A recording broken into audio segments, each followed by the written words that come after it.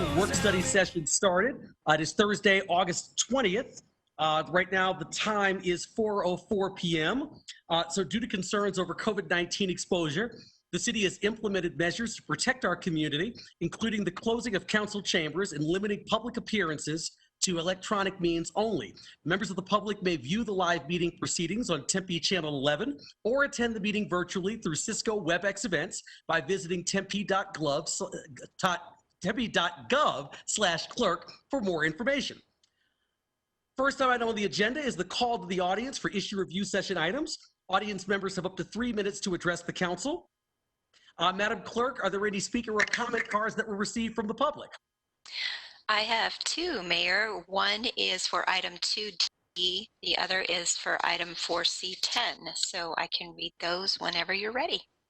Okay, you know what? Let's go ahead and read them when the items are actually brought up, just to make sure that they're kind of kept within context. So I'll just call on you at that time. That's perfect. Great, thank you. All right, next up, item number 2 here.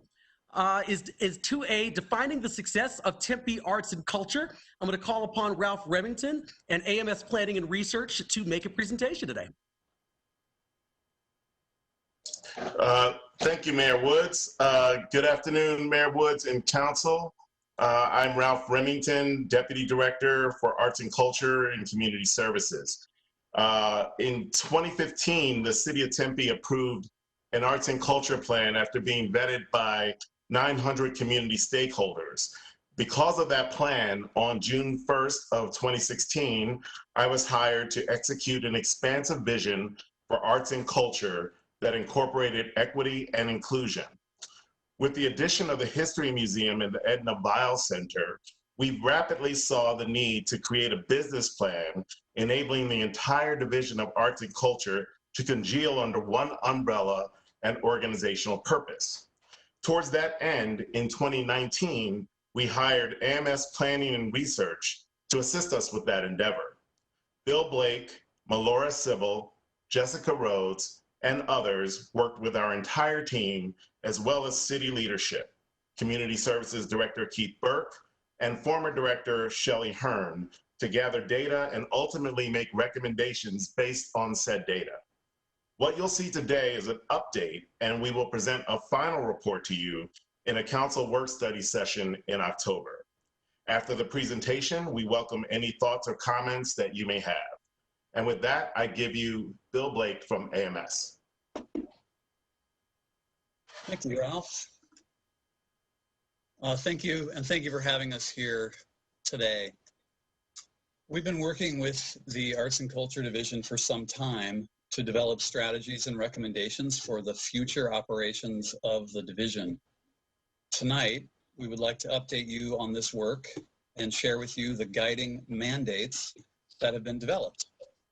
It is our intent that in years to come, the success of the division will be measured by the degree to which these mandates are fulfilled. I'd like to make a brief statement about our timeline, fill you in. Today, we are updating you on our progress and hope to discuss these 4 clarified mandates for the division. Next and ongoing, we are continuing our work with division staff to develop strategies and plans for the future. And finally, there will be a period of implementing the recommendations and plans resulting from the work. This may take several years, but we anticipate staff being able to immediately start using this guidance to aid in both short-term and long-term decision-making. Later would be in the fall after we see you again in early October. Our scope of work. Our scope of work includes 5 phases leading up to implementation. It is described more fully in your reading material. In the initial 2 phases, AMS gathered qualitative input from stakeholders and staff regarding the current state of the division and ideas about its future, as well as examined the division's history, previous planning documents, and baseline operational data. In the 3rd phase, we turned our attention to studying market conditions and completed robust community input efforts, which are documented in the accompanying materials you received. With the 3 research phases completed, we then entered phases 4 and 5 in the first quarter of 2020. The impacts of COVID-19 forced a reimagination of these phases, which are ongoing today. We are currently in the process of developing recommendations to support the division's future direction, which includes financial modeling. Division leadership and AMS are presently working to refine and prioritize operational recommendations before bringing them before council in early October. The City of Tempe engaged us in early 2019 on a planning effort focused exclusively on the Tempe Center for the Arts, TCA. While the RFP we responded to asked questions about what the TCA should do as it plans for the future, our early findings prompted an expansion of the work to include the entire Arts and Culture division. Our approach was to first focus on clarifying the division's purpose and mission, to answer why the division exists and what residents and voters are expecting as a return on their investment. Affirming these things first provides guidance on future programming plans, resource allocation, and success measures. Tonight, we're sharing the team's insights into why the division does what it does and to introduce 4 guiding mandates that have been tested and affirmed by staff, stakeholders, and citizens. These 4 mandates help define the Arts and Culture Division's strategic direction and develop a plan which optimizes operations, aligns marketing and communications, and identifies the tools and procedures which support the team in managing and reporting data internally and with stakeholders. This plan and each recommendation within it is framed by mandates for success that we're sharing with you tonight. But it should be noted that the mandates we're discussing tonight do not discard previous planning work, council priorities, or community input. In fact, AMS and Arts and Culture staff have sought to build upon prior efforts made by the community regarding the future of arts and culture in Tempe, as summarized in the 2015 Arts and Culture Plan that was adopted by Council. As the team developed mandates and operational recommendations, consideration of the recommendations outlined in that plan have been made. We've not thrown out that good work. In fact, we've built upon it and aligned with it. The mandates were also conceptually tested with community input in the fall of 2019 to understand priorities of the community and refine the language. This research consisted of a survey of Division and Community Services Department participants and 6 focus groups that gathered qualitative input from a broad range of individuals. We heard from over 700 people through the online survey, and 37 people participated in the focus groups. From this community input, we confirmed the following regarding community expectations of the division. 1, the public is more interested in having their input sought than understanding the mechanics of how the arts tax is spent. 2, programs held off-site are valued and expected just as much as programs that take place in arts and culture spaces and facilities. 3rd, there is an expectation of high quality and world-class content as a source of community pride for Tempe. A broad and diverse range of program types is also desired. And finally, there is an especially strong belief that Tempe arts and culture should help unify the community and be inclusive of all races, ethnicities, abilities, genders, and ages. Regarding that last point, the survey asked respondents to express agreement or disagreement with a number of statements as a way of conceptually testing mandates. We gave several statements that reflected issues of access, equity, and inclusivity, all of which received strong support, as you can see.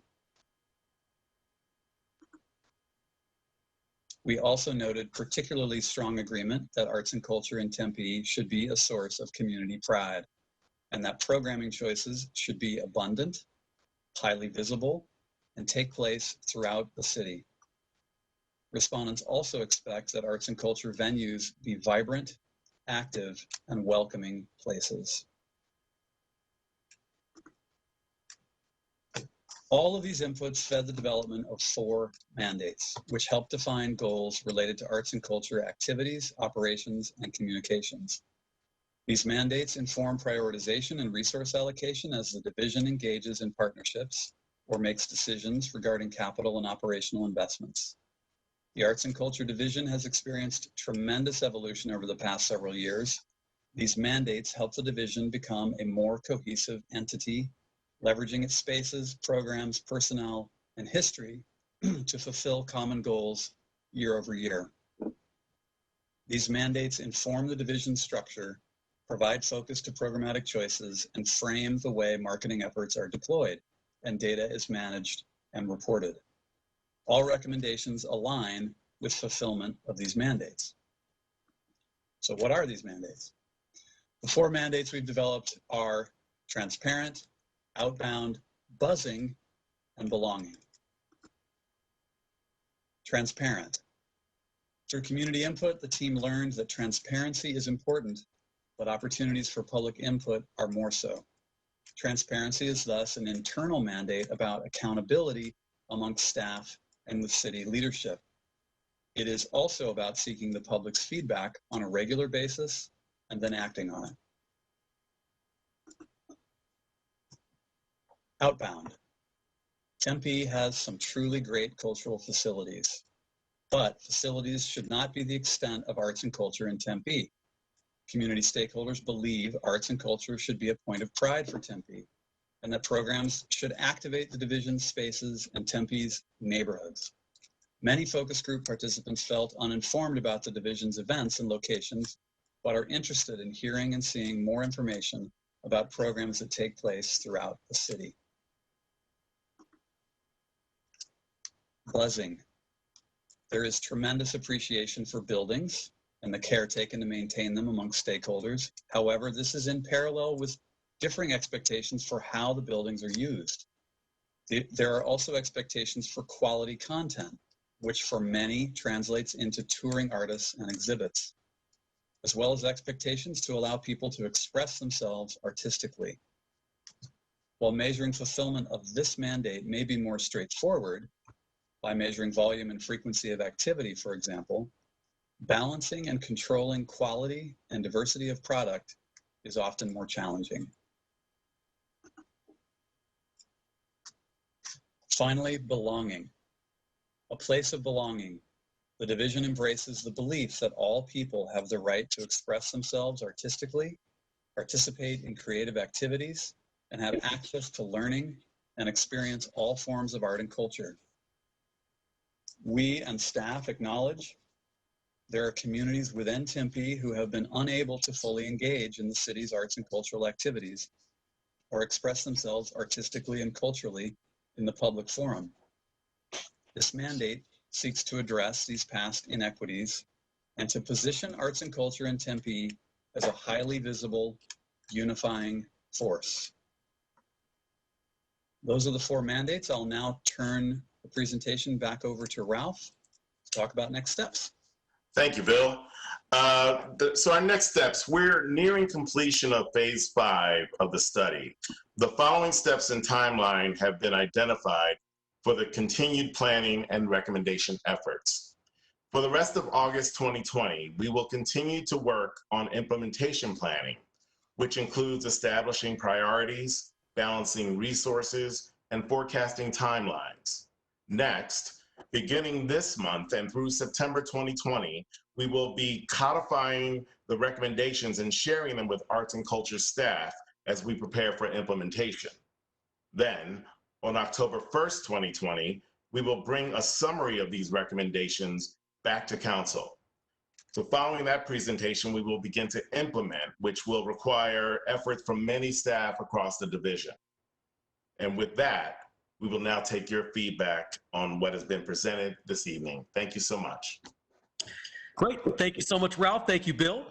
Any members of the council have any comments or questions?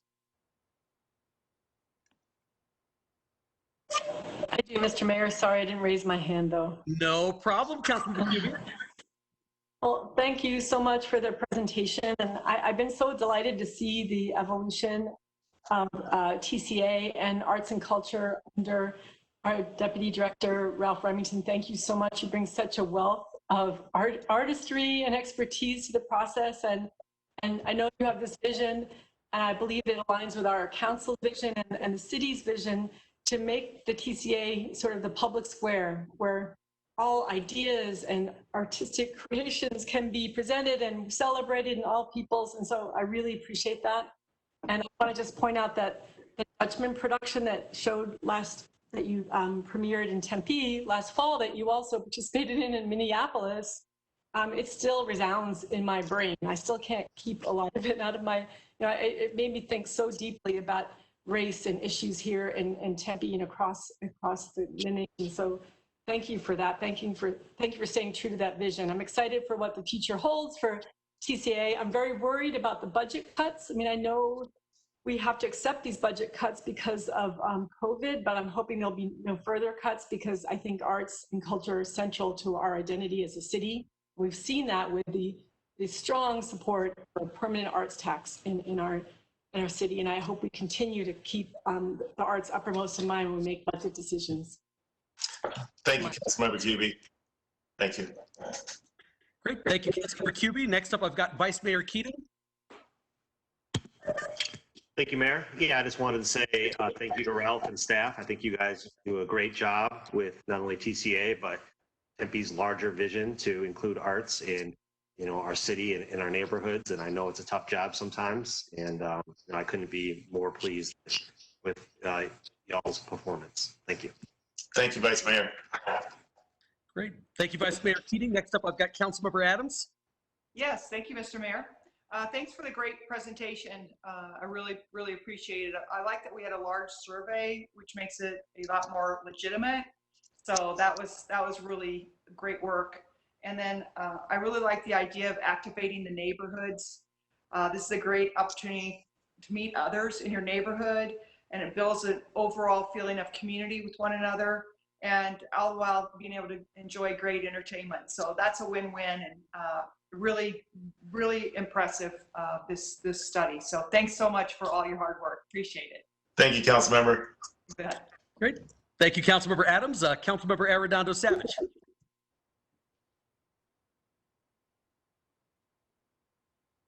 Hey, everybody. Thank you guys so very much. I too say this has been a lot of work. Obviously, there's been a lot that's gone into this over this last year. So Bill, thanks to you and your team for everything that you guys have done, and Ralph and staff for being right there, making sure that we continue to move forward.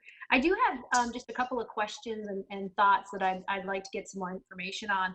And I think first and foremost, a lot of this information that we've gathered and the research that you've done happened last year. Now, obviously, we are challenged with COVID-19 and the changing dynamics of the community, and I think just people's behavior in general.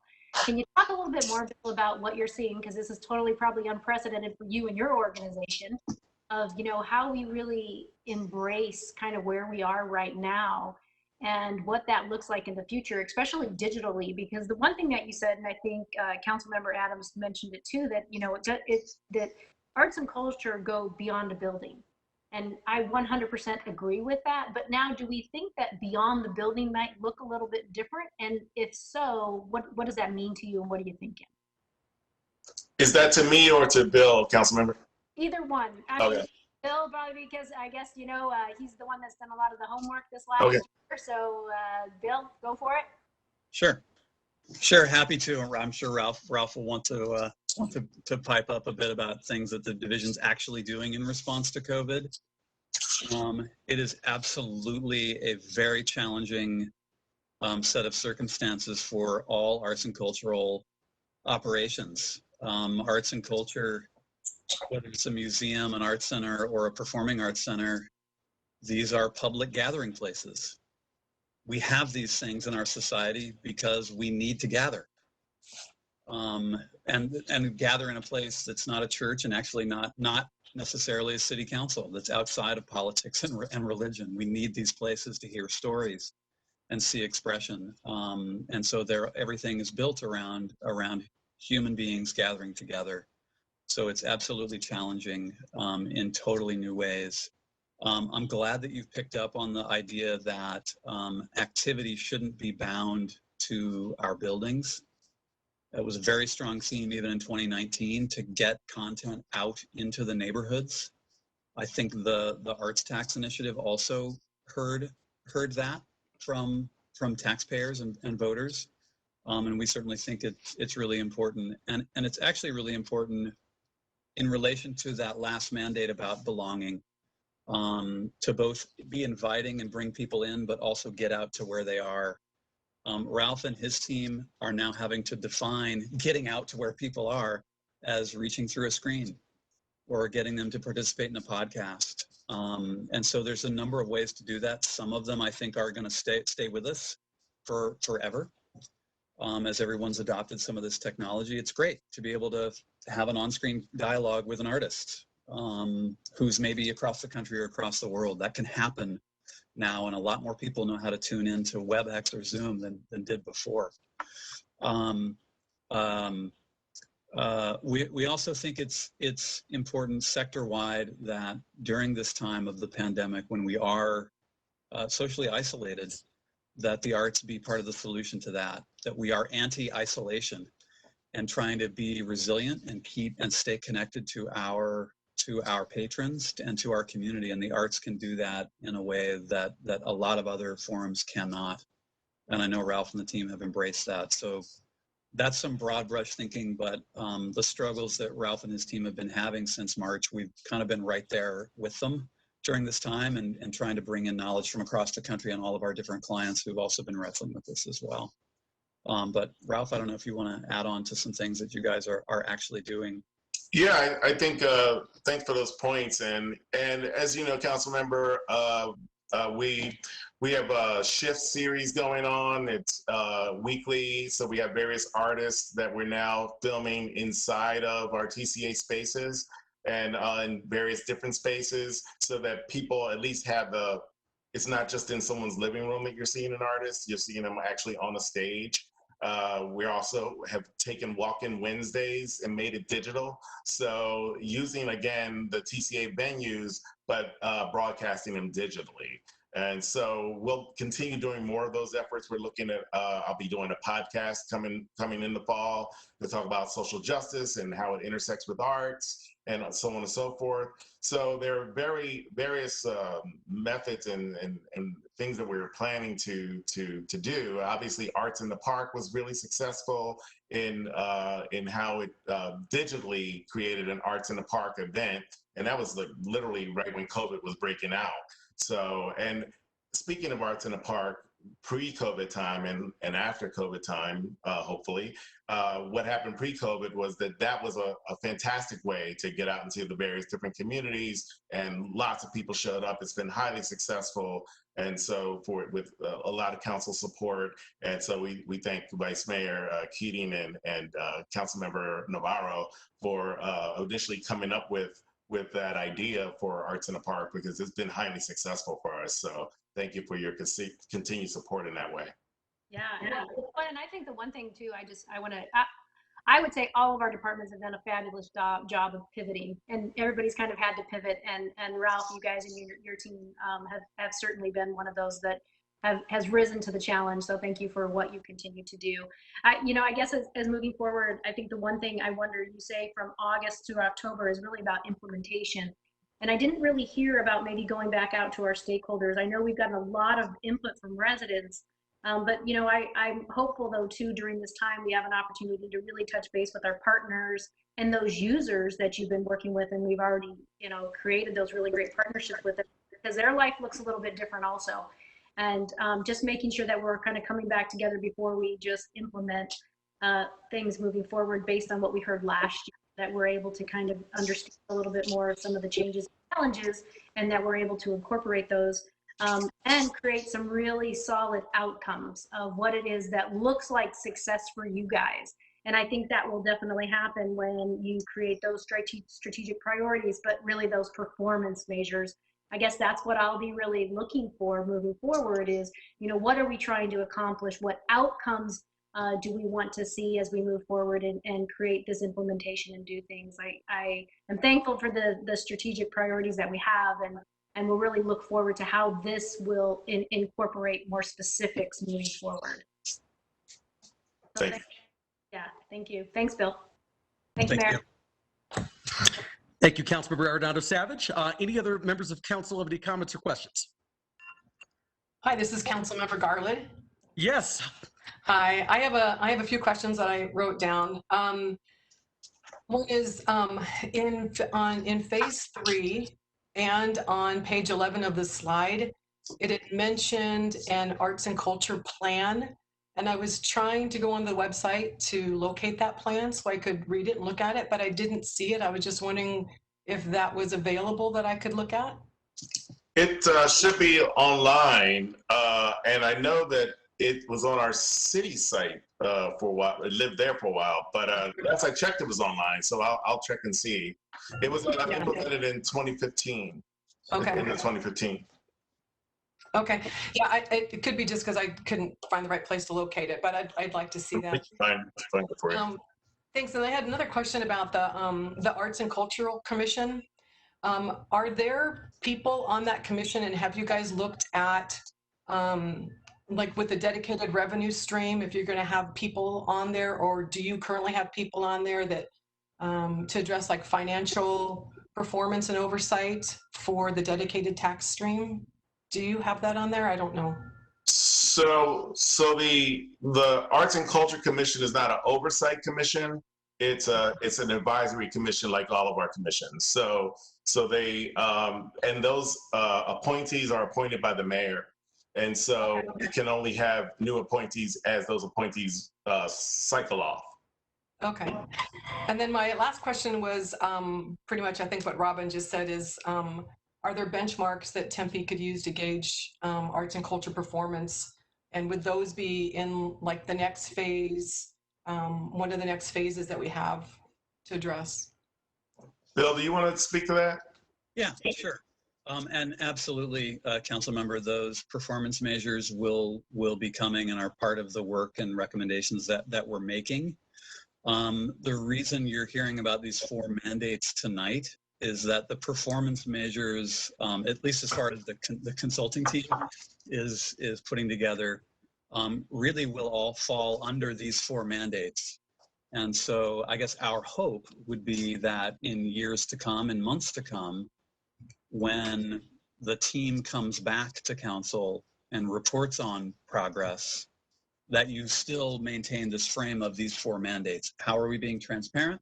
How are we being buzzing? How are we being outbound? And have we created a place of belonging, and how all the measures fit there?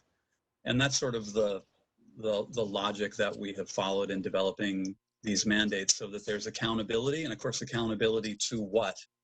And it is now these 4 things that in broad strokes, you should be looking for staff to be bringing back, here's how we're being successful in these four ways, because that is what they're mandated to do. Okay, well, I appreciate that. I really love the 4 mandates.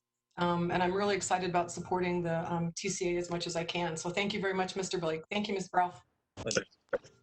Great. Thank you, Councilmember Garland. Any other comments from council?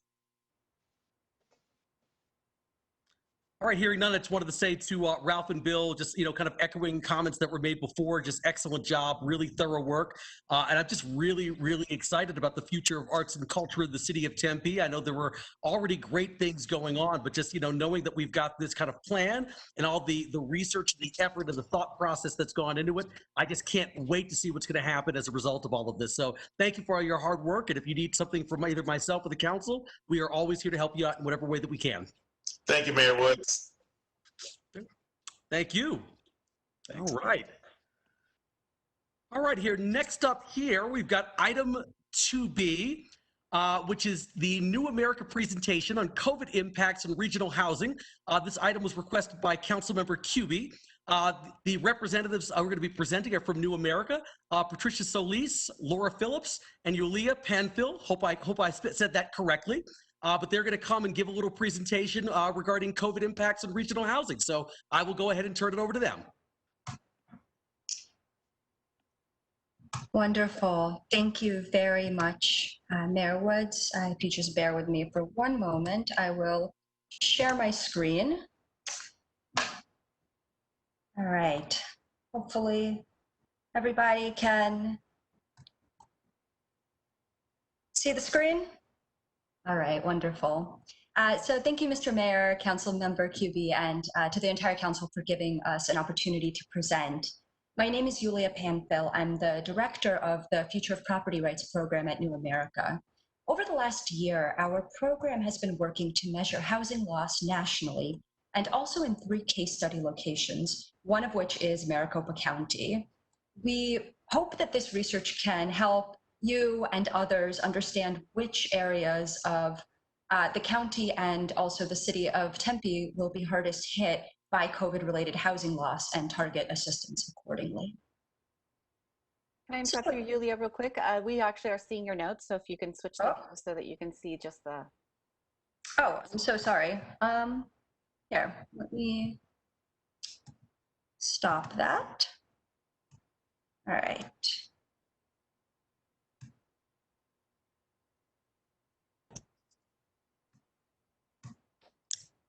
I mean, I was enjoying reading along, actually. So.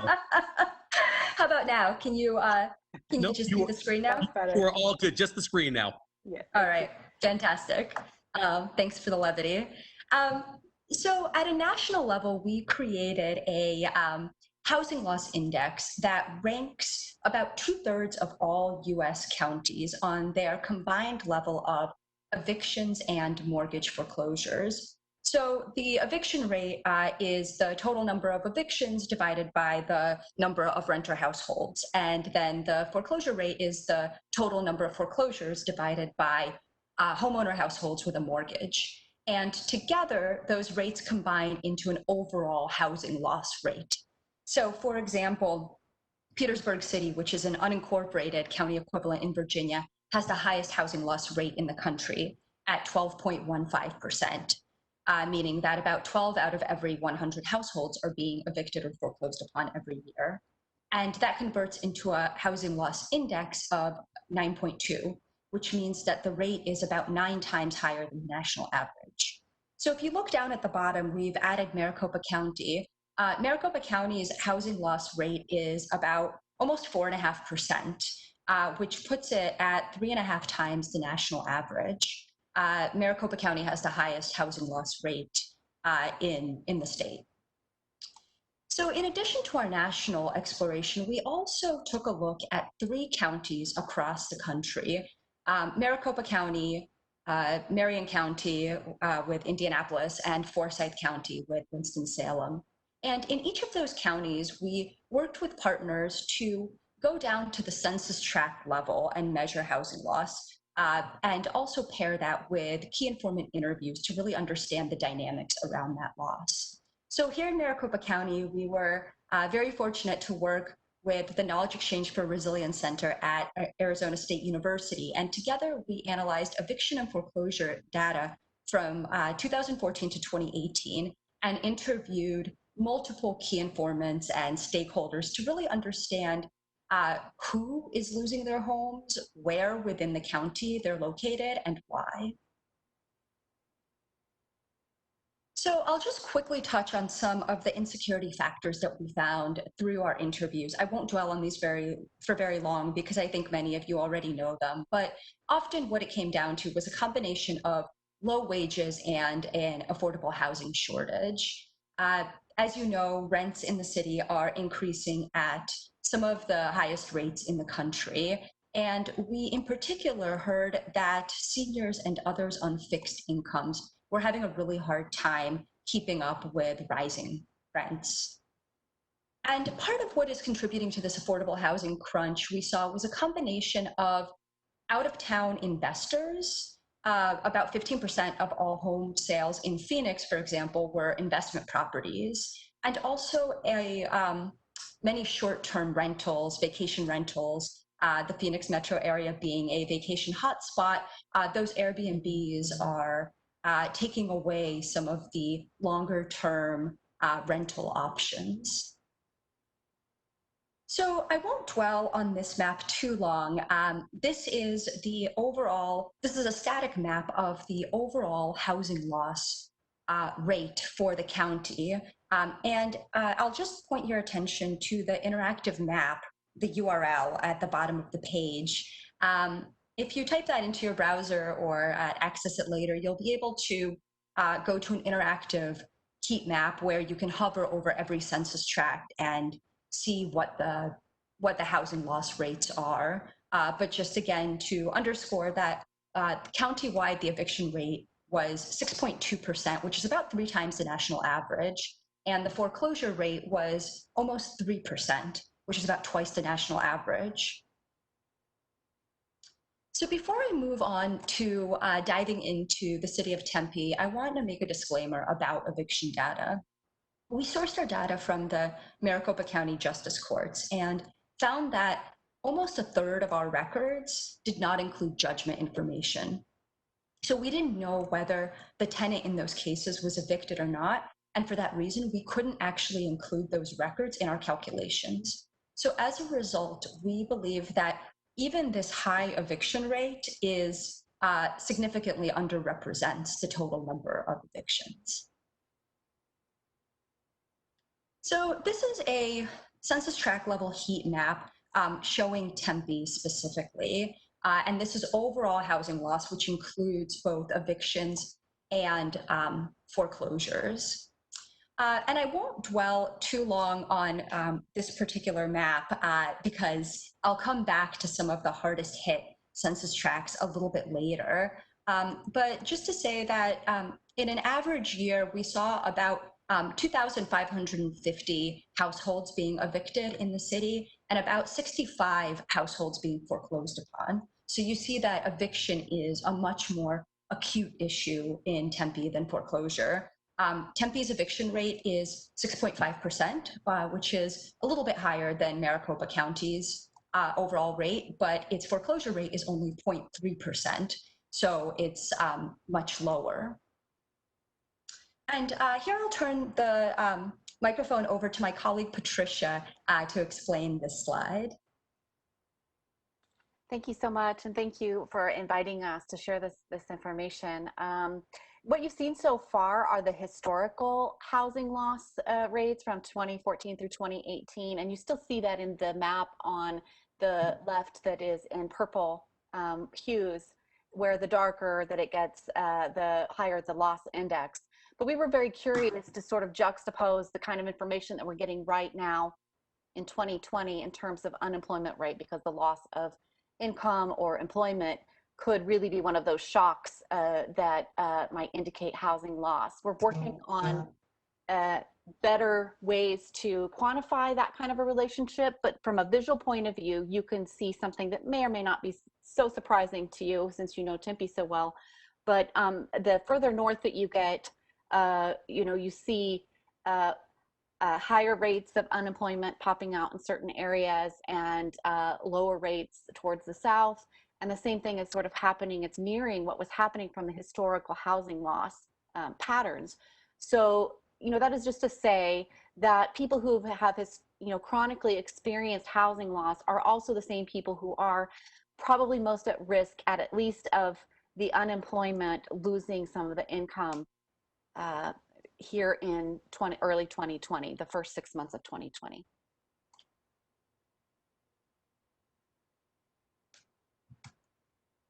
Great, thank you, Patricia. So this is a heat map of eviction rates specifically in Tempe, and you can see, the long, narrow census tract on the far west side of the city had quite a high eviction rate, as did a few census tracts on the far east side. What was a bit surprising to us, and I'll come back to this census tract a bit later, is the tract all the way down in the southwest corner that sort of looks like an upside down hat, which was quite a wealthy census tract, but had about a 20% eviction rate. And as I mentioned before, foreclosures we did not see as much of an acute problem in Tempe, but I will just draw your attention to this one census tract right by ASU's campus, 9104, that did have a 2.5% foreclosure rate, which is quite high. So I'll spend a couple of minutes on this slide because I think that this slide gives a comprehensive picture of some of the hotspots that we saw. So the maroon shaded census tracts are ones where we saw both high rates of eviction and high rates of foreclosure. The tracts with the vertical stripes had high foreclosure rates, and then the tract with the horizontal stripes had high eviction rates. So the two tracts on the east side of the city with high both foreclosure and eviction rates, both had poverty rates above the county average, household incomes below the county average. Interestingly, the long, narrow tract on the west side of the city was actually a bit wealthier than the county average. And I mention that because as we saw that income was a predictor of housing loss. What is interesting in all three of these tracts was that they had relatively high vacancy rates, about 20% vacancy rates. Looking at the tract all the way to the southwest that had a 20% eviction rate, you know, that was a bit of a mystery to us. Average household income in that tract is over $100,000. So it's quite wealthy. And we weren't really sure why the eviction rates were so high. It's a relatively small tract with about 25,000 or 2,500 residents, of whom about a third are renters. So it may be a bit of a phenomenon of just smaller numbers and, you know, variations having a bit more of an impact. And then the two tracts with the higher foreclosure rates, the horizontal, vertical striped ones right by ASU. Again, a bit higher poverty rates than the county average.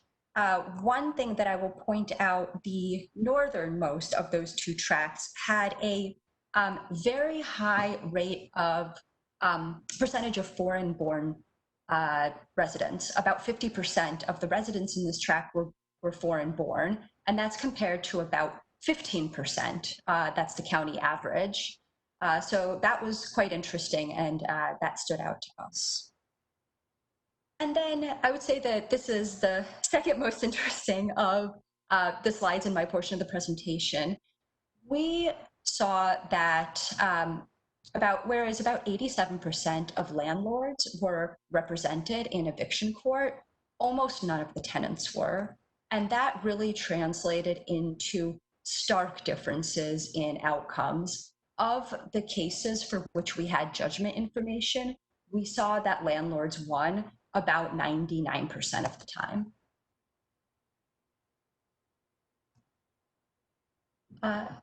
So we looked a little bit at correlates of housing loss. What were the factors at the census tract level that seemed to correlate with increases and decreases in both evictions and foreclosures?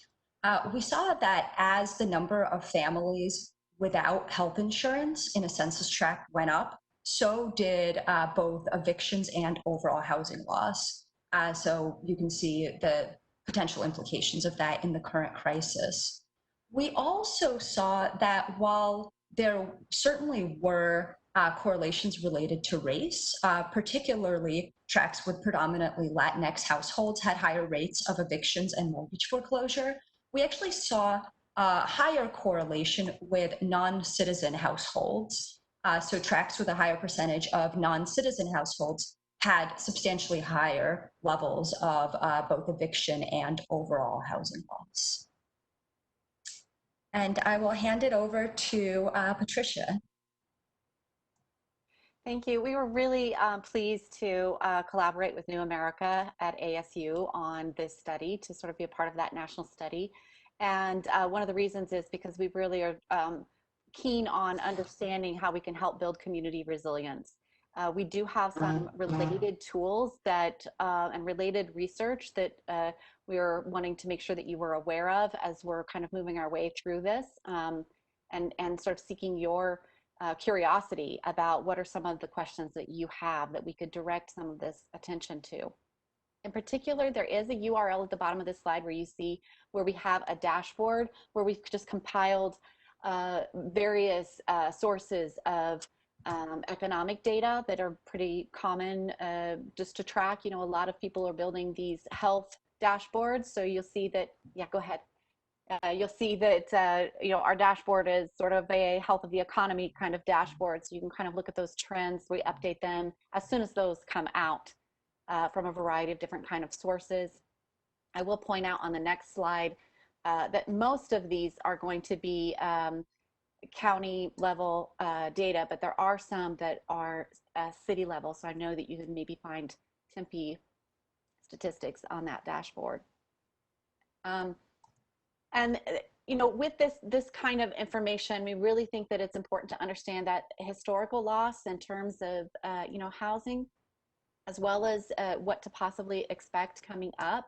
And while we're not really completely done with all of the analysis, there are a few things that we have learned, for example, from the Homeless Management Information System data, the 211 data, where we've been building for, you know, actually more than a year. We've been working together with the Crisis Response Network and some other actors to build an interactive tool to query some of the likely pathways through the homelessness service system, because we want to understand what is happening for chronic returns or very lengthy stays, because that will free up you know, so short-term resources if we do have some kind of a spike in crisis.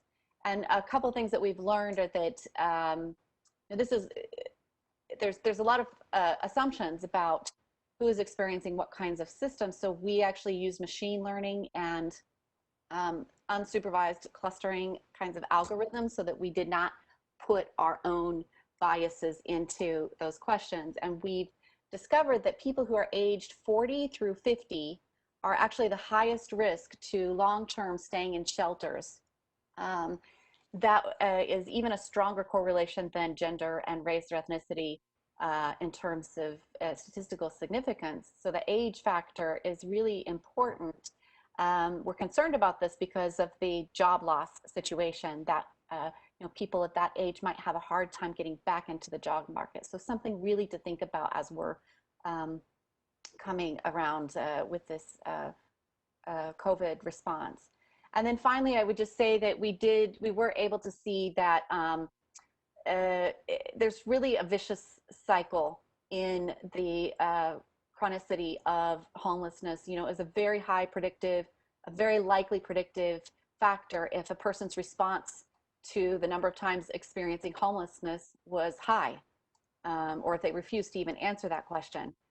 So that's really just underscoring the fact that this is a vicious cycle. And so, you know, intervening quickly and making sure that there is no chronic return is really important. So to think through what kinds of approaches that we might have in terms of intervention. Okay, and finally, this last slide, we were just talking about, you know, some of these findings. There's a lot more richness here, of course, across the whole county and different places in Maricopa County. And we're really going to be exploring these findings with key stakeholders. This is sort of an ongoing conversation. We appreciate that you are interested and wanted to converse with us about this too.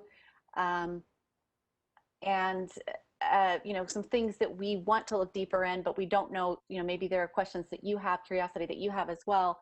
Right now, you know, there's a spike in evictions in July, for example. How does that relate to the cost of utilities? There's a moratorium going on right now. What should we expect? What are those actual relationships?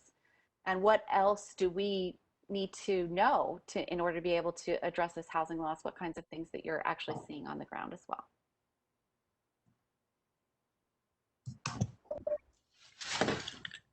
Great. Thank you so much. Really appreciate the presentation. Lots of really great information here. I see Councilmember Cuby's hand up, so I'm going to go to her first. Thank you, Mr. Mayor, and thank you so much to Yolaya and to Patricia from the New America Project and the Knowledge Exchange for Resilience at ASU. Just such profoundly good timing here, because I, like the mayor, like many on the council and across the city, are very worried about the impending crisis, possible eviction and foreclosure crisis, especially as unemployment runs out, as moratoriums on enforcement of evictions run out. You know, it's what sort of keeps me up at night. And I think this is really important information. So thank you. I'm really grateful to have the university and the nonprofit New America's help and collaboration. I'm also just delighted that we're one of 3 areas in the country to which you've drilled down and have this kind of level of specificity. And as you explained to me, you're going to be adding 2019 data relatively soon. So one question I have is, you mentioned that 30% of the records did not include judgments. And in Tempe, we have Judge Tyler Kissel from University Lakes Justice Precinct, who really is one of the justices leading the way in Maricopa County. And I wonder if there's an opportunity to reach out to him and see if we can get records that would be more inclusive of all of the judgments. Have you reached out yet to that justice precinct and that justice in particular?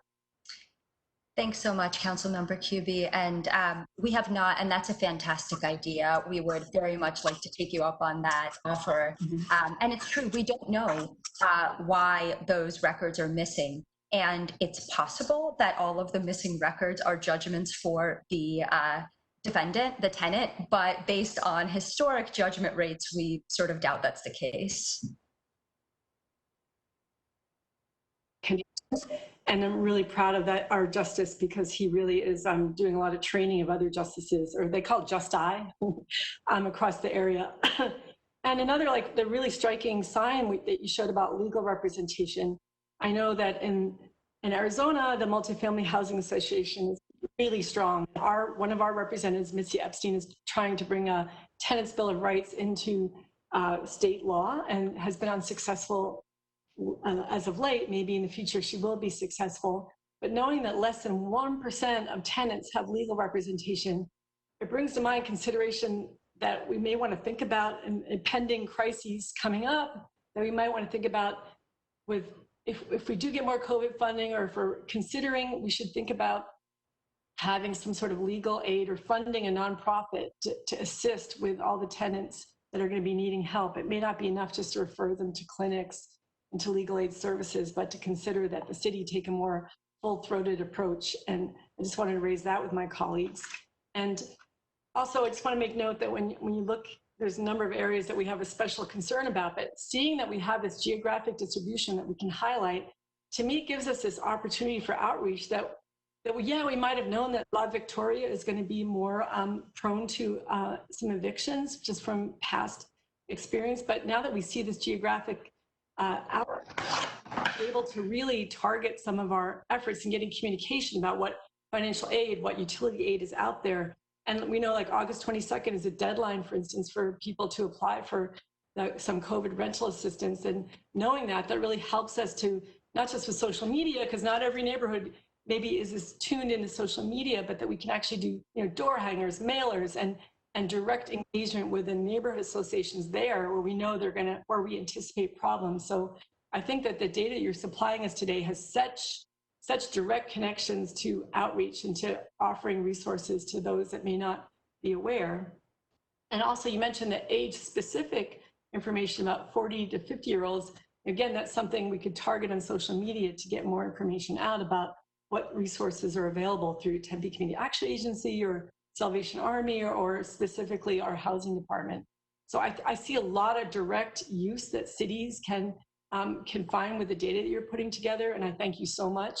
I know you're going to be having a conversation with Phoenix. I'm glad that we're the ones that first grabbed you, but I'm really hopeful that the city can embrace this data-based approach and then be able to have more human touch and a more directed, targeted touch to our residents who are really really facing a crisis, not of their own making, but that is out of their control, but where cities and counties and states and the federal government can jump in and assist. So thank you so much for this valuable work. Thank you. Thank you, Councilmember QB. Next up, I have Councilmember Adams. Yes, thanks, Mr. Mayor. It's no surprise that Council Kubi and I are on the same page with this situation. So first of all, I want to thank you much for your valuable presentation. It was excellent work. I found the eviction and foreclosure rates quite disturbing, and obviously with those, they lead to homelessness. And so I have a couple questions for you. What can we do as a city to prevent the evictions and foreclosures in the first place? Yeah, so I think that it's a wonderful question. And I think that there are several potential interventions. Some come down to very macro things like raising wages, and making sure that other expenses are not as cost prohibitive, because we see, housing costs as part of this larger pie with childcare costs and groceries and transportation costs. And as the costs of all of those other pieces of the pie increase, then people are more and more squeezed on their housing costs. So some of the, some of the solutions actually don't have to do with housing specifically. Turning to housing specifically, we see a few solutions for expanding affordable housing options, everything from expanding the low-income housing tax credit program to adequately appropriating funding to housing trust funds, expanding housing voucher programs, and also, supporting more tenants' rights. So as Councilmember QB mentioned, there's a lot of tenant education that needs to happen.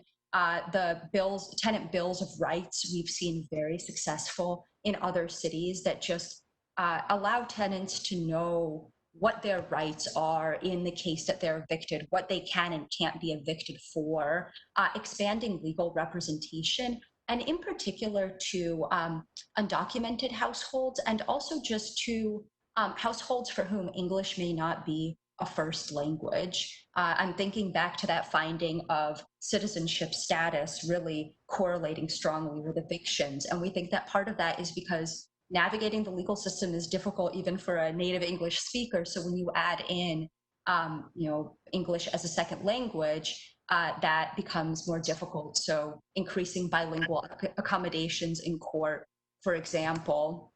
And then I'll just end with a couple of specific recommendations that we had heard specific to Maricopa County. One was better regulating short-term vacation rentals. So my understanding is that Arizona law prohibits any municipality from adopting policies that would regulate or limit the use of short-term vacation rentals like Airbnb or VRBO unless for public health or safety. I would argue, I don't know whether others would agree, that the right to adequate housing is a public health issue, particularly in the midst of a pandemic. But that's something that we have been hearing a lot from stakeholders in the county. And then finally, strengthening mobile home park redevelopment policy. I'm not sure that that's so much of an issue in Tempe specifically, but we heard a lot of concerns around housing instability for residents of mobile home parks. Okay. Thank you. Well, with this information, to have everything so specific as far as where the main problems are, I would really like to see us do a thorough community outreach program specifically for those high risk areas. And I know Lauren had touched on mail hangers and, all those other things. I can't remember everything you said, Councilmember Kuby, but they were very good ideas. And I'm just thinking that we could get some of our staff members out, going door to door and helping them with resources and talking to them. Because like you said, not everyone is on social media. And so that's my concern, that we have to think of every avenue we can to communicate with these people and try to keep them from being evicted or foreclosed on in their property. So I guess I would like to ask the city manager to maybe look at some avenues for spreading the word for those high risk areas and try to prevent the evictions in the first place. Thank you very much for your presentation. It was excellent. Thank you. Thank you, Councilmember Adams. Next up, I have Councilmember Arredondo Savage. Awesome. Thank you, Mayor. I do really appreciate the presentation and the information, and I really like the visual. I am a visual person, so I certainly do like the visual map. I think that's really helpful to be able to identify, some of the hot spots and places that we can certainly target to make an impact and a difference. And to, share the current interventions that we currently have to make sure that our resources and our assistance are being utilized and informed in different areas. I guess my question for you guys, just a couple of things, because I think before we can kind of do that, I feel like I just need a little bit more specific information in regarding the evictions. When you talked about evictions, was there the ability to really decipher the difference between a financial eviction and a violation eviction? And then I would wonder if, people are evicted from those units, what happens to those units? Are they re-rented to somebody else? Are they sold? I mean, what happens after that? That's my first question. And then when it comes to foreclosures, I know you talked about one of the hotspots being by ASU, and I'm wondering, do you happen to know with those foreclosures, who owns the home or who owned the home when it got foreclosed on, and then what happens to those homes after they're foreclosed on? Who actually is purchasing them? And I guess that would be my second question. And because I think that would be super helpful for us if we're going to talk about targeting or really understanding what the underlying issues are. But then I'm wondering also, have you done any investigation in regards to owners that have multiple units? Do you see a correlation of those individuals lean more towards an investment? I guess I realize that we do, and I agree, in my neighborhood down my street, we do have a lot of investors, a lot of out-of-town investors. But I'm kind of wondering, do we or can we the investor individual that may be out of town versus maybe a mom and pop that just has an extra house and maybe is looking for a little different income. So I know that was a lot. Hopefully you captured it. But like I said, I think for us to really focus and get down to the nitty gritty and do some good messaging, like Councilmember Adams and QB mentioned, which I agree with, I just think we need to really clearly understand a little bit better of who we want to target. Thank you so much, Councilmember Arredondo Savage. I believe that I just want to give my colleague Laura Phillips a chance to chime in. Laura, if you have anything on this, and if not, I'll try to field a couple of these questions. Yeah, can everybody hear me now? Yeah. Yes, we can hear you. Okay, great. Okay, so a couple thoughts on that. One thing I can say is that there has been some great research that has come out recently, not specific to our Maricopa County or Tempe area, that shows that there is a very strong relationship between out-of-state owners of properties and evictions. So that's something that has been found to be true, but unfortunately, we do not currently have really comprehensive data on that for Maricopa County or Tempe. So that's kind of a future directions of the research question that we are still working through. To look at evictions specifically, I do believe that we may be able to pull out some information on why the eviction occurred, but I'm not 100% sure. There were the number of kind of fields that we got with information was a little bit sparse. And then in terms of foreclosures, the data that we have does show who owned the property, but unfortunately has a great deal of missing information on who ultimately purchased the property. So I can say with certainty who owned it, what kind of bank or institution was the trustee in that foreclosure process that was trying to essentially repossess the house. But I cannot say with certainty who the purchasers were. But again, based on this kind of prior research that's come out recently, it does seem that there's a strong correlation with out-of-state owners and especially in particular owners that rely on property managers to manage a large number of units, who may be more inclined to see eviction as kind of a easier method of dealing with people falling behind, as opposed to really working with individuals on a case-by-case basis. So that is what I have on that. Thanks so much, Laura. And just to add quickly, I wanted to underscore something that Laura had mentioned about the poor data. And this is something that we actually found, not just in Maricopa County, but all across the country. Housing loss data is generally quite poor. It's sparse, it's inconsistent, it's of variable quality, and that makes it really difficult to answer these really important questions like the one that you are raising, Council Member. And one of our big policy recommendations coming out of the report is that we need to improve the data landscape around housing loss. As Laura said, nationally, we do see that out-of-state owners tend to evict more. And in our local key informant interviews, we did hear this sentiment that Wall Street investors who have purchased local units as investment properties are more likely to evict their tenants. We also know from research from other parts of the country that the vast majority of evictions are for non-payment of rent. So while we don't have the data on the specific cause of evictions in Maricopa, although that might be something that we can get, and we'll definitely look into that. If Maricopa follows the trend of the country, then it's an overwhelming amount being evicted because they're not able to pay rent.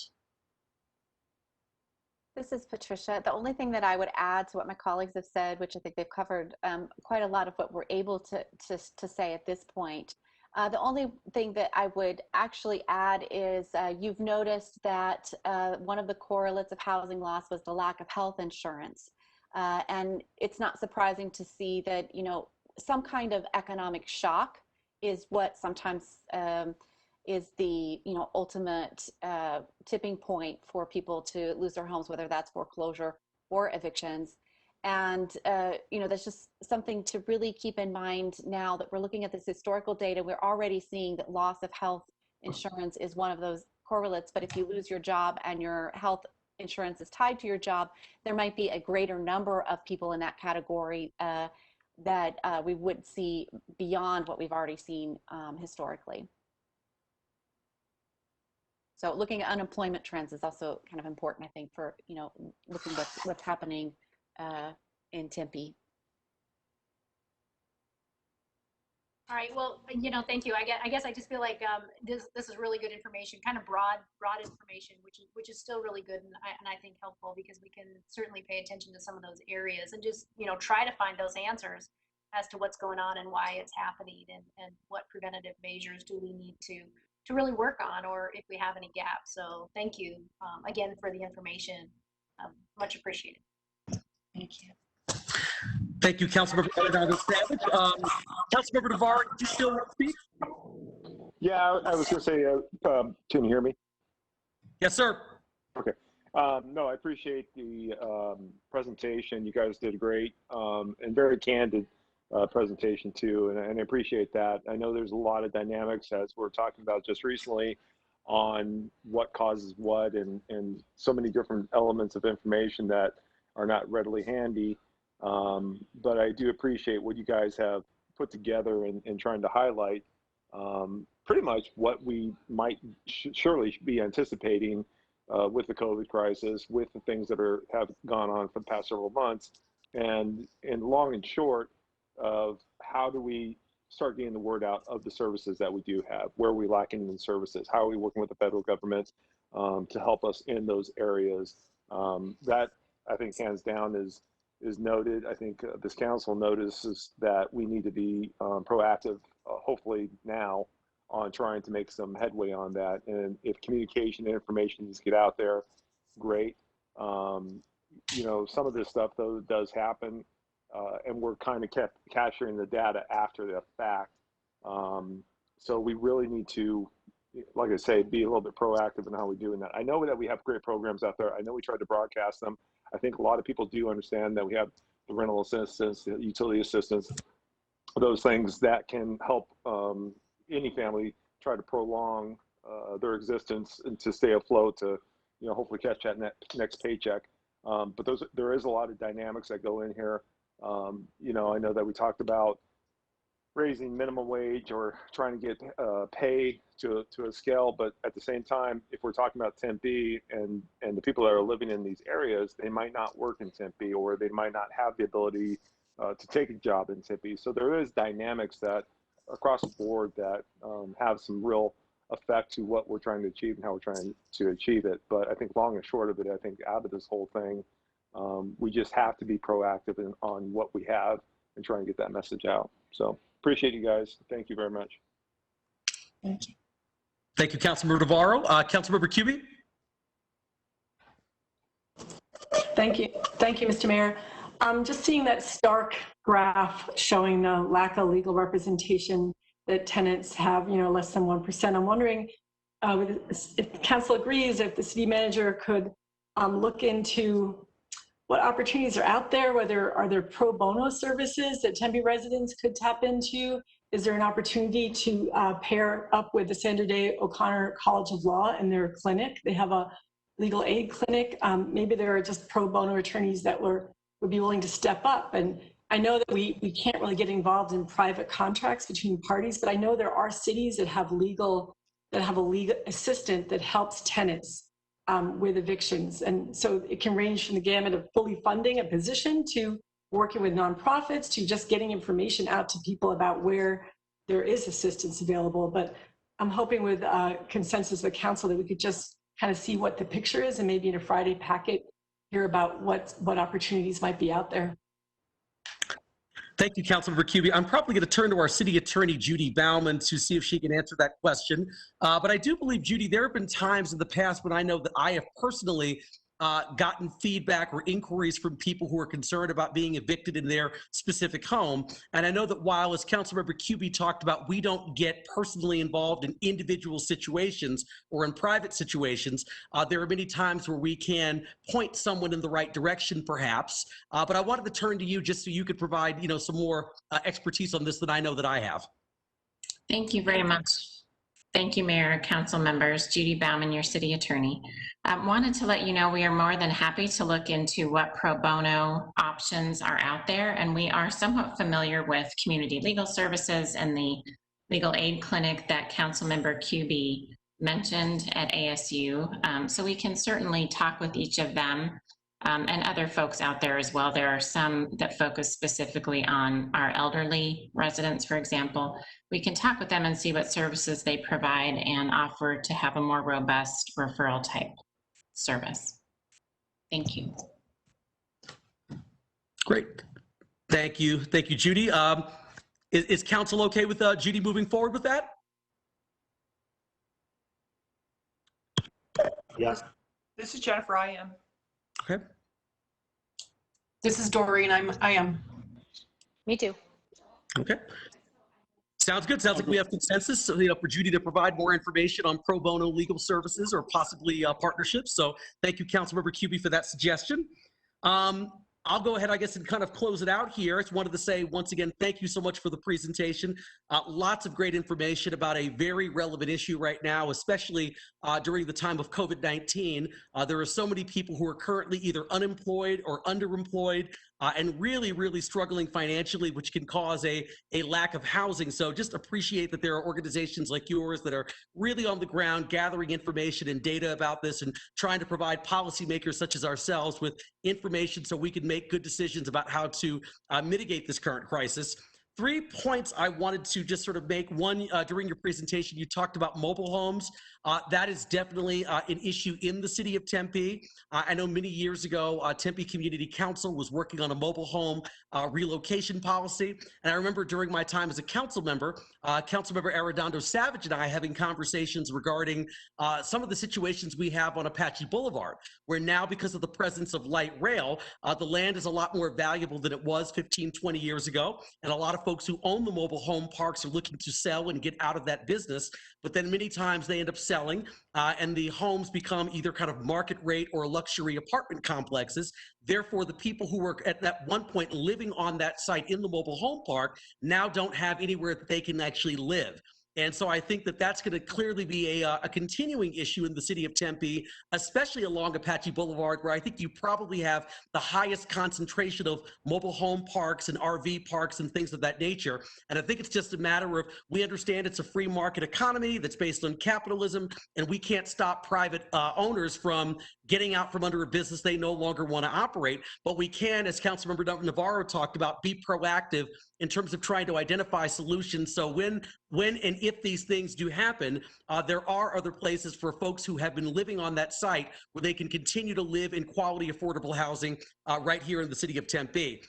Secondly, my other point about affordable housing, just kind of, everybody on the council knows it's a longstanding passion of mine, and this is sort of less of an issue about our council and more of kind of a broader issue. I do think that internally we're going to have to start having conversations that, despite some of the things that we are not allowed to do legally or by statute here within the state of Arizona because of preemption, we are going to have to get more creative as a city when it comes to trying to find ways to identify more affordable housing opportunities. We're trying to help developers who are building affordable and or workforce housing with finding a way sometimes to close some of the financing gaps that they might experience when they actually are trying to provide housing that might be permanently affordable, and that might also help to therefore mitigate the eviction crisis, because people are truly living in homes that they can actually afford on a monthly basis. So but we have to do more in this state, and this is just something that I'm considering doing. I guess as the new mayor, is really beginning to press harder. And as a stark contrast, last year, many years, whatever, the housing trust fund for the state just continuously got swept. Whenever there was a budget problem, the legislature just frankly took the money and put it towards something else in the general fund. Last year, there was a sort of a one-time infusion of $15 million into the state housing trust fund, which sounds like a lot of money by just, me putting the number out there.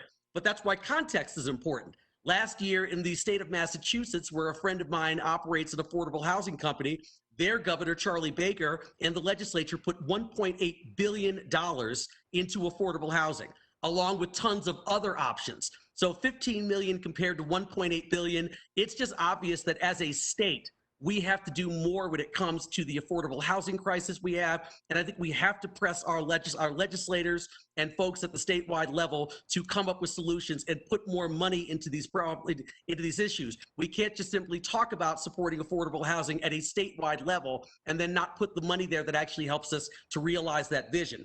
And then lastly, the thing I wanted to point out was trying to figure out how we actually, and I think that, I can't remember who said it, so I apologize that I'm not giving proper attribution, but how do we actually find a way to prevent evictions in the first place? I really am wanting to talk, whether it's with New America or any resident or anyone who happens to be watching this WebEx presentation right now, what are ways that we can actually employ that would help to really prevent evictions from taking place? It's one thing to talk about the eviction moratorium, which Governor Ducey has an effect now through Halloween, which I'm very happy about, October 31st. But at the same time, we do know that constantly continuing to extend the eviction moratorium, while it helps somewhat, is really not a long-term solution to this issue.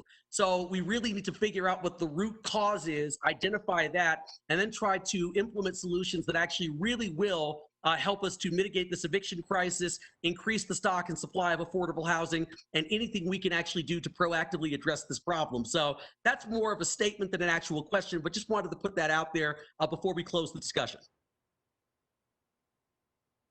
What the mayor said. Thank you, Councilmember Cubey. That's what I was going to say. So, thank you very much. With that said, sorry, that was a lot. But anything else from our presenters from New America? No, just to say thank you very much for the opportunity, and we stand ready and willing to work with the council to, field any further questions. We've been noting them down, and we'll make sure to continue sending you information as we get it, and would love to, keep the channels open and continue working with you on this issue and being as helpful as we can be. Excellent. Thank you so much. Thank you for a wonderful presentation. We look forward to a continued partnership. Thank you. Thank you. Great. All right. We have item 2C, and Madam Clerk, I believe we have a speaker card for this item. Yes, Mayor, we had one that was received just after the meeting started, and luckily my staff was able to catch it because I can't see the box anymore when I'm in WebEx. Your staff are exceptional. Yes, they are. This one's from David Rice. He's a resident of Tempe. And this is regarding the fiscal year 2021 and budget adjustments. He's asking council, he notes it's regarding the McClintock Drive streetscape implementation for FY21. Please investigate higher return uses of the $4 million of city HERF money currently scheduled to be spent on expanding vehicle capacity of roadway that currently does not have the vehicle volume to justify that expansion. Please consider spending money on McClintock expansion when the return of vehicle volume actually justifies the expense. He also writes, regarding the elimination of Fire Medical Rescue Company, I wish the city would present the results of the low acuity response unit pilot and whether expansion of that low acuity program would be a more cost-effective means of maintaining acceptable response times. And that's it, close. Great. Thank you, Carla. Really appreciate it. Next up, we have item 2C, fiscal year 2020-2021 budget adjustments follow-up and special revenue fund budget presentation. And I'm going to call on Ken Jones and Mark Day to make a presentation. Thank you, Mayor Woods. This is Ken Jones, Deputy City Manager, Chief Financial Officer. And Mark and I will have a brief presentation for you tonight to talk about budget adjustments. I should be in full screen mode now. You can see the full screen? Ken, go to your display settings and swap presenter in slideshow on the top. Go to display settings. There you go. Alex, one more time. Yeah, click on that, display settings, you were there. And that's stop sharing. You want me to stop sharing? No, go a little bit lower. There. Okay, it's not showing up on my screen that way. Let me hold on one second.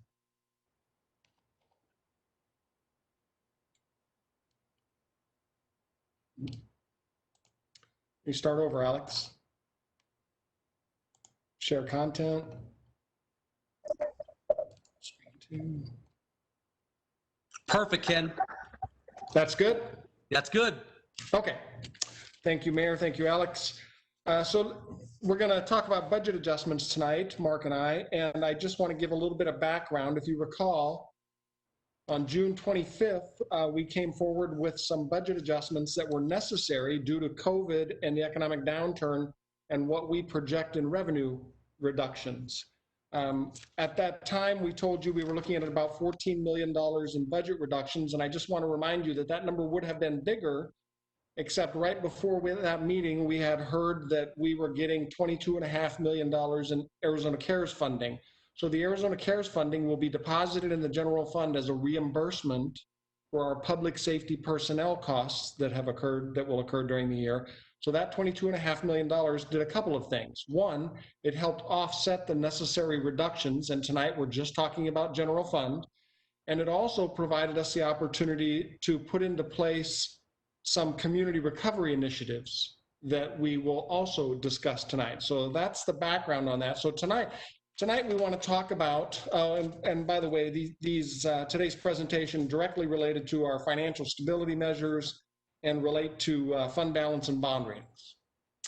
So today, first we want to talk about, in the first part of the presentation, those budget adjustments that we proposed that the city council members brought forward questions on. There were 12 items that the city council, not with consensus, but individual council members said, I have a question, we need more information on this before we can provide a recommendation. So we have that in your packet, and I'm sure you've seen, it's a huge packet of a lot of information, but we provide a lot of detail in there about the 12 items that the city council said they need more information on. And then we'll get to those, and I'll summarize those tonight. And like I said, the detail is in your packet.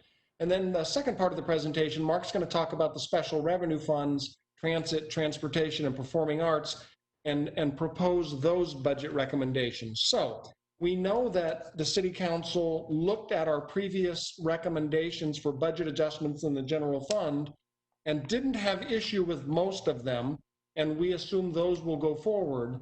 But the 12 that the city council did have issue with, we wanted to discuss a little bit tonight.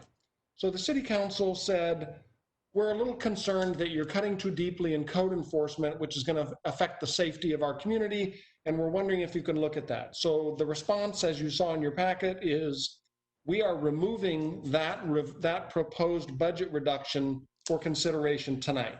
And that's to minimize the impact on code compliance, as the council stated at the last meeting.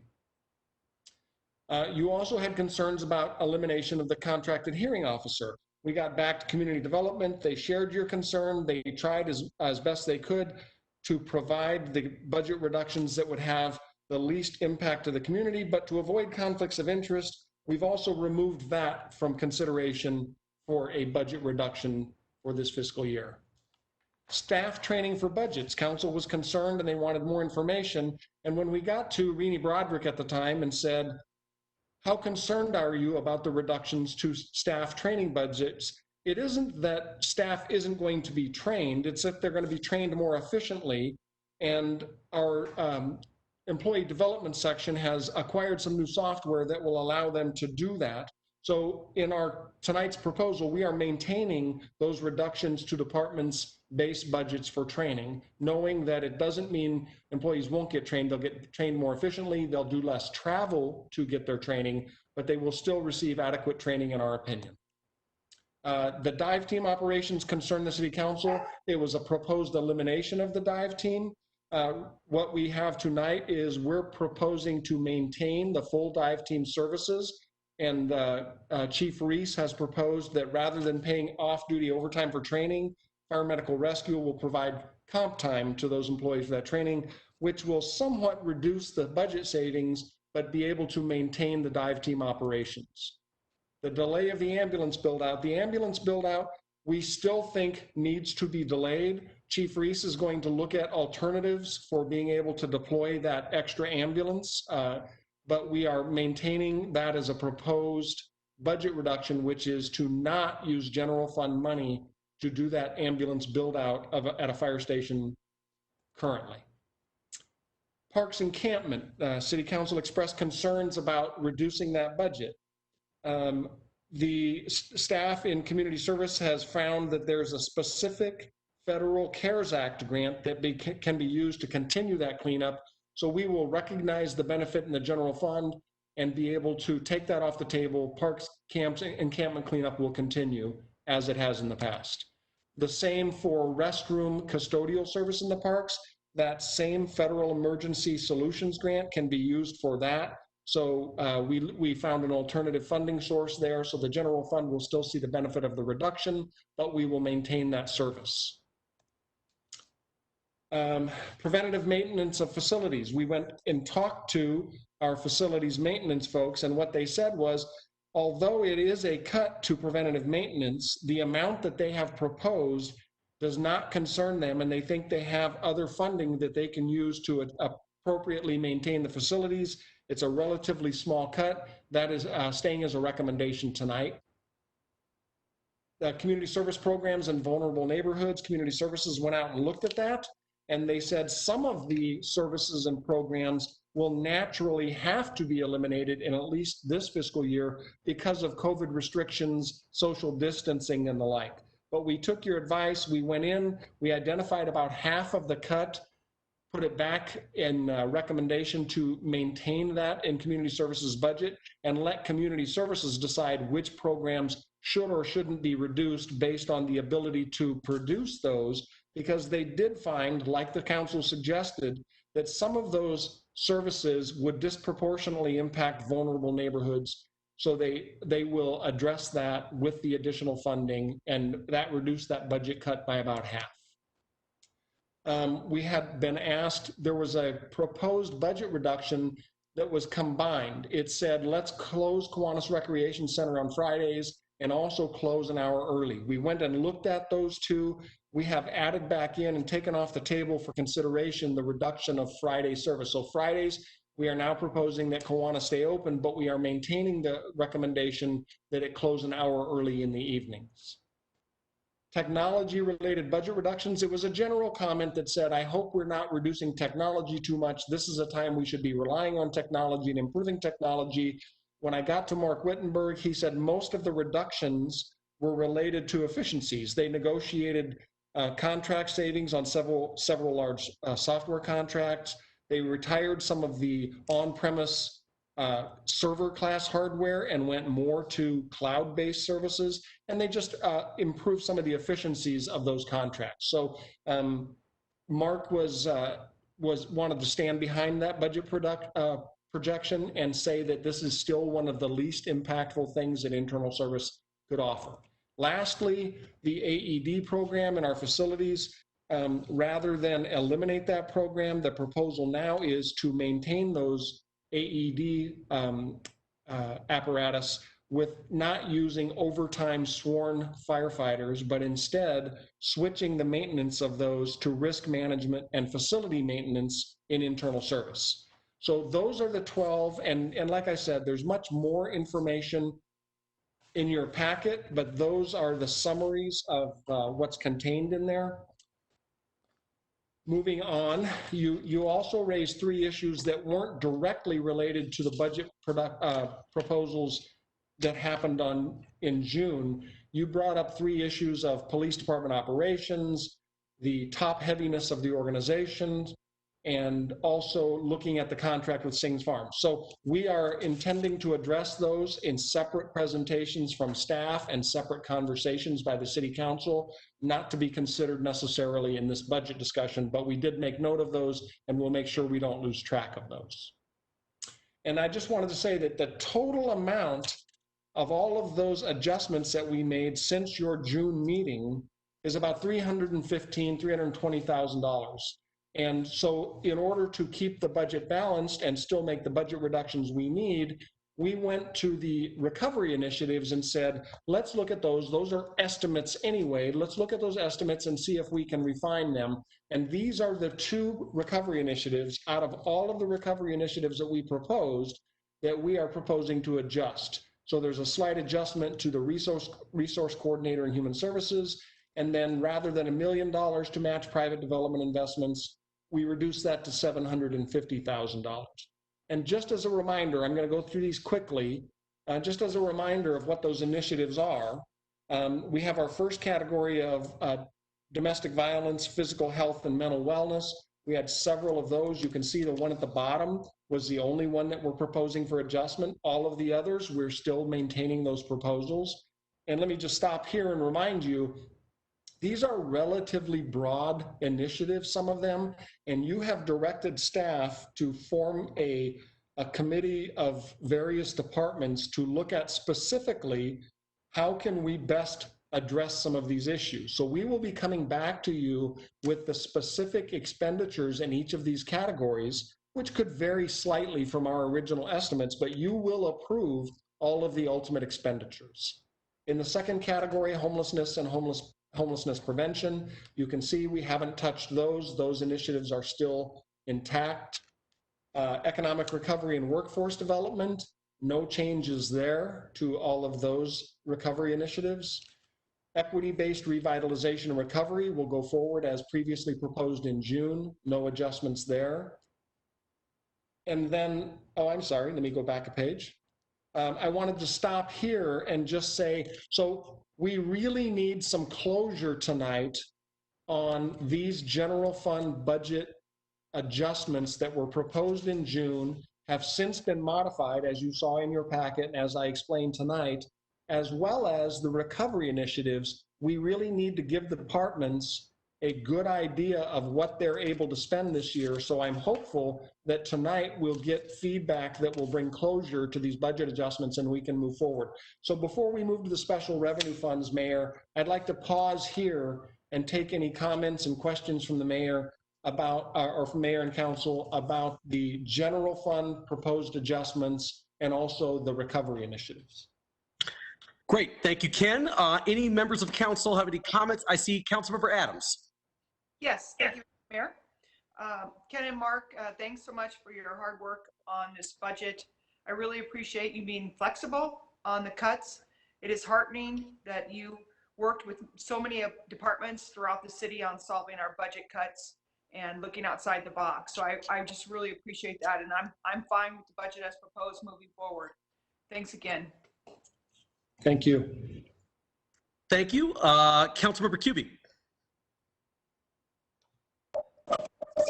Thank you. I just wanted to ask Ken if you could clarify the process and the timeline for the allocation of the CARES Act initiative funding.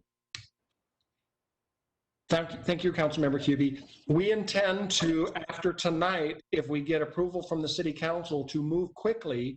Those items that are relatively straightforward, like increases to grants coming out of TCC, pretty straightforward. We've already started that process. Human Services has done a great job of going out and soliciting for that. There are some that are like that are straightforward, and we will be back to you in very short order to say, this is how much we want to spend on this issue, and here's what we had originally estimated. Some of those things that are a little more complicated, like business support programs, or how can we help our local businesses come back after this economic downturn. Some of those we're going to have to bring together with our task force that you all suggested at your retreat, to get that task force together, bring the stakeholders together, explore some options, and then come back to you with the options that are developed in that process. So some of them will come back to you quickly. Some of them will come back to you after a little bit more exploration. But I would like to remind you that, like I said, some of these categories are pretty broad. And if the City Council had a specific issue or a specific suggestion in any of these categories, we will still be willing, we still have time to investigate those and bring those back to you for funding. I hope that answers your question. Yes, it does. But I also want to know when the staff's going to come back to council with information we requested about Sing Meadows. The three issues that were outside of the budget reductions. I will have to check with Stephen and Braden and see where we are, because that's a contractual relationship. Let me just tell you the difficulty with that one. That's a contract where we lease property. We have several properties that we lease, and we need to look at, if we're going to come back to the City Council and look at a lease that is having difficulty, or a lessee that's having difficulty in this time, we considered whether we should bring back to you all of our lessee relationships and talk about all of those at once. So I'll have to get back to Stephen and Braden and see if that, I think we might want to take that one as a one-off. It's a little different than most, but I'm not sure what date exactly they'll be ready to come back to you on that, but I will check. I don't think it will take long. Thank you, because the concern is, that we may be penny wise and pound foolish, and that we want to make sure that we maintain the asset and not let it deteriorate. And I know there's help that's needed. So thanks a lot. Yeah, just so you know, council member, I think we're taking that approach on all of our assets. We lease a lot of things. We lease restaurant properties, hotel properties, retail properties. We lease those to people who are struggling, and we're taking exactly the same approach where we say, if you press somebody who can't make their payment today, how long is that property going to sit vacant when we try to revitalize once the economy starts to turn around? So I appreciate your comment. That is the approach we think we should take. Great. Thank you, Councilmember Cubie. Next up, Councilmember Arredondo Savage. Awesome. Thank you, Mayor. I really do appreciate it. Ken, I just want to say thank you to you and staff, all the department heads, all the staff members. I mean, to me, when we went through this budget process, it was an unprecedented budget process, to say the least. That we were off to a great start, and then kind of got some things thrown at us, and we had to pivot a little bit and do things a little differently. But I just want to say thank you to you and to everybody, to be able to move us forward and be really thoughtful and inclusive in regards to where we're going to be spending our money in the near future. So I just wanted to say, again, thanks for this process, and being able to go back and look at those items that we all brought up, and to be able to address them, take a deeper dive, and try to maybe find a happy medium, a compromise, whatever it may be, and just really address what those impacts could have been, may not be, and then how we move forward. So I think this process has worked really great, and I'm really thankful to everyone. So I just first and foremost wanted to say that. And the one thing I do have some concerns about still is as we continue to move forward, and I want to just give a quick shout out to Mark Wittenberg and his team and all the things that they've done, because I 100% agree about efficiencies internally and things that are happening when it comes to technology. I think that in-house, we've been doing a lot of things a lot better. I think he's 100% right about being more efficient and more streamlined. So I'm grateful for that, for him to identify that. I think one of the things, as you look at the screen right here, we talk about recovery initiatives, and it says resident engagement and an equitable and resilient recovery. And it really makes me think a little bit more about technology from the outside and how our users are utilizing technology now completely different than probably they had to, just a few months ago. And then what that looks like now and what it's going to look like in the future. I don't want to be the average city. I want to be above average. I want to be innovative, continue to be innovative. At the same time, and make sure that we're looking at it from a perspective of how our users utilize technology for them. Maybe it's, I think about how that impacts all the departments. We've got the courts to community services, traffic, rental payments, water bills online, class registrations, just processes and procedures now that everything's going to be online. And I think in the future, we're going to have a lot more things online too. So I guess I thought about it, and somebody said this to me, and it's really true, is what does our digital game look like? Is it good? Is it fair? Is it above average? Could we do better? Because I don't want to look back 5 years from now and say, man, we really missed the boat. We really could have enhanced the opportunity for our users, for our visitors to really engage with us digitally, and we didn't take advantage of that. I think that anything that we do to make the user experience better is an awesome return on investment. And I think I kind of did giggle a little bit when Councilmember Garland said she was looking for the Arts Master Plan online and couldn't find it. So to me, that's exactly what we should be combating, is we want to make it super easy for our users to be able to find what it is that they need and to be successful virtually. So I want to keep that on the front burner. I just would throw that out to my council colleagues to really think about it, and to the department heads. What does that mean for you guys, and how can we make that experience better for the users, not just now, but into the future? Because this is a time to do it and to make it the best we possibly can. So that is kind of like one of my biggest things, other than, grateful for the process. Ken, Mayor, thank you. Mayor, if I may respond, I want to thank Councilmember Arredondo Savage for reminding me to remind you all that these budget reductions will get us to a balanced budget, but does not prohibit you from shifting funds around during the year. If we find operations that aren't operating effectively and we need to make changes, you all can move budget during the year, and we expect to come to you and say, this didn't work out quite like we had hoped. We might propose some other budget adjustments, or you might come to us and say, we want to review the operations in this area and see if there's a better way to do it. And while I've been waiting, while I've been listening, I've heard from Stephen Methvin, who said, Councilmember QB, that they expect to be back with a Sing Farms item within 30 days. I've also heard from Mark Wittenberg, who says they hope to have a digital engagement presentation ready for an IRS very soon. So thank you for those comments. Great. Thank you so much, Ken. Thank you. Next up, I've got Councilmember Navarro.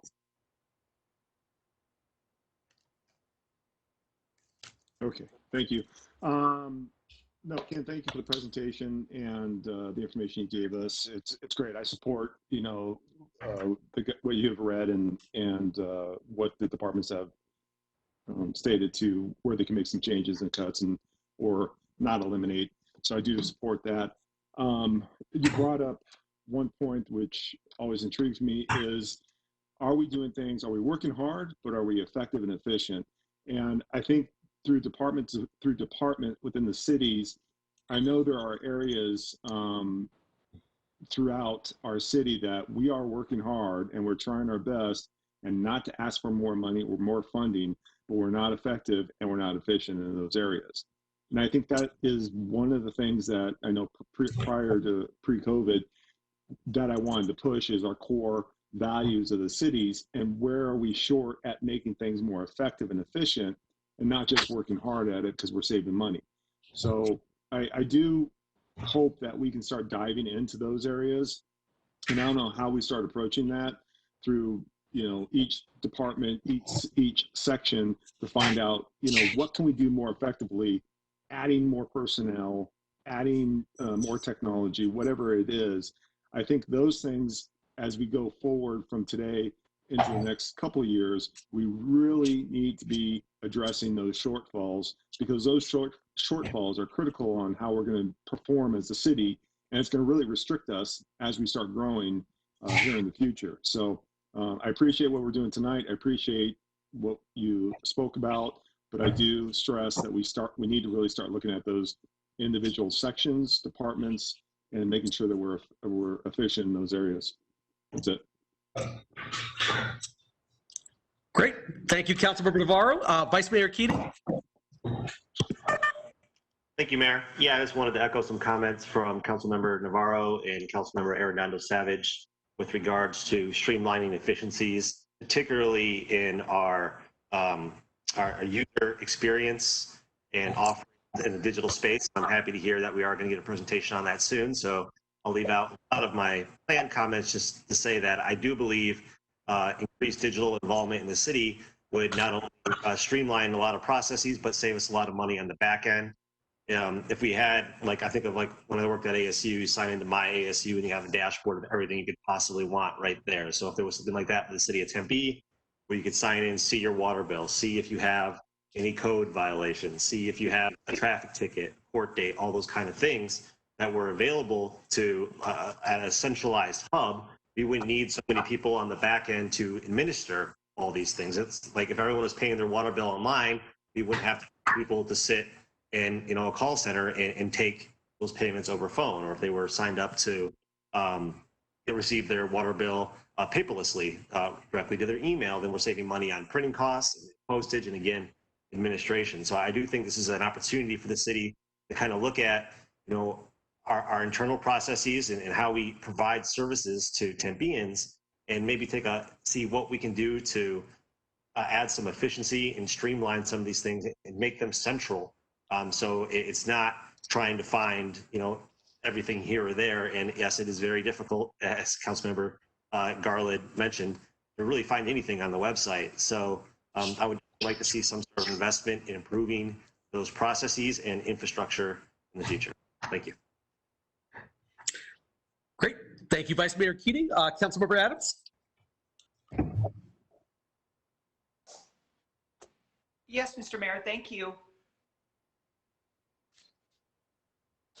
I just, a couple things. I want to agree with Councilmember Arredondo about the technology, and really Councilmember Navarro and Keating also are kind of saying the same thing. So I think it's really important. And I think it's really important that we are able to visit our website easily and find things. That's been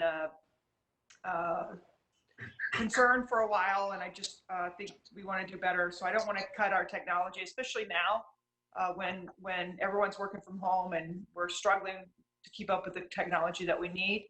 So I just want to basically support my council colleagues on what they were saying about the budget. Thank you. Great. Thank you, Councilmember Adams. Councilmember Garland.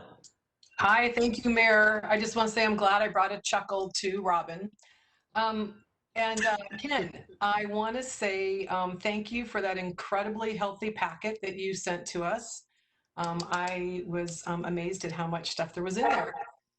Specifically, I have a question on page 4 of the memo that you had.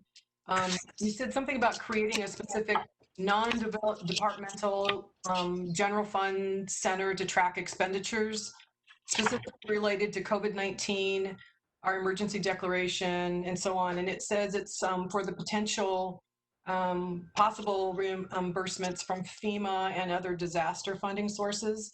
So my question is, how likely is it that we will get that reimbursed? And if we do, when would that happen? Thank you for that question, Councilmember. So We are never going to be absolutely positive what might be eligible for reimbursement, but we have guidelines. And to the extent that we think something might be reimbursable, we book it to that cost center so that we track it there. Ultimately, FEMA will come in, look at those expenditures, and say, we will reimburse you 80% for the following, and we will not reimburse you for the others. So what we've done is taken the money that we've already cut from our budgets through vacancy savings and freezing positions. We've moved that budget authority into that emergency cost center so that we can spend money. And then we try to give the departments the best direction we can. So for instance, if we have public safety personnel working overtime on a COVID-related issue, that's most likely going to be reimbursed.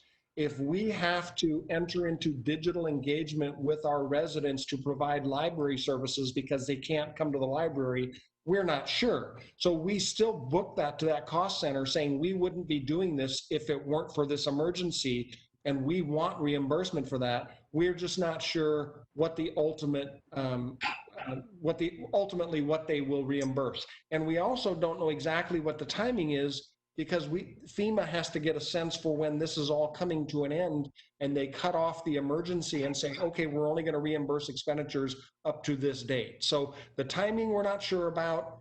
The eligibility for reimbursement, we're not positive about, but we have some direction, and we're doing the best we can to identify those things that we wouldn't have otherwise spent if not for the emergency.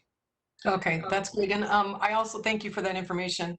I also want to say that I appreciate, I wasn't on the council when they first discussed the budgets, but I appreciated all the things that you and your department listened to the council members and addressed those items and brought all this information back to us today. So I just want to tell you thank you. I'm in support of what you've done. So thank you very much. Thank you. Great. Thank you, Councilmember Garland. I don't have any further comments or questions on my end. So Ken, do you want to continue? We will. Mark Day will continue the presentation talking about our special revenue funds. Mark? Good evening, Mayor and Council. Mark Day, Municipal Budget Director.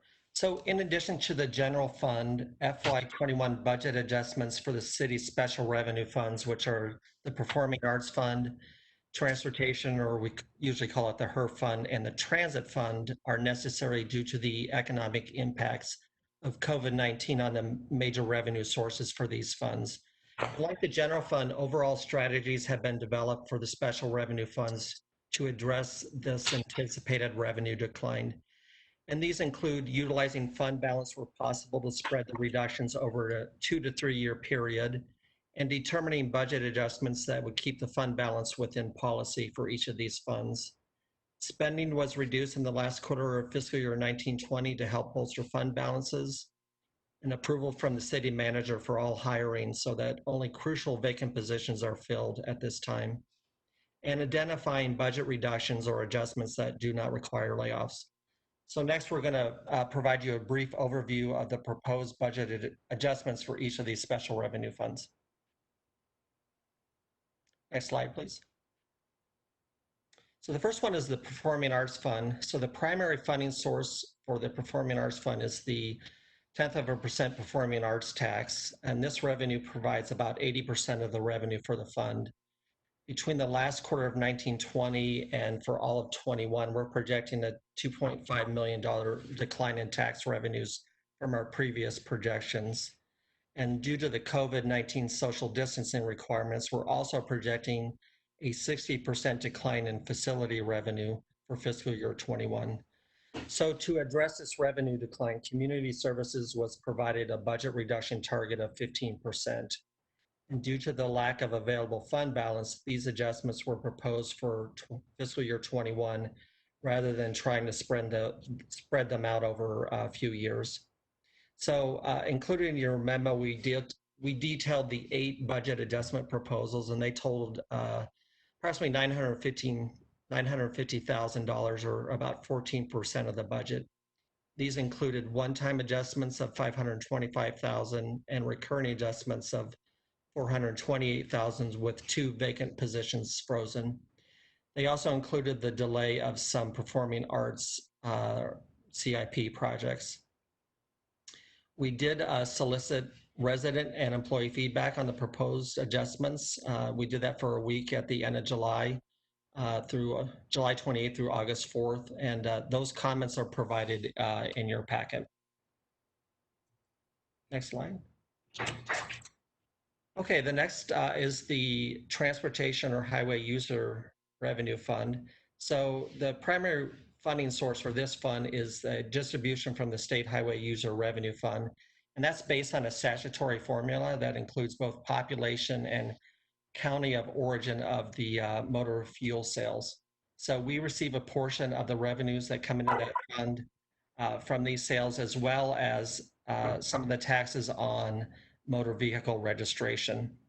And these revenues account for 98% of the revenues in the HERF fund. And the revenues support both operating budget expenses as well as fund pay-as-you-go or cash-funded CIP projects. In prior years, 1.5 million in general fund monies were transferred to HERF to help accelerate street-related CIP projects. However, this was suspended in fiscal year 21 as one of the general fund budget adjustment strategies. So similar to the Performing Arts Fund, we're projecting a decline in revenues. So between the last quarter of last fiscal year and the current fiscal year, we're anticipating a $2.3 million decline in HERF revenues from our previous projections. We're anticipating that the HERF revenues may be more impacted by the pandemic as the revenue base is strictly motor fuel sales and vehicle registration versus the more broad base of taxable activities for the city's other tax revenues. To address this revenue decline, Engineering and Transportation Department is proposing 3 budget adjustment proposals totaling 1.4 million or 12% of the HERF operating budget. These include one-time adjustments of approximately 700,000 and recurring adjustments of 660,000. The adjustments include a 343,000 reduction in the HERF cash funded portion of the roadway mill and overlay CIP project. Staff is, though, recommending the approval of funding of 1 ITS signal technician position. So this is an add, but this is strategic as this is an operating impact related to the updated signalized intersection CIP project that will address traffic mitigation in the city. And like the Performing Arts Fund, we gather both resident and employee feedback, and those comments from the residents and employees are provided in your packet.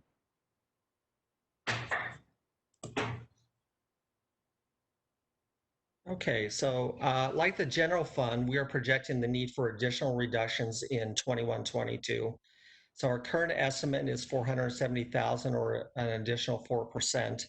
I just want to say that that's just an estimate at this time. We're still, the economic impact of COVID is unknown. This is unprecedented for us. So we're obviously closely monitoring this, but at this time, that is the projection. If we look ahead at potential sources for the estimated reductions for next year, they could include further reductions in the HERF operating budget, although this would impede the department's ability to maintain the current service levels. Another option would be the HERF funded portion of the roadway mill and overlay CIP, which contributes to the PQI performance measure, pavement quality index, which has been a priority for the council over the last few years. We have 2 million in planned HERF funding for next fiscal year and 4 million in 22-23 and 23-24. And as I mentioned before, this year we're recommending only reducing the project by 348,000 in HERF funds and leaving the 4 million in GO bond funding in place. Another option to consider would be the delay of the McClintock Drive Streetscape CIP project. This project is fully funded for 3.7 million in the current fiscal year. A delay would provide some insurance towards the need of potential reductions next year in the roadway mill and overlay project. Mark, if I could just interrupt for a second. So council members, these, as Mark stated, we have maintained almost all of the pavement improvements that were in the budget originally, other than about 300,000 out of millions and out of 10 million at least. And we've also maintained the McClintock widening project. The only reason we're bringing these things to your attention is because we are also projecting about $500,000 in additional cuts that might need to be made next year. And we want to make sure you understand the options now. If we go forward with the entire McClintock streetscape widening project and spend that $3.7 million, it's not going to leave much other than pavement if we have to make those cuts that we're projecting for next year. Now, all we know about the proposed or the projected $500,000 cuts next year is it's wrong. We don't know if it's going to be higher than that or lower than that, but that's our projection at this point. So that's the reason these were brought to your attention tonight. And then I think Mark has one more fund to cover, and then we'll ask for your feedback on all of this. Okay, the last fund is the transit fund. So the primary funding source for the transit fund is a 0.5-cent dedicated transit tax, and that provides about 65% of the revenue for the fund. We are estimating a 15% decline in transit tax revenues due to the economic impacts of COVID.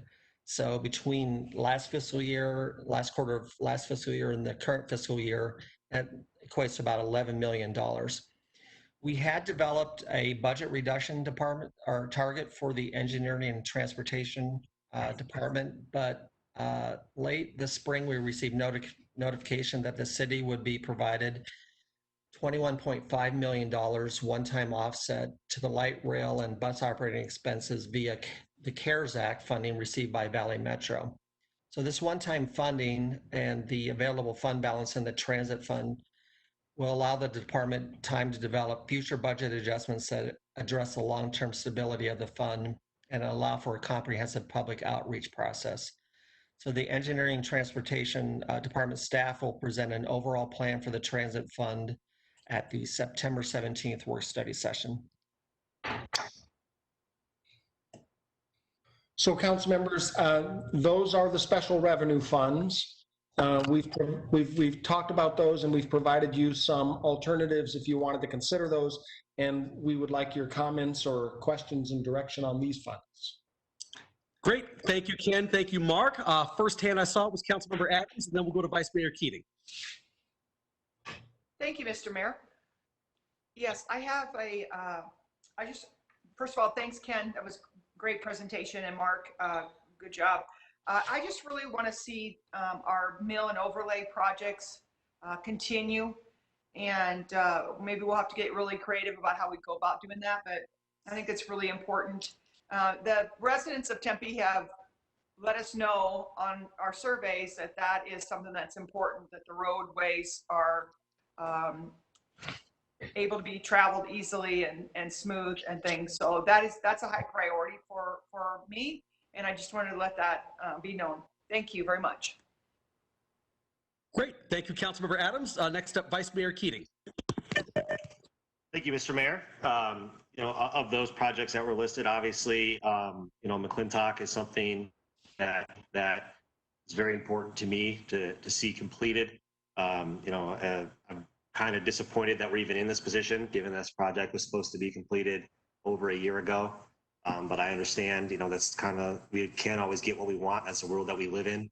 I certainly wouldn't want to spend all this money and then not have something for next year if, as we're all worried about, the economic conditions don't improve. So I guess what I'm wondering is there some sort of plan, a contingency that we could slow down the pace of McClintock, keep working towards the ultimate goal, and maybe instead of a 2-year project as it was originally, it's going to be, the packet we got today already has it at 5 years, which again is incredibly upsetting to me personally. Is there a way that we can kind of work around the edges and keep working towards that goal, without breaking the bank? Because, I'm very concerned that we made a promise to Tempeans, and where I live, still talk about it quite a bit. I still hear about it quite a bit. And, I don't want to be in a position to say, that promise we made 3 years ago, that's supposed to be done 2 years ago, it's just not going to happen now. Because that's very difficult to explain to people, because they're not going to understand the nuances of what really happened here, from the internal delays to the pandemic. I would like to see some sort of movement. Maybe there's a position in the middle where it doesn't have to be all or nothing, because that's not something that I really want to relitigate at all. I find it very problematic. I would find it very problematic to be in that position because I just don't. I've just never been a fan of one of relitigating past decisions, and two, kind of overruling decisions of past councils, because that was a very in-depth, long, and community-driven and council-driven and politics-driven, frankly, process. And it was probably the big first fight I had on council, and it took a year and a half. And so I really hate to see us abandon this project now, especially after this work has gone into it. So I would your team for some sort of intermediary solution that we could keep the ball rolling, maybe not as fast as it was moving, but ultimately keep working towards the direction that staff received over 3 years ago. Thank you. Thank you, Vice Mayor. Do you want me to address that now, or do you want to wait till you get more comments? Let me do this then. Let me go to Councilmember Arredondo Savage, then I want to come back to you, Ken. Okay. Yeah, thank you, Mayor. Just a couple things really quick. I wanted to show I know we talk about not trying to expand, and I know there's one expansion in there, the 1 FTE and traffic, and I got to tell you, I full-heartedly support that. I think that is going to be a good move to really impact our traffic mitigation, and I think it's something that they need. If you've had an opportunity to be over there and check out their operations, I think that they would benefit and the community would benefit greatly from that. So I certainly do support that moving forward. And I too have some concerns like Vice Mayor Keating expressed in regards to McClintock. I know that's something that we've been talking about for a really long time. And I know our residents have supported us in our direction and our decision to make some changes and widen that lane a little bit to really talk about traffic flow. That was a really big deal. And like he mentioned too, it was a couple years ago. So I don't want to postpone that particular item indefinitely.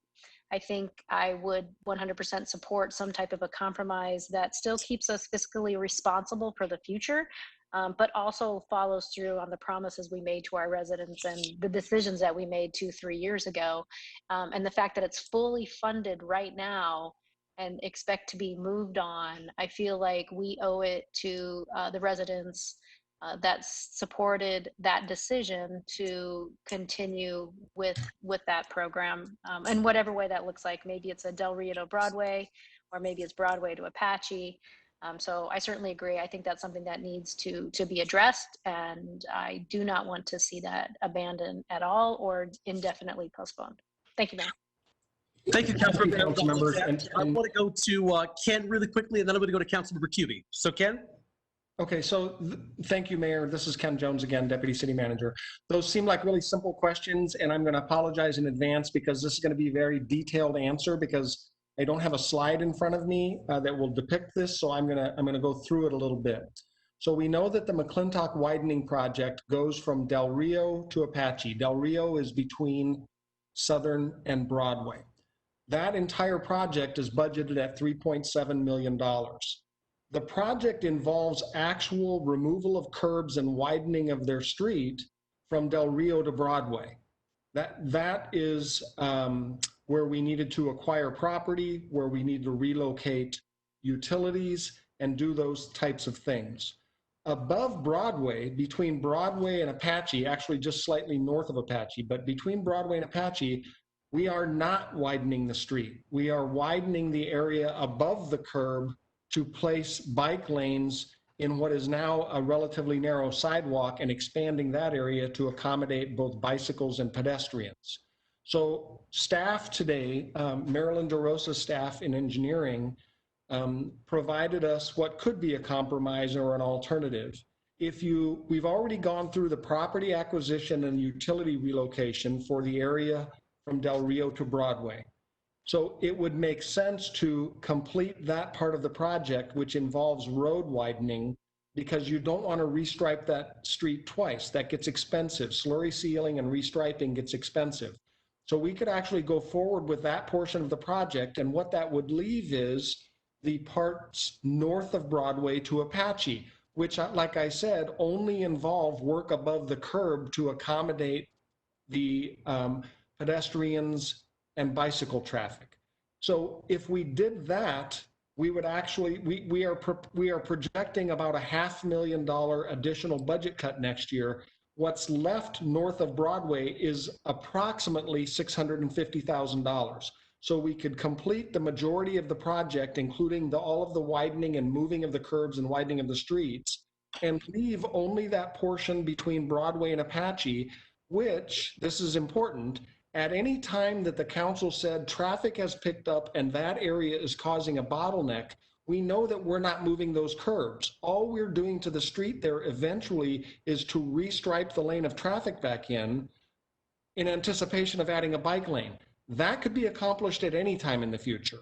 I mean, we could go in and say, traffic's at a standstill, we've seen all we need to see, go back and restripe that lane of traffic, and that's all the work that would be needed. I'm exaggerating a bit, but that's almost all of the work that would have to be done in the street, and you could do that at any time in the future in anticipation of adding the pedestrian and bike area. So I guess what you're proposing, that compromise that you're proposing, I think staff would be comfortable with saying, let's split this project and let's bid the area from Del Rio to Broadway and get the widening done, get the relocations, and like I said, we've already done the property acquisition. So Mayor, I'll turn it over to you to see whether there's consensus to do that. And that would save us $650,000 in this year's budget, which would be available for you next year to address any shortfall so that you wouldn't have to restrict your pavement program theoretically. Great. Thank you, Ken. Great explanation. I'm going to go to Councilmember Kuby. Yes, thank you, Mr. Mayor. So I would support the compromise recommendation. And I do want to point out that most of the objection about the McClintock bike lanes came from areas, south of Southern. And the changes that were made to the roadway were done, I think, within a year and a half. So, I mean, they did proceed speedily. And the changes that are north of Southern are much more complicated and involve, the purchase of easements and land from people and lots of landscaping changes. So it's sort of understandable why there'd be that delay. I don't think there was any ill intention there. I think the compromise is a good compromise. I do want to point out, though, that in the past couple of years, we've barely heard a peep from people complaining about the roadway. And I think it's because as bike lanes are installed, people become used to them and people start adapting. And so I think it explains why we don't, our council communicator, at least, we really don't hear complaints. There's also reduced traffic flow in the city because of COVID. So that's also part of it. But I think we could reclaim some of that HERF funding for other transit projects that have much more of a dire and need and a much better impact for our residents. So I would support the compromise proposal. Great, and thank you. Secondly, about the arts fund. The arts are taking a big cut in the city, comparatively. And I understand why, because the facilities are mostly closed and we're converting more to virtual models and having to be really creative. But I would just be really wary of doing any more cuts if we look at what more further impacts we're going to see from COVID on our budget, that we have to recognize that they've taken a really big cut in their budget, and I want to just protect what comes later. Great. Okay. Thank you, Councilmember Kuby. Any other members of council have any comments or questions? Vice Mayor Keating. Thank you, Mayor. I'm appreciative of my colleagues supporting a compromise to keep McClintock moving forward. My frustration isn't with the amount of time it's taken. It's that we're a year past the deadline that staff gave us, and that's kind of where I'm at. So, I certainly understand things take a long time, but I'm not the one who set the deadline either. I would ask, Mayor, that if I understand that it's fully funded today, and we're planning for a future date where we may need that money, and I think that makes absolute sense. So I would ask if there's some sort of stark turnaround after the pandemic's under control, and whether that's after a vaccine, I don't know when that's going to be. But if there is some sort of stark turnaround where all of a sudden, revenues kind of like a V-shaped recovery that we've talked about, revenues go up and we're not in dire straits anymore, that McClintock be given its previous status as a priority, and with that, some sort of plan from staff of what that looks like. So if, you know, if under the status quo, staff is saying from our packet today, it's going to be 2 more years or 3 more years or whatever it is, right? Let's say it's 3. And then when if there's a recovery, you know, no, now we can maybe do it in a year and a half instead. I would just like to have that, you know, in writing, presented either like in a Friday packet or presented to the council as this is what the benchmarks are going to be with regard to that project, depending on the economic conditions. But again, I totally think that it makes sense to plan for a rainy day, particularly with what we're seeing going on with the pandemic and our political strife and all over the world, frankly. Thank you. Great. Thank you, Vice Mayor Keating. So I've got a couple of items here that I'll kind of, you know, Mr. I'm sorry? Mayor, can I comment? I've got Councilmember Garland first, then I've got you, Councilmember Adams. Okay, thank you. Hi, thank you, Mayor. I just wanted to say that I support the compromise and I appreciate all the work that everybody's put into this. Thank you. Thank you, Councilmember Garland. Councilmember Adams?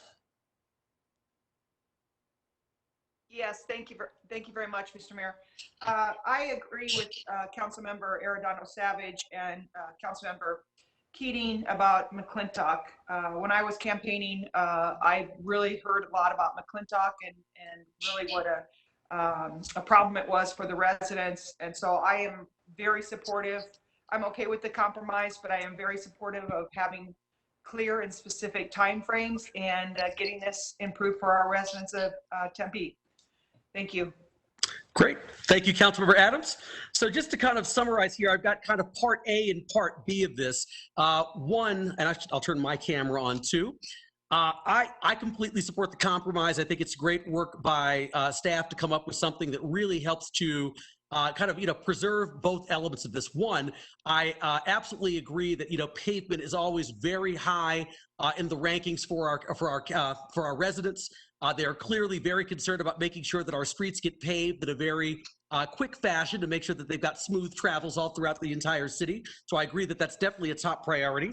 At the same time, though, I understand Vice Mayor Keating's point and Councilmember Arredondo Savage and Councilmember Adams about the fact that, you know, if we you know, make promises to residents that a project is going to get done, you know, we need to make sure that that project is completed, because sometimes it becomes, as Vice Mayor Keating talked about, hard to go back later on and explain sort of why things changed or why something got bumped down when it comes to priority. So I can absolutely appreciate Vice Mayor Keating wanting to make sure that this stays on sort of the front burner from an agenda standpoint. So what I want to go back here is to everyone. Everyone seemed to be totally fine with the compromise. If anyone isn't fine with the compromise, can you please say something right now? But if not, I'm going to assume we're fine with part A, and then I'll get to part B. All right, hearing none on that front. The part B portion was really, you know, Vice Mayor Keating talking about, you know, understanding that we need to clearly be fiscally responsible. But at the end of the day, if the economy does recover a lot faster than we initially planned and COVID subsides a lot quicker, I think all he's saying is he wants to make sure then that McClintock kind of regains its place on the priority list where it was originally. Not that it ends up getting kind of bumped down to a C or sort of D level project when in actuality it was more of an A or B. So if everybody's generally fine with that as well, to having McClintock you know, regain its status if the economy recovers quickly. That if you have a problem with that, then please just say something right now. If not, Ken, whatever, and Andrew could make sure to put that in a Friday packet in a way that memorializes that council decision. So if anyone has a concern about that, please just speak up now.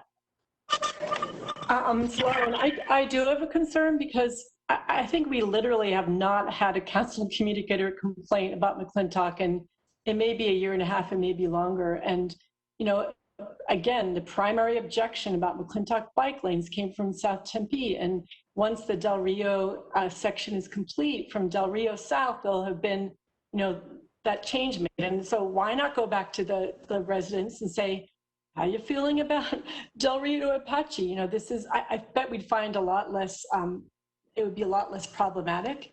And, you know, traffic changes, it's when you make a big traffic change, you have a lot of angst in a community, and then people get adjusted to it. And so, you know, I don't think it should necessarily have priority. I'd like to know that the public thinks it's a priority, because I don't think it's necessarily a case of we promised, must do. You know, engineering and traffic decisions change based on. Okay, thank you, Councilmember Cubie. Councilmember Arredondo Savage. Yeah, thank you, Mayor. I guess I would just disagree, and I just want to 100% agree with Vice Mayor Keating on this one. I mean, I live on McClintock and Broadway, and trust me, our neighborhood still talks about it to this day. So it's kind of one of those things that's front and center, and maybe it has to do with where you live and how it's impacting you. That can certainly be the case. So I understand if not everybody's hearing about it, but I certainly am. I think for my neighbors, it's right in my neighborhood and where I live.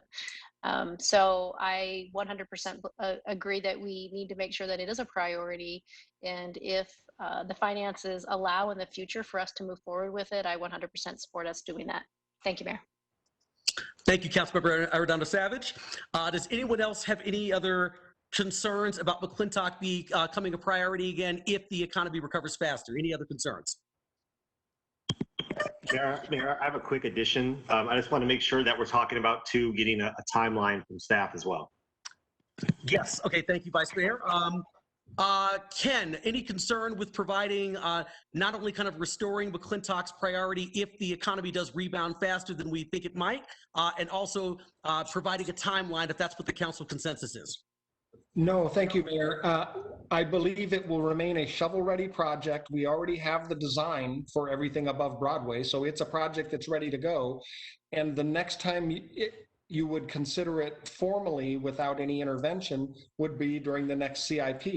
But we will ensure that if during the year something were to happen that says we are definitely not going to make any more cuts to the HERF fund next year, can we free up that funding? That budget is still authorized so that we could start that project sooner rather than later.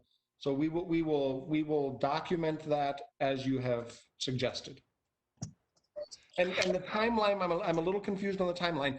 Do you want the timeline for the project that is going forward from Del Rio to Broadway? Because I don't know what the timeline for the rest of it will be. I assume you're asking for the timeline for the phase one, let's get started project. Yes.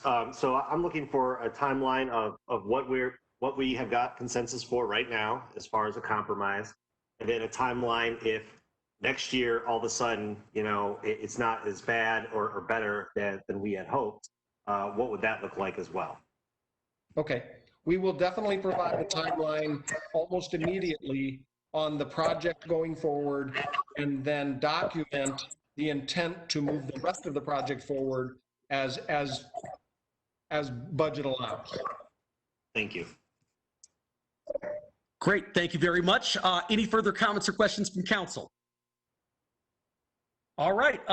Okay, so we have full support for the compromise, and we do have consensus on making McClintock a priority again, providing a timeline, and so I think we have everything we need. Mr. Deputy City Manager?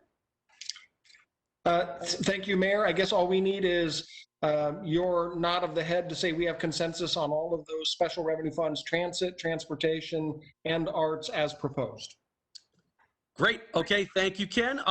Does anyone, I'll just do this if anyone has any concern about anything, please raise your hand and say something. If not, I'm going to assume that gives Ken consensus to do all of those items he just mentioned. Thank you, Mayor. Ken, sounds like you got your consensus. Thank you so much. Thank you. All right. All right. Next up here, does anyone need a break? You just want to keep going? I say keep going. All right. Let's keep going. Everybody says keep going. We're going to keep plowing through, folks. All right. Next up here, we've got item number 2D. And Madam Clerk, I believe we also have a comment card for this one as well. Yes, Mr. Mayor, I do. It's from John Hamlet, resident of Tempe. He writes, I have previously submitted my personal thoughts and opinions concerning group homes in Tempe residential neighborhoods, but it seems those did not satisfy this seemingly endless subject, so I will do so one last time. It is important that you realize the overwhelming number of Corona del Sol CDS residents agree, at least in principle, with the following. Number one, although lots in CDS subdivision are large by current subdivision standards, they were never intended to be used as commercial businesses. Yes, I realize the state and perhaps the city do not classify a group home as a commercial business, but that is in fact exactly what they are. Most lots in CDS provide off-street parking in either a 2-vehicle or 3-vehicle driveway. Most lots are wide enough to accommodate 3 additional passenger-type vehicles on the street, but that does not take into account space needed for curbside trash cans, green trash access, or USPS access to mailboxes and personal driveways. Per personal experience with the 3-client group home in Chandler, most lots in CDS, comparatively, would need in excess of mere driveway size for a 5-client group home. Neighbors in Chandler frequently complained that visitors needed to park in front of their homes because there was enough traffic that the group home driveway was not available. The recent group home application in CDS required the front yard to be converted exclusively to parking. This is a terrible affront to those of us who have invested many thousands of dollars in quality landscaping, and is like the establishment of a common gas station in the middle of an upscale residential community. Number 2, the current Tempe limitation of up to 10 clients does not permit enough quality living area for each client, plus common rooms and sanitary services. The practical limit is 4 clients plus up to 2 attendants, but even this number is stretching the site usage. The current Tempe group home definition is nothing more than an escape for investors to create inexpensive, bare-bones accommodations, then flip the business once established. Reading the various correspondence on existing group homes indicates a less than satisfactory performance and no indication of resolution. Number 3, given our nice wide streets and location at a high volume intersection, we already have problems with high-speed traffic. Over the years, we had to block through traffic east-west on Knox by building a physical barrier, and more recently to install speed humps on Juniper and Lakeshore to try to reduce the amount and speed of external traffic trying to evade the McClintock-Warner intersection. I, for one, do not appreciate my streets looking as if they existed in a trailer park. Number 4, as recently as 1 month ago, my neighbor listed his home for sale and immediately had a lowball offer from someone who planned on turning it into an inexpensive group home. It was clear from the offer this person was looking for a minimum investment, possibly quick flip, not the kind of quality we've come to expect for our Tempe neighborhoods. Fortunately, the current owner, considering the negative effects upon the immediate neighborhood, declined the offer, but we still risk all single-story homes being considered for this type of conversion. Number 5, at the time of the above offer, and including the common knowledge that the other group home was being converted, it was reasonable to expect that our subdivision would be financially downgraded. Tempe, and CDS in particular, are not cheap places to live. We pay the price and accept the costs because it is one of the better neighborhoods in South Tempe in which to raise our families. I have lived here since 1993, and some neighbors much more than that. CDS is a type of neighborhood that maintains its appearance and value and should be coveted by the city as a type of development that makes Tempe a great place to live. That will not be the case if the city permits commercial establishments to infiltrate and eventually destroy one of the premier residential areas. Let's say no to commercial development in residential communities within the city of Tempe. Note, I am aware that the last time I raised the issue, the mayor and city council whined that they were at the mercy of the state and federal authorities, yet seemed very unwilling to pursue this issue in court, perhaps with other well-financed groups. I do not accept this weak excuse and intend to hold Tempe's government responsible for an acceptable resolution. Otherwise, there is little point in living here. I might add that I was born during World War II at 6th and Forest in what is now Old Town. I spent about half my youth and most of my adult life in Tempe. I realized it is no longer the quaint little college town it used to be. In fact, the house of my youth is now part of ASU. I see that growth as mostly positive, whereas the destruction of our best neighborhoods is not. Where I acknowledge that group homes are a necessary part of a modern city, they can be located in concert with other commercial business districts and not reduce the quality of our residential neighborhoods. In closing, John Hamlet. Thank you, Madam Clerk. Any more cards for that item? Nope, that's it for that item. All right, great. Thank you so much. All right, then without further ado, I guess we're going to go ahead and turn this over to Ryan Levesque to make a presentation. Thank you, Mayor, members of the council. This is Ryan Levesque. I am the Deputy Community Development Director in the Planning Division. Tonight I'm going to speak with you about group home regulations in Tempe. Specifically, the topics I want to cover in our group homes presentation, I'll go over our current regulations and procedures that City of Tempe regulates for group homes. We'll provide some comparison of other cities, valleys, and their regulations for group homes, discuss some possible issues, concerns that have been expressed by the neighborhood communities, and then go over a possible high-level potential changes and limitations we have with making further changes to group homes. And then ultimately, at the conclusion of this request, we're going to have some outline items that we're looking for City Council direction on specific to Tempe's group home regulations for further consensus and guidance. Now, group home regulations in Tempe. Some of you may know what this category is, some may not. Specifically, within our Zoning and Development Code, Section 3-409 governs the regulations and land use control for group homes.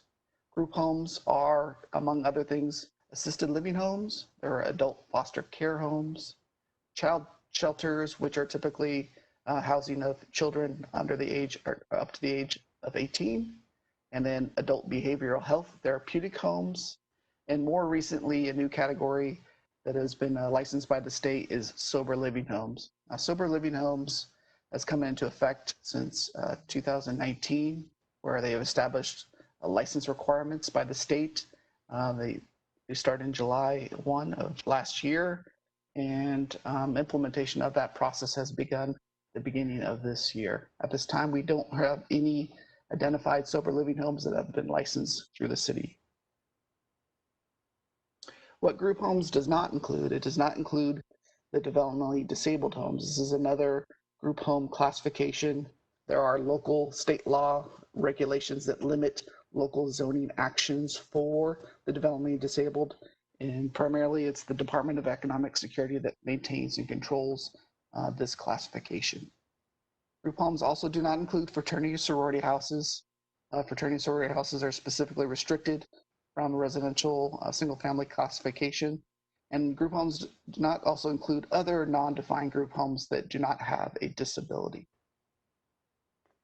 So what I want to first go over with you is what our current procedures are with the City of Tempe. Typically, someone contacts Community Development Department looking to file a group home application. They typically want to inquire to see if their site location is eligible. City of Tempe has a zoning separation requirement for group homes not to be located within 1,200 feet from the lot line of another existing or active group home. A lot of times some applicants will ask, just inquiry-wise, whether or not a certain site is eligible for the group home classification, and we can provide a response to the applicant. But ultimately, in order to validate that request or the group home, an application needs to be submitted and filed with community development. So once that application is complete, I'll give you an example of the application there on the right. That is filed online with our application process. And then the planning division first looks at the request. They'll check the address of the property against any other group homes that we've currently track in our system. That measurement is done to verify if any other existing group homes, so it's either active or an existing group homes, to make sure that it meets that 1,200-foot separation requirement per the code. If it does meet that requirement, then we move on to the next step. If it does not, we notify the applicant that their request for a group home application at that location has been denied. Step 3, once they've met that separation requirement process, Building Safety Division then looks at the request and the occupancy they have identified on the application.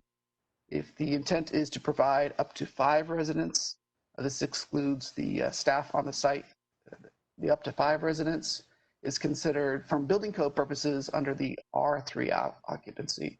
So this is basically most homes in Tempe have an R3 occupancy classification. So if you're intending to only provide up to 5 residents, then they can move forward towards a permit by inspection only, basically making sure that the home is still compliant with all R3 occupancy standards. They've got a checklist that they go over to make sure the house is safe and that they can reside within the home. The other classification category is 6 to 10 residents. So the maximum amount of residents that a group home could have is 10. If they fall in this classification of the 6 to 10, then it's an R4 occupancy. a building code change. And so in most cases, if the site wasn't previously an R4 occupancy that had group homes, then this would require a change in the permit occupancy for that site. Basically, it requires the applicant to file permit plans.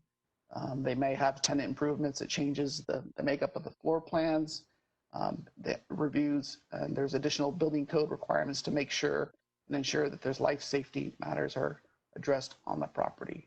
The biggest change typically in the R4 occupancy is that it requires the building to be sprinklered. And in most cases, most single family homes do not have sprinkler systems throughout the house. The next step then is once permits have been issued for the request, then there's a call for inspection on the premise. This includes not only building safety, but fire, medical, rescue. They go out to the site and inspect to ensure that either the permitted plans that required changes to the house or that the R3 occupancy permit requirements are met on the property. Fire, medical, rescue also does annual inspections for all R4 occupancy properties, and that's typically done through fire, medical, rescue, and then they share that information with the state and their licensing process. Hey, Ryan, quick thing. Actually, so apologize for interrupting. I just see two council hands up for Councilmember Navarro and Councilmember Cubie. Do you have questions right now, or would you like to wait for Ryan to finish his presentation first? Corey, mine related to the 1,200 foot distance issue in slide 7 in particular. Okay, if you'd like to ask that question, go ahead, Councilmember Cubie. Yeah, Ryan, I just want to ask that, state law says that no residential facilities shall be established within a 1,200 foot radius of an existing facility in a residential area. But those are minimum restrictions, right? Could the city of Tempe increase the spacing, increase the radius? I can provide you some examples of what other cities have. There are a couple of variations, but from what I found, most cities, municipalities in the state of Arizona have either 1,200 or 1,320 separation requirement. The section you're referring to in the state law regulations are specific to developmentally disabled homes. So because the city doesn't regulate developmentally disabled, the state also has a review process to make sure that DDD homes are at least 1,200 feet away from one another.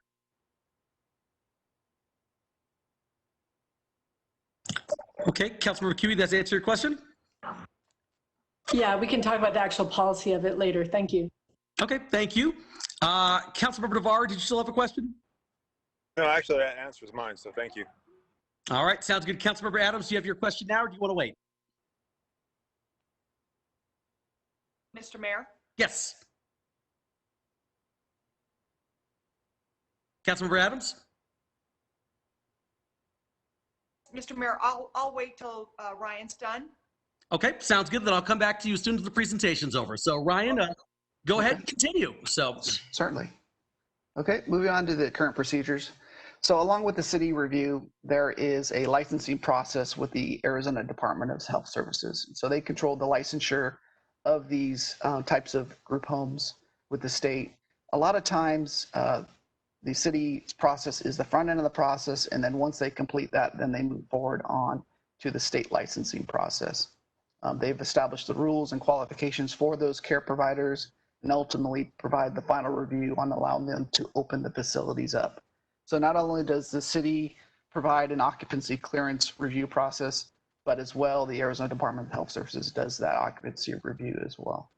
And then ongoing conducts of complaint investigations are also handled by Arizona Department of Health Services.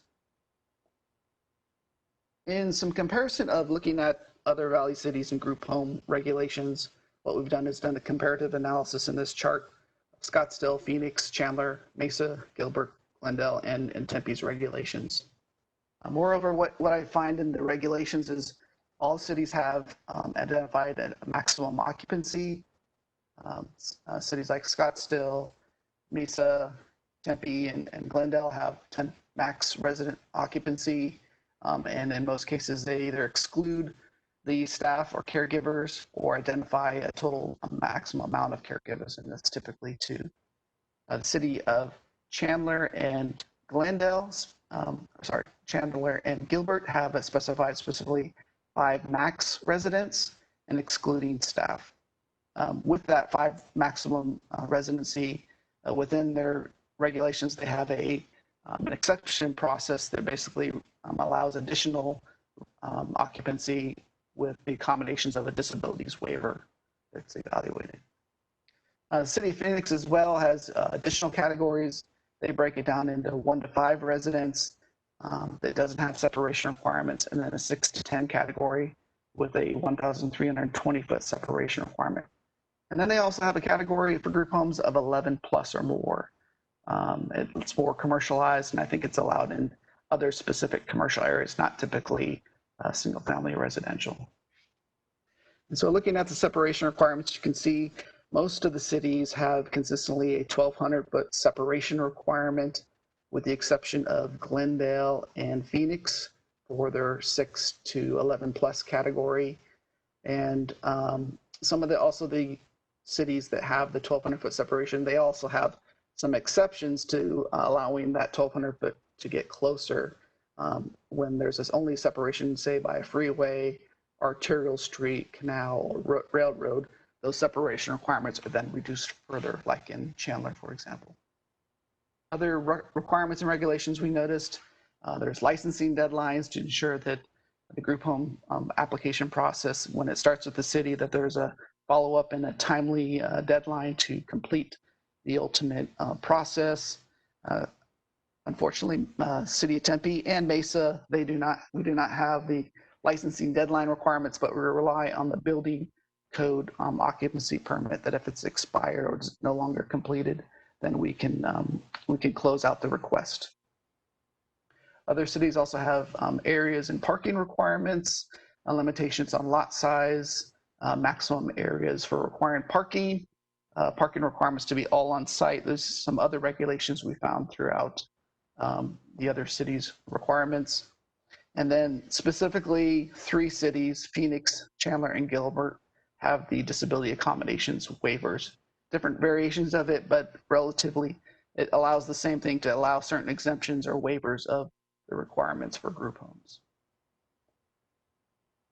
Now, what I want to also share now is neighborhood concerns. So we've had the opportunity to receive some feedback, dialogue. We had a special neighborhood meeting that occurred back in February in South Tempe to discuss some of the concerns about group homes in neighborhoods. Some of those concerns expressed were that they were not aware of the group home in the community or the city's regulations. There was concerns that there was impact in affecting the character of the neighborhood, whether it was changes to the house that had more bedrooms from the property than normal, concerns for excess of parking areas or increased traffic from the group home. We did have the opportunity to get some data for code compliance in 2019, looking at evaluating all group homes that exist with Tempe today. There was a total of 17 code compliance cases. 12 of them were actual violations, and this consisted of approximately 16% of all group homes. Comparatively, 22% of all single-family homes received a violation in 2019. So no specific correlation indicator with code compliance and those violations, but just a comparative analysis to see what requirements or what violations, if any, occurred for the group homes. For the most part, they're mostly had to do with maintenance of weeds or debris. I do want to share too that we have a total of 74 group homes. That probably number actually might be reduced down to 72 now, since there have been a couple that have gone away or elected not to proceed with the group home application. And then we have another 68 developmentally disabled homes that are regulated by DES.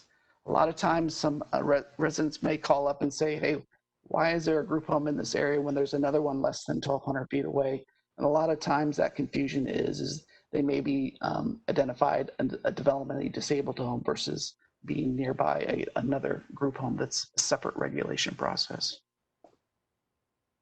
So in looking at wanting to address these concerns, first and foremost, what we got to make sure is we're compliant with our Federal Fair Housing Act that regulates fair housing opportunities. with the state's local levels in compliance with Americans with Disabilities Act, recent court rulings, and obviously we'll need to conduct a thorough review with our city attorney's office for these matters. Compliance, again, we mentioned this before, Arizona Revised Statutes, Title 36, and other state laws has specific requirements and regulations as it relates to residential facilities with 6 or fewer that we must consider and treat them as a residential use, and local regulations shall not differ in any way from a single family. They have similar separation requirements, 1,200 feet, and it does not restrict residential facilities, for example, 7 or more, from conditional use permits. So I want to discuss and go over 7 specific items to consider for direction. Number 1 item, in looking at evaluating group home regulations, this is kind of a 30,000 foot level in looking at what we can do to make some changes within group homes, and we hope to look to get council's guidance on these items. Number 1 item is we want to look at code text amendment for clarifying the sections within the group homes. Last time this section was updated was 1997, and the original group home regulations was adopted in 92. So certainly an opportunity to update the code language, refresh it with some of the current residential facility standards or use types that exist today so that people have a clear understanding what this regulation is and how it applies to them specifically. Also looking at potential of limiting occupancy to 5 residents with the option of a regional accommodations waiver.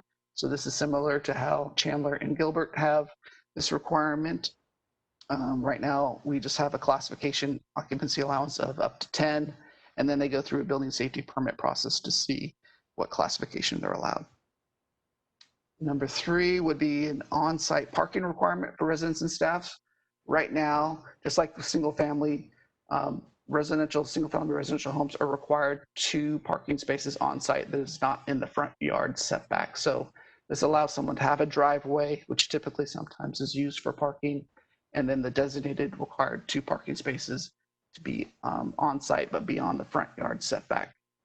This proposed change would allow the requirements or require the site to have accommodations of any additional on-site parking and not spill over into the neighborhood. Number 4 item requested is looking at the expiration period for evidence of state license process. This would allow the city to more efficiently follow and monitor requests that come in for group homes and to make sure that they're diligent on finishing up the licensing process end of the spectrum. The 5th requested item to consider is exploring boarding house regulations. And this could also consider separation requirements and a use permit. So currently today, we don't regulate boarding houses in the city of Tempe. The city of Phoenix does have boarding house regulations. And basically this is that other category that if homes that have unrelated people living together or have separate rental agreements, this is not, again, to clarify, this is not short-term rentals, this is not Airbnb, and it's not group homes, but a boarding house that has several unrelated people living together. There's an opportunity if the council considers to regulate this type of classification. Number 6 item is looking at improving public awareness with Tempe's group home regulations, having a more robust material information, FAQs online so that both customers and residents can know what the process and regulations are for the city of Tempe.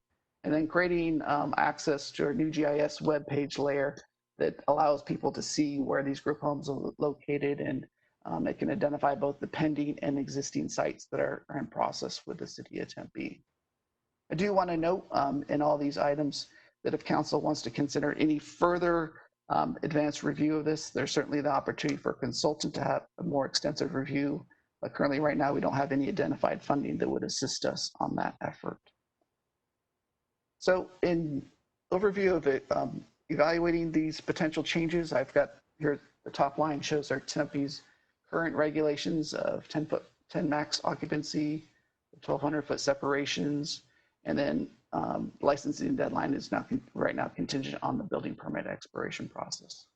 Proposed changes below, shown in bold, would look at evaluating and breaking out the occupancy of 5 max, and then specifically identifying the no more than 2 staff max, We'd look at creating a new boarding house category if there's support for that. The separation requirements would be maintained, but we can also look at additional separation requirements that would involve group homes and other boarding houses in that mix. And then establishing a timeline for the state license evidence, requirements for maintaining parking on site. And then, of course, when we talk about limiting the maximum occupancy, we still have to take into consideration disability accommodations waiver for up to 10 max. And then that use permit process for boarding house. So with that, I open it up for council for any comments and direction at this time. Thank you. Great. Thank you so much, Ryan. I've got several hands. First, I'm going to start with Councilmember Adams. Yes, thank you so much, Ryan. An excellent presentation, walking us through kind of a complicated subject. Anyway, I want to let people know I'm not in favor of this group home in Corona del Sol or any group home in the city that is over 5 individuals. I would like us to develop a very involved oversight committee when it comes to the group homes. So every single group home that's proposed has to go through a review process at the city. I would like to expand the separation requirements to more than 1,200 feet. And you touched on this about the parking, but parking, I agree, has to be able to be maintained on the property and not in the streets, blocking traffic. Thanks again for an excellent presentation, Ryan. Thank you. Thank you, Councilmember Adams. Let's see, next up I've got Councilmember Navarro. Thank you, Mayor. Yeah, I agree with Councilmember Adams. I like the 5 max, 2 staff max category being potentially proposed to change. The notification or the 1,200-foot distance. My big concern is the notification. So we talked about Corona del Sol area when a group home came in there, all of a sudden people didn't know about it, and that kind of created a buzz. So some of these areas might be an HOA type area or a bigger neighborhood group area. If notification could go out just a little bit more broader within certain neighborhoods, I think that would have some merit to it, and then also some input. I don't think I'm opposed to group homes because I know there's value to that with different types of care out there, and with what we're seeing with an aging population or with an increased population, having that service somewhere nearby a person, a family member, actually has some benefit to it. So I know there's some benefit with the homes, but at the same time, we need to also maintain that we're doing our due diligence on making sure that the homes are doing what they're supposed to be doing. So just having a little more oversight of that, I think, is very important. And then the final thing is just the maintenance and the upkeep. I know we have standards for the city, and I assume that holds true with group homes because they're in the residential neighborhood, is the upkeep of those homes. I don't know if that's something we emphasize or it gets dealt with quicker. I have no idea, but they are making money on those properties. They are providing a service, but at the same time, they do have to maintain the standards of that neighborhood. So those are my concerns on those. Thank you. Great. Thank you, Councilmember Navarro. Councilmember Garland. Hi, thank you, Mayor. I have a few questions, Ryan. So when people apply for the group home, so what is the notice that goes out to the neighborhood about this? So the group home application process is an administrative process, meaning that the applicants has filed it with the city and it stays in-house with the community development department. So there's no additional notification to residents or property owners within the area. What we do have to be mindful of is to make sure that our notification or our administrative procedures are consistent with Fair Housing Act laws. And what that means basically is if we have a current process that forwards other single-family residential homes and administrative process, we got to make sure that our application procedures aren't burdensome or treated differently with, say, a group home process. And so that's why the group home requirements are regulated internally, and to make sure that they're compliant with all our codes and zoning standards. Okay, great. Thank you. Another question is, when somebody applies, do you also look at their CCNRs, the neighborhood CCNRs? For example, if a neighborhood had some standing information in their CCNRs that says group homes could not be in their neighborhood, do you find that out, or does the city of Tempe making their decisions supersede the neighborhoods? Yeah, unfortunately, we do not, only because the CCNRs are privately regulated and controlled by either an HOA or an organization. If we're disclosed of some information, such as if we had resident inputs, in this case in South Tempe, that they informed us during the process, we certainly advise and let the applicant know that there's community members available that have expressed concerns about their CCNR regulations, and disclose that information to them. But ultimately, we can't regulate or enforce an association's CCNR regulations. Okay, I'm just thinking that if there was a process that they made a application to you, but the neighborhoods didn't know, and the application was approved, by the time the neighborhoods might know that something was happening in their neighborhood, it would be too late to say, hey, our CCNR says this can't happen. So then I'm just curious how that would work. I see what your point is. It's a little bit of a sticky subject. I think, the best thing we could do is look at and find out if there are ways that we can provide the application GIS data on our website. There's ability to disclose in that data, or maybe certain neighborhood communities have let us know that they have specific regulations in their CCNRs, so that we could disclose that to applicants that want to apply with the city, and that information could be shared on our website portal. Okay, great. Thank you. And then a question regarding the waiver. So I agree. I think I would like to see this to go down to a 5 max. If we do that, the waiver you said up to 10, is that only a waiver just for disability applications?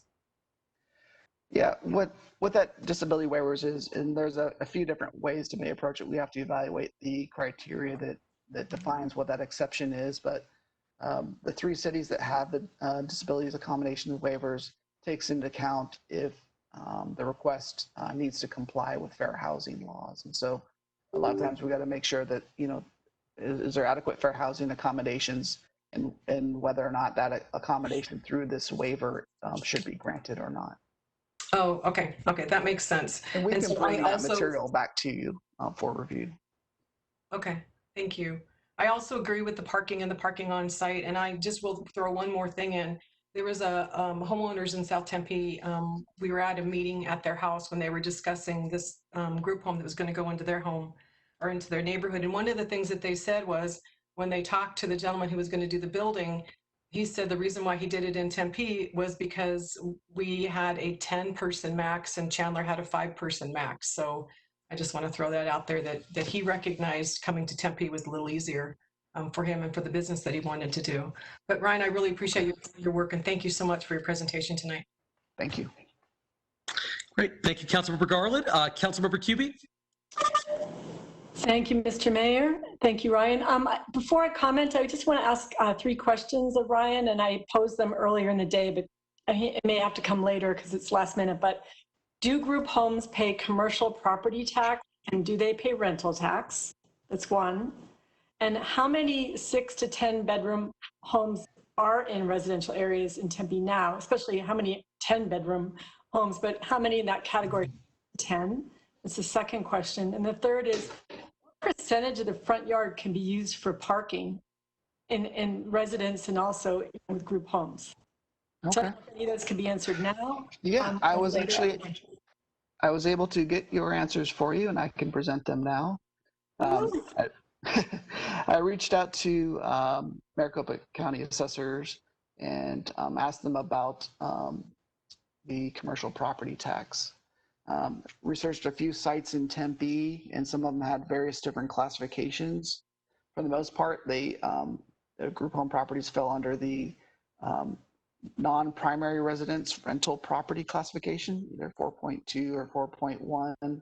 I did notice some group homes under the residential primary residence classification, which may not be correct, but the assessors, Maricopa County assessors do not have a specific classification for group homes.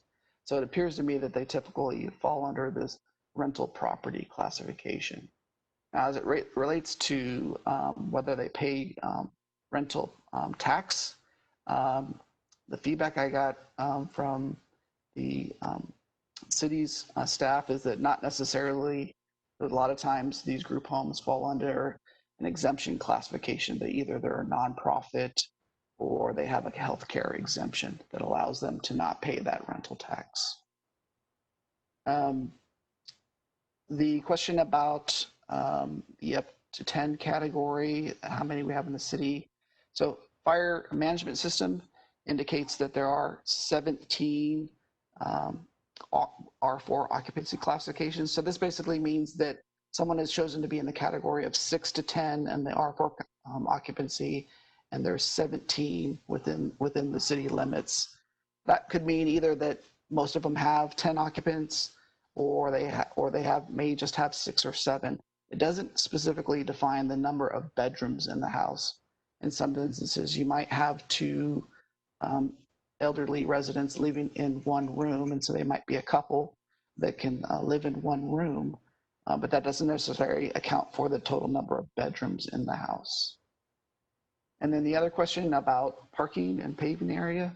So like all single family, including group homes, we have regulations that limit the total area of improved parking surface that can be parked on, and that's up to 35% of the front and visible sides of a property.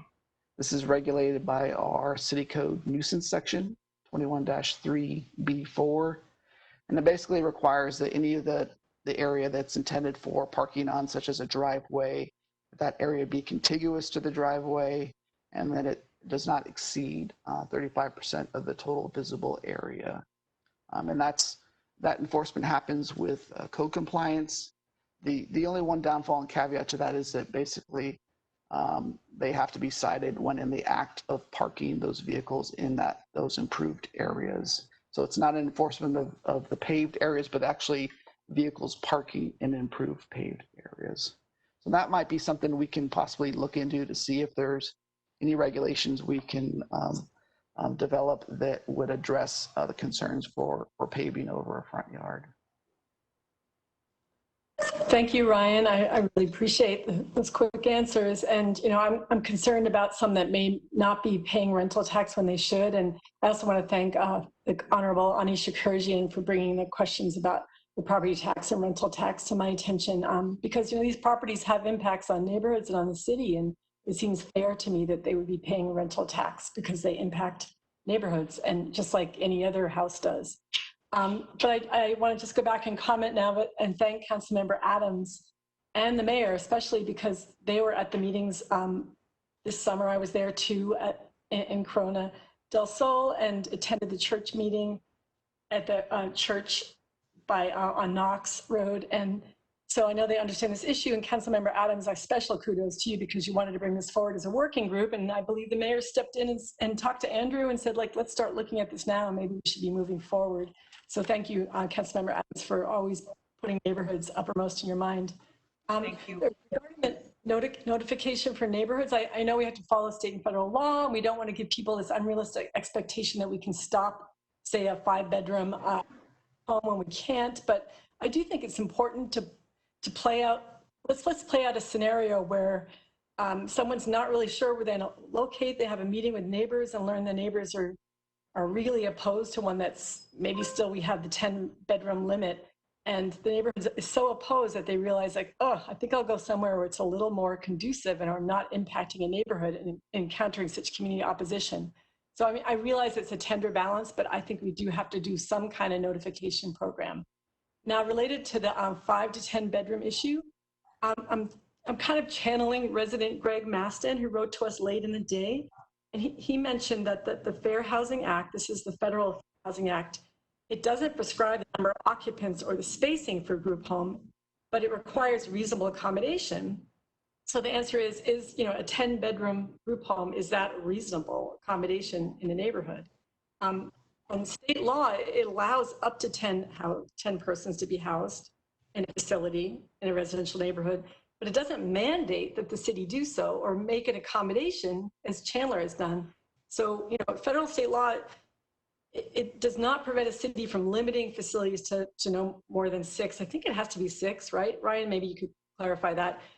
Or from increasing the spacing, as we've all seen. Seems like the consensus brewing that we should increase the spacing, whether that's just the 1320 or can we increase the spacing beyond what other cities do.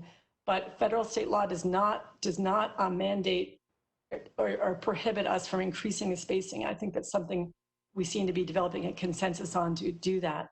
The parking, great on-site parking. I do worry that it could be a lot of concrete. I know there's limitations, but I would see what you might come up with in terms of fair requirements for the group homes. And I know that I'm concerned about high standard of care, and I know the neighborhoods are, and I know AZDHS, and they based on a complaint system. So I just be concerned, do they do a yearly inspection? Because it seems like without a complaint, we could have a low standard of care in a facility in our city. And the last thing is about the boarding house. I'm all for looking at boarding house regulations. I'm not sure how that interacts with our short-term vacation rental prescriptive law that the state handed down. So I would love to see more about the boarding house changes that we might come up with. And thank you, Ryan, for so thoroughly looking at this issue. And I think the neighbors are kind of surprised that we ended up, dealing with this issue so early in the session, shall we say. And so thank you so much again to the mayor who made it happen, and to Councilmember Adams for her passion on this issue. Thank you, Councilmember Cubie. Really appreciate that. Councilmember Arredondo Savage. Great. Thank you, Mayor. I appreciate the time. Just a couple of things. First and foremost, I want to give a great shout out to Ryan. This has been something that we've been talking about for a while. You were always really present at these neighborhood meetings, and really listen to the residents and their concerns, and always are looking to try to find solutions and seeing what best practices are out there. So hats off to you for you doing your diligent homework and bringing forth some really solid recommendations where we can make a difference in the neighborhoods, a positive difference to really increase the quality of life for everyone.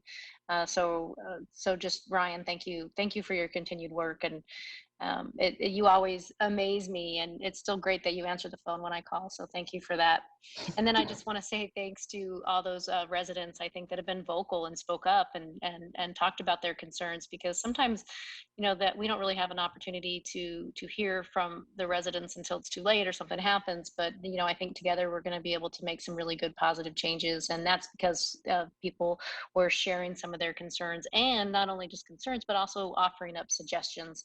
And I certainly do appreciate that. And I think, Ryan, you've captured that in a lot of ways with some of your recommendations that are here. I think just a couple of things moving forward, Ryan, that I just want to say I agree with, with a lot of what my other council colleagues have said. I think the parking requirement is a big deal. I think we definitely need to implement that. I want to know too, can we talk about that 35% and how it's measured?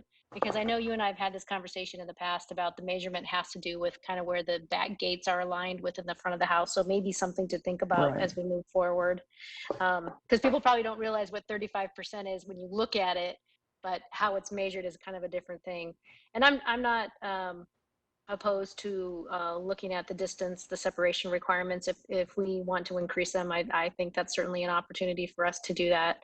I 100% support the max of 5 with the 2 staff. I think that's a really solid, good suggestion. So thank you for that. And I think Councilmember Navarro brought up a really good point. And I think this is one of the things that we heard in those meetings with the residents is they just didn't know about it. And I realize that, we have to make sure everything is fair as we move forward, but, maybe there's some things that we can do in the application process that strongly encourages, at the very least, if we can't mandate it, to have some outreach out to the neighborhood, within a reasonable, square footage. And then also maybe say, hey, have you looked at the CCNRs? I think Councilmember Garland brought up a really good point, not necessarily saying, I guess that's on them, but just a good reminder to say, hey, you might be in an area where there's CCNRs in place and you might want to take a look. I think if there's some way that maybe we can incorporate that within an application, if we can't, mandate that as a check through the process, then at least maybe a reminder. I also like the idea, I think it was Councilmember Navarro that brought up multiple, well, not necessarily multiple, but violations, kind of an abuse of violations on these homes. I think that we got to think about, the maintenance, the upkeep, the parking. If they're following the rules and regulations, great. That means they're being good neighbors. But if they're not, what do we need to do to make sure that they're compliant? Because first and foremost, that's what I would strive for. But secondly, what could be the possible consequences if we continue to see multiple violations by the same homeowner? Moving forward, I think that would be something I would certainly want to address. And I do like the idea of looking at or exploring boarding houses and our regulations and how we can do them better moving forward in the future, because I think that's something that other people have concerns about too. So I think you've done a really great job of kind of wrapping this all up in these slides. It's not an easy subject, and it's kind of hard to understand and get your arms around, but I think you did a really, really good job of trying to simplify things a little bit and talk about what we are able to do and what we're not able to do. And I think that you've put forth some really good recommendations, and I agree with all of them. Just for those couple of things that I mentioned, I would just say, thank you for your work. I look forward to getting this implemented sooner than later. Thank you, Mayor. Thank you, Councilmember. Great. Thank you, Councilmember Arredondo Savage. Next up, I have Vice Mayor Keating. Thank you, Mayor. I want to thank you, Ryan, for putting this together. I'm very pleased with what you've come back with. I definitely support everything that you're suggesting here as far as potential changes. If we want to increase separation requirements, I'm all for that too, frankly. I absolutely agree with Councilmember Navarro in that there needs to be more communication around this issue, and I don't think it is on the city to communicate it. It's more on those that would be setting up the group homes. So anything we can do to, Councilmember Arredondo Savage said strongly encourage, I would say compel these companies to be active community in the neighborhoods they hope to operate in. I think that would very much be beneficial as far as avoiding, what we kind of saw happen over, earlier on this year when, a group home was coming in and no one really kind of knew about it and the neighborhood was very upset. So anything we can do around that, as far as potential policy changes at the city, I'd be very supportive. I agree with, Councilmember Kuby in that, these entities need to be paying their fair share of taxes. And I know there's exemptions here and there for the services they offer. And I know that we're limited, what we can, mandate of them, what we can require of them. So I would ask, maybe come up, if it makes sense, come up with some sort of criteria of what is a group home, what is a, for-profit versus nonprofit, and try to think of maybe some creative ways that we can recoup some of the expenses that these homes, put on the city, frankly. And we know that we do incur expenses as a result. And, especially now that we're making such big budget cuts, it's important that everyone's kind of playing fair by the same rules. So I would definitely be happy to consider any sort of revenue that we can generate from these homes, as far as we are legally and practically allowed to do. So I really appreciate this again. Again, all the suggestions are great. If we want to increase the separation, that's fine too. But again, communication and revenue are really important to me. Yeah, that's it. Thanks. Great. Thank you, Vice Mayor Keating. I just have a few questions myself, Ryan, and then we can probably move to wrap this one up. For recommendation number 2 of 7, I'm assuming, so if we talk about doing limiting occupancy to 5 residents, I'm assuming the group homes that already exist are going to be grandfathered in, correct? That's correct. Yes, the current operating group homes that are active today would still be able to maintain their license status. Okay. And next up, with item number 7 here, when we talk about GIS mapping, my only concern is if we did that kind of recommendation, would we actually talk about the nature of what the group home is, or is it just sort of, pointing out that a group home happens to exist at this particular location? I'm just trying to get more kind of color around that item. So currently we do map it, but it's an in-house database system.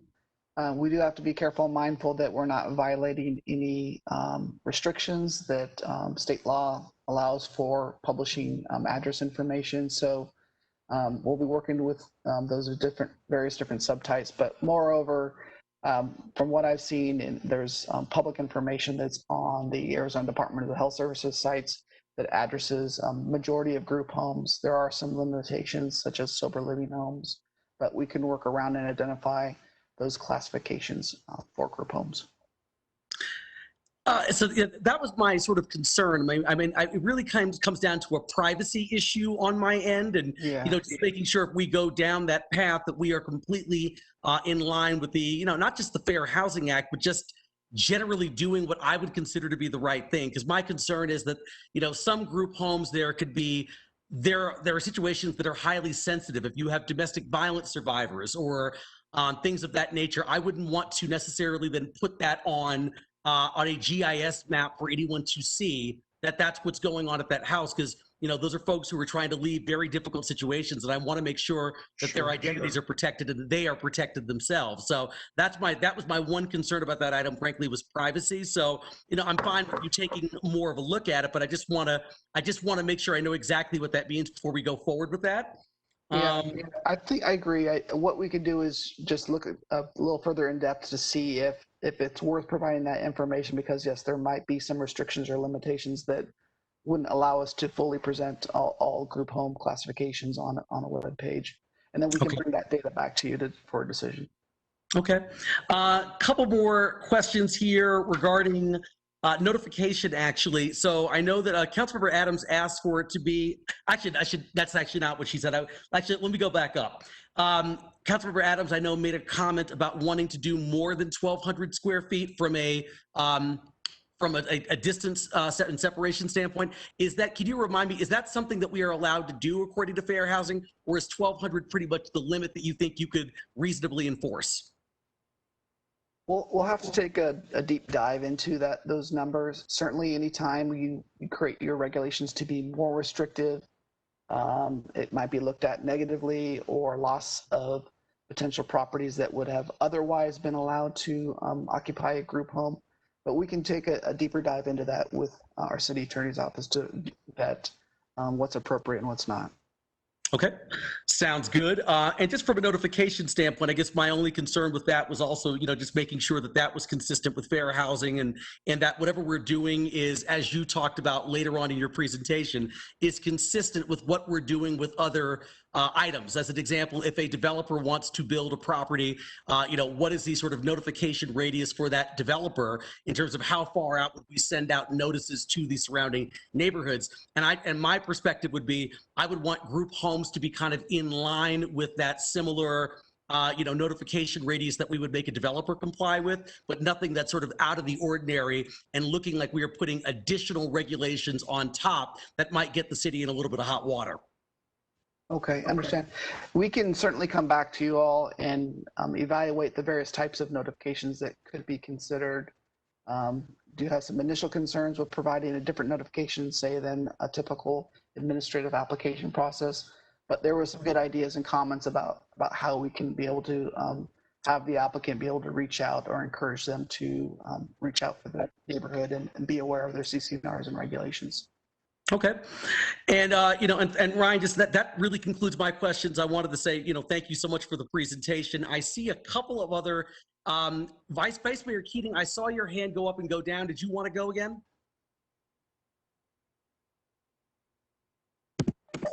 Yes, Mayor, thank you. I just had a quick follow-up question for Ryan on a point that you brought up. Existing homes being grandfathered in at 10. Is that 10 into perpetuity, or is that say somebody leaves for whatever reason, now they have 9, are they allowed to go back to 10, or do they eventually over time have to fall to that 5 number?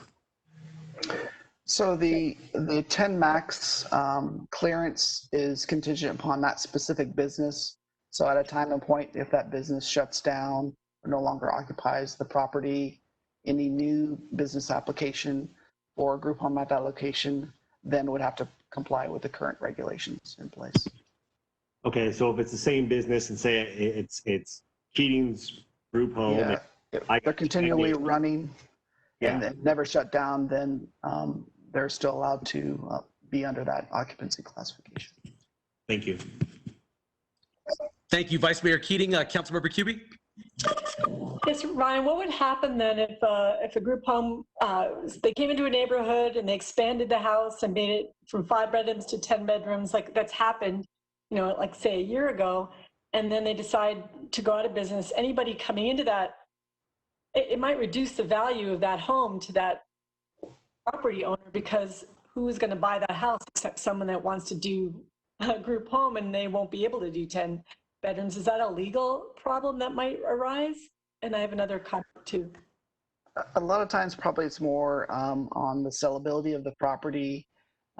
Certainly if there's a new investor that's purchasing the property, they might want to invest back in changing it to more of a traditional home layout.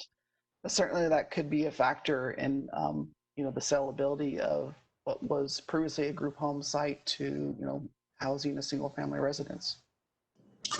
True, but I worry it could convert into an Airbnb, you know? So that's a concern I have, but I understand what you're saying. And Mr. Mayor, if we have consensus to try to reduce the maximum to 5 with a, you know, another step required like Chandler does, and where are we with that 5 versus 10 bedroom issue? Thank you, Councilmember Cubie. More than happy to try to get consensus on that item. I guess, you know, as opposed to making everyone unmute themselves, if you don't have any issue with item number 1, I believe it was, Ryan, if you could show that on your screen again, and it's just so I can read that. Actually, it's item number 2, limiting occupancy to 5 residents with an option of a reasonable accommodations waiver up to 10. If everyone is okay with that, you could just remain silent and I'll wait a couple seconds. Mr. Mayor, it's Lauren. Yes. Yeah, I just have a question. If that's the case, like, can we just limit it to 5 residents and not have any, you know, we're not required to under federal law they don't prescribe the number of occupants. So can we just limit it to 5? Do we have to give the option of a waiver up to 10? At this time, the only reason why we've identified that because the 3 cities that have a different category, Phoenix, Chandler, and Gilbert, they all have options of a reasonable accommodations waiver or a fair housing accommodations waiver that's identified in their code. We can certainly come back to you and provide more information as to what that is, but certainly the code requirements say no more than 5. But then there's a separate section that identifies the opportunity or option for accommodations waivers.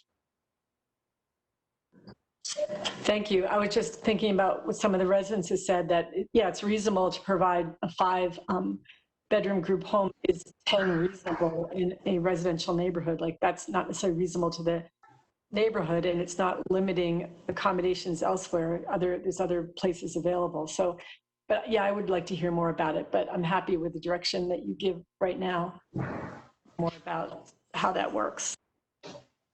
Okay. Great. Thank you, Councilmember Cubie.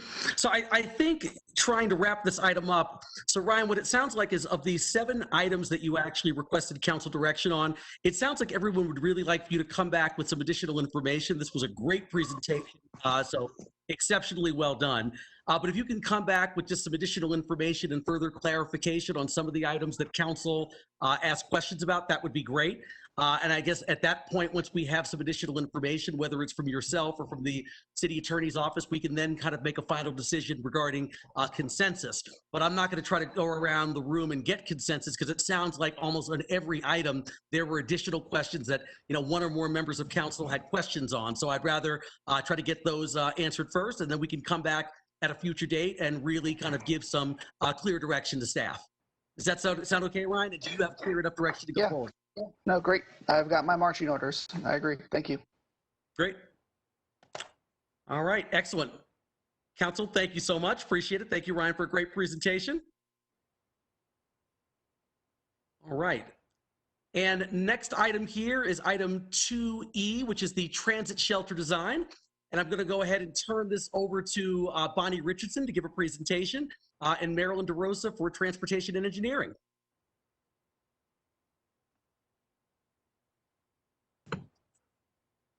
Hi, all. This is Eric Iverson. Or Eric.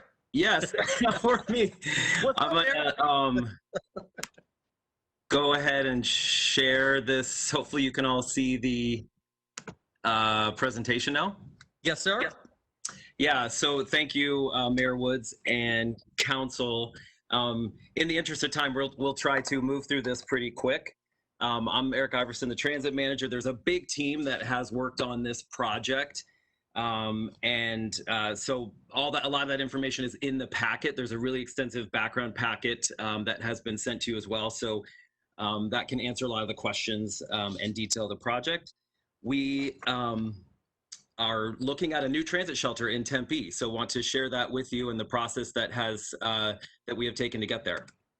These are the performance measures that are attached to this particular transit shelter item. And then just a little bit of history here. Obviously, you all know that the transit tax was passed in 1996. This gives us annual funding for our transit program that has grown a lot since 1996, nearly 25 years. We have 27 routes, including Orbit and our rail routes.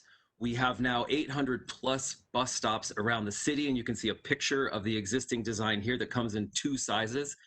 We only have about roughly 40% of our stops that have shelters, though. So that's one of the challenges of this project.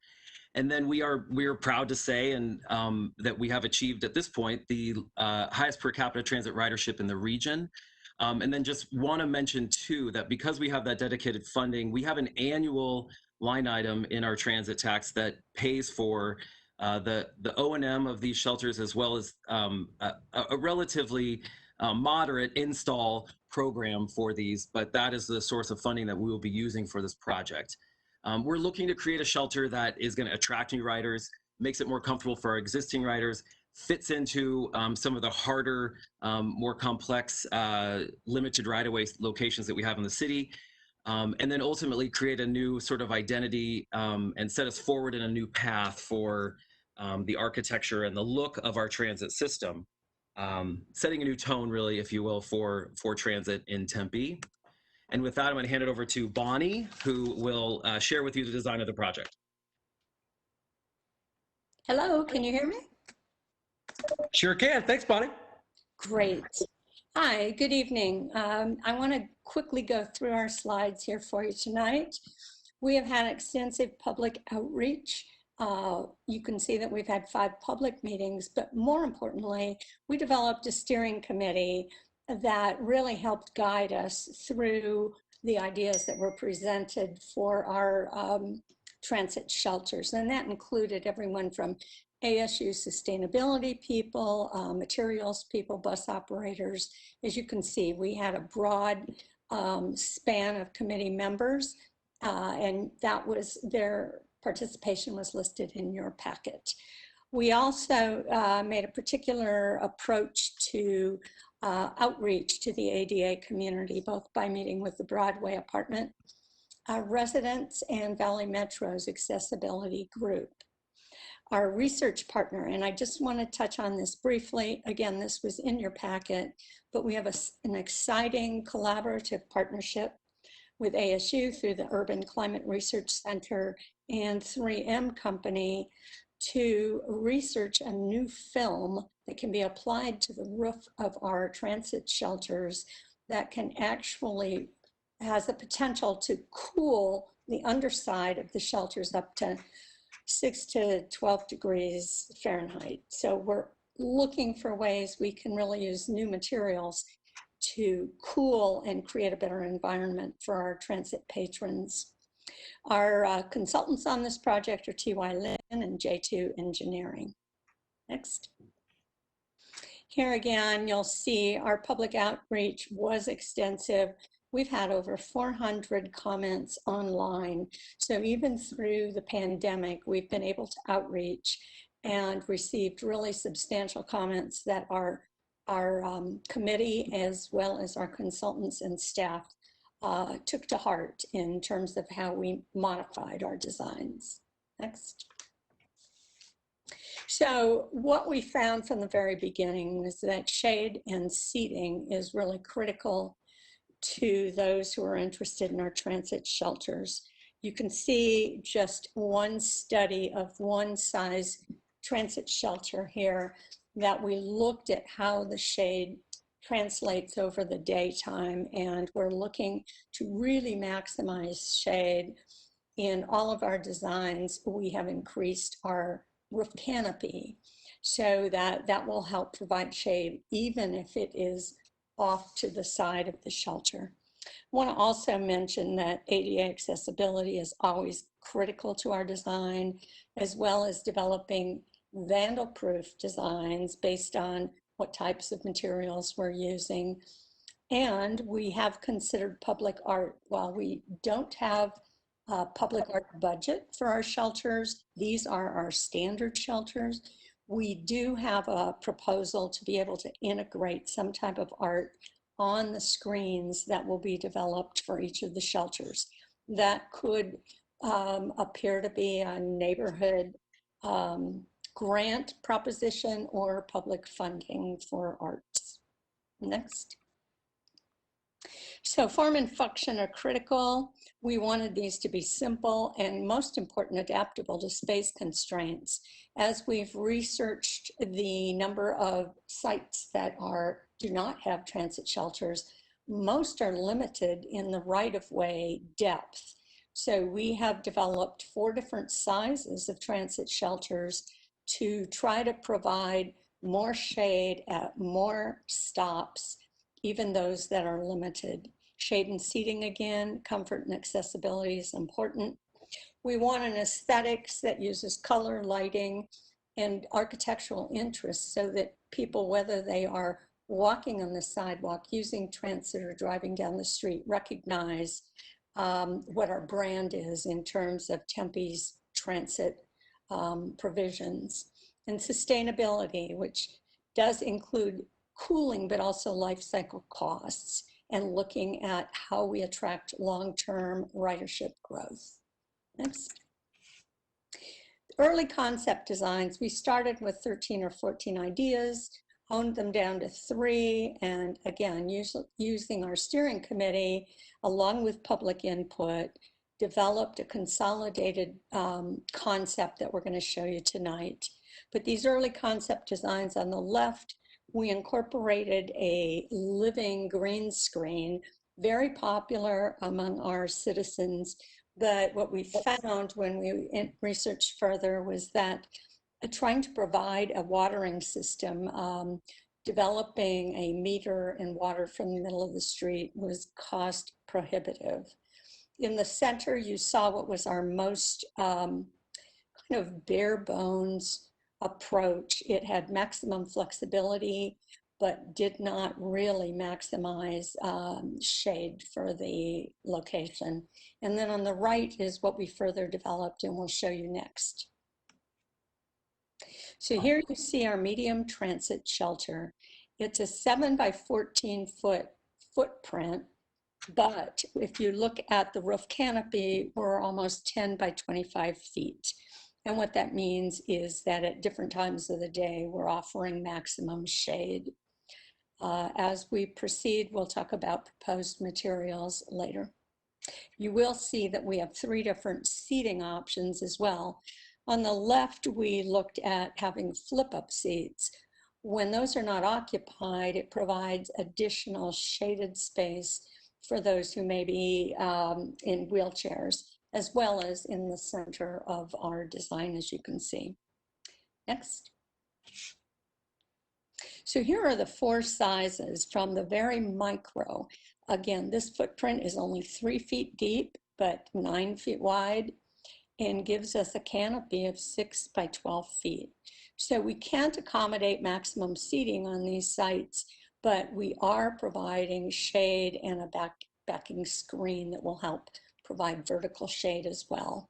The small feature, again, 5 by 10 foot footprint, can fit in many of our unsheltered sites. So we believe these two smaller sizes allow us to provide more shelter at more sites for less cost. The medium and large sizes, we typically use those at sites that are at major intersections where we have higher transit ridership. Ultimately, those will replace our existing shelters, but as long as our existing shelter is in good condition, we will maintain those and replace at a later date. Next. Here we show an idea of what the kit of parts is like and the materials. What you see at the top right is a patterned steel panel. That was an abstraction from an upside down pyramid kind of idea. We will further develop what these screens might look like as we get into the engineering phase of the program. We will also alternate those kind of panels with aluminum louvers, as well as types of architectural mesh. The idea being that it's critical that we have vertical shade in our Arizona desert sun to maximize the amount of shade for the patron. But we also, it's important that we maintain visibility, particularly between the bus driver and the patron, so they can see the bus arriving, but also the bus driver makes sure that he knows there's someone waiting at the stop. Again, just a couple of our seating options, and we'll develop more. On this design, you can see at the right side of the shelter itself, we have a flat bench. It would also have a divider so as to lessen the opportunity for lounging or reclining on the benches for bus patrons. Next slide. Here you see 4 of the potential concept color options. We've looked to the City of Tempe guidelines in terms of what our color representations are. We want to be sure that our transit shelters are representing city properties, and we want to attract ridership, but also reinforce what we have as an ongoing image. Next.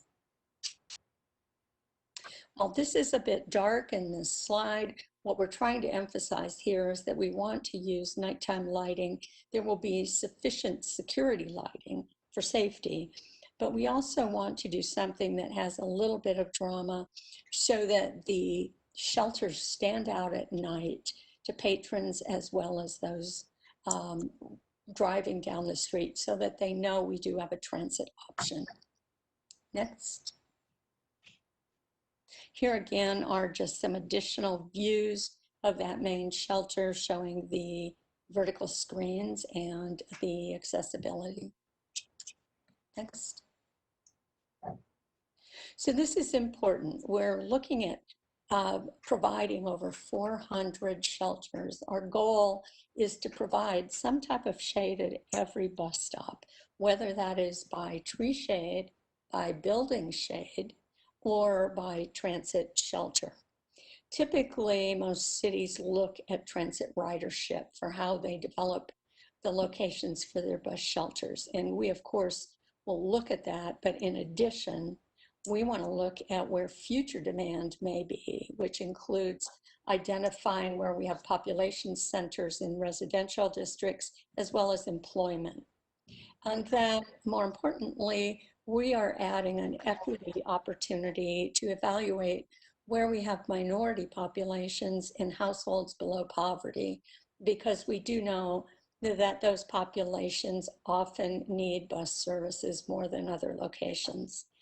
And in Arizona, we are recognizing the heat vulnerability is more and more coming to play in terms of the health of our community. We can map heat vulnerability based on hospitalizations due to heat illness and look at those neighborhoods and identify those as being prime locations for new bus shelters. If you look in your packet, you can see that we have a detailed prioritization data sheet that will help you see how we're approaching this prioritization. Next.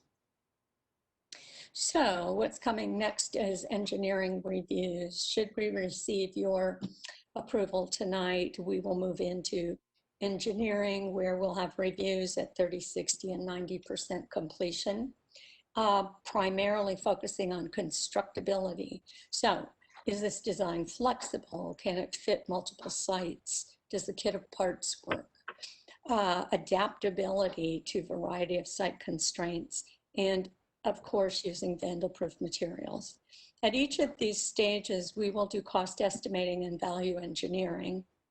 And we will also be refining the colors, the seating, and the screens so that we can provide you more information at a later date.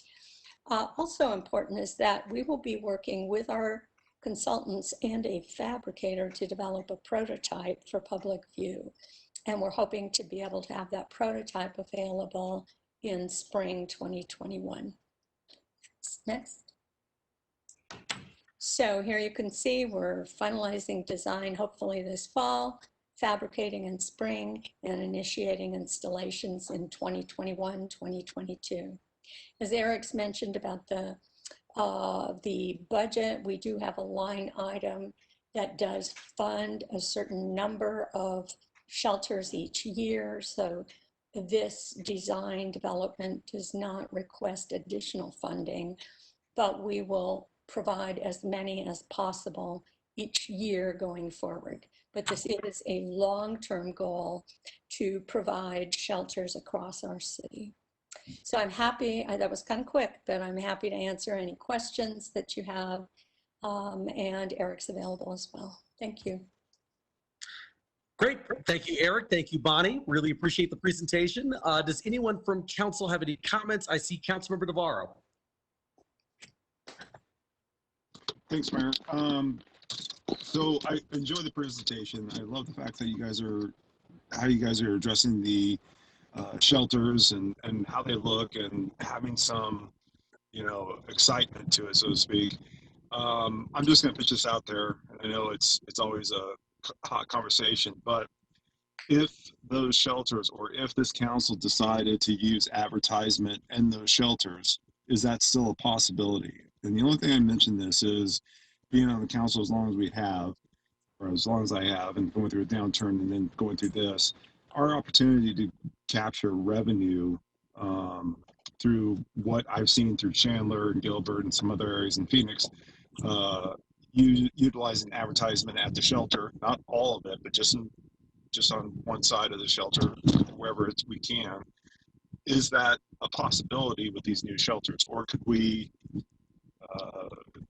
could that be a future possibility? I guess that would be my question. And that is definitely a possibility. We have approached this design consistent with the direction of past councils, and advertising was not considered appropriate. But as you can see, we created this kit of parts. So one part could be an advertising screen if you so desire. Perfect. Thank you so much. You bet. Great. Thank you, Councilmember Navarro. Councilmember Cubie. Thank you, Mr. Mayor. And I'm really intrigued with Councilmember Navarro's idea, and not to see a blitzkrieg of advertising, but what about considering naming rights for a bus shelter with an associated business that's nearby, or a larger business that's driving our Tempe economy? Just like something to think about. What I wanted to bring up, by the way, Bonnie, you are the goddess of public engagement. I mean, such an exhaustive process. There were so many opportunities to give feedback, just the detail of the presentation and all the backup material you gave. Like, there are a lot of people really interested in what's going on, and to see the expansion of sheltering and bus shelters in Tempe. So thank you, Eric, and thank you, Bonnie. You do it like nobody else in the way you approach public engagement, so thank you.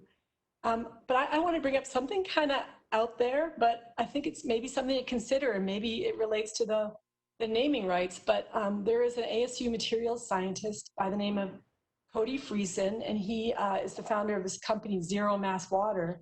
And they use like nifty science to squeeze potable water from the air. They use a single solar powered system, and it produces drinking water up to, like, I forget if it's 30 or 60 liters. Sorry if I can't remember. And so the idea, you know, when you think about bus sheltering and people who maybe we could also consider this could be a hydration stop as well, and we could do it through solar power.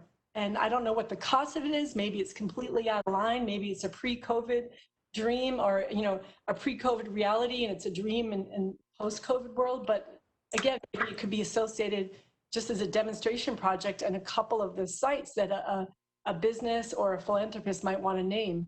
I think it would be amazing. This is a ASU Tempe kind of company that's been developing, and it's, I just think there might be some kind of a mix, some kind of integration that could be really innovative and show that we do make waves in the desert. We can make water in the desert with sunlight. So that was just one idea that I thought of. Thank you so much, Bonnie. You bet. And I failed to mention that each of our shelters would have solar on the roof, so that will provide the lighting.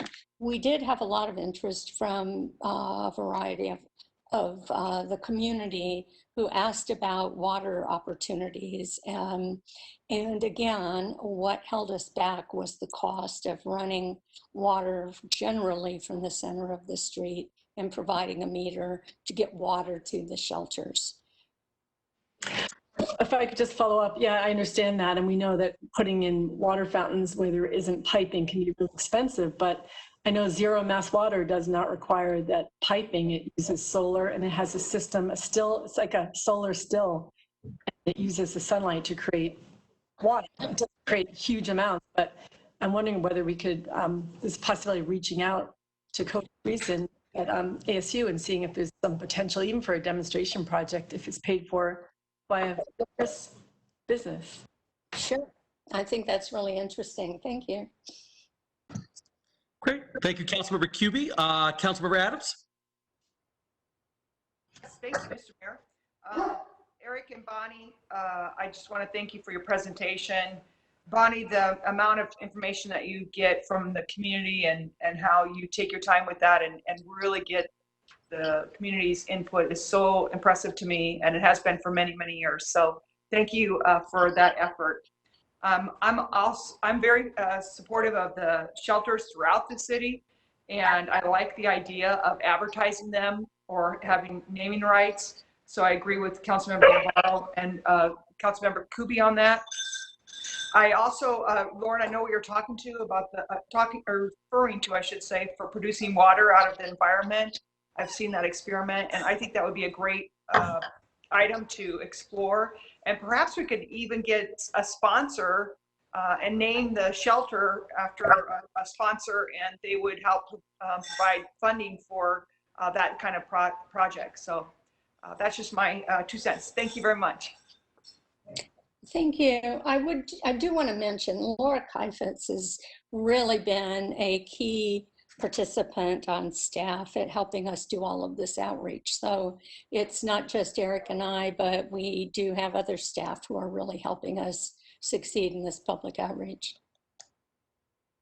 Thank you for that. Laura's great too. Great. Thank you, Councilmember Adams. Next up, Vice Mayor Keating.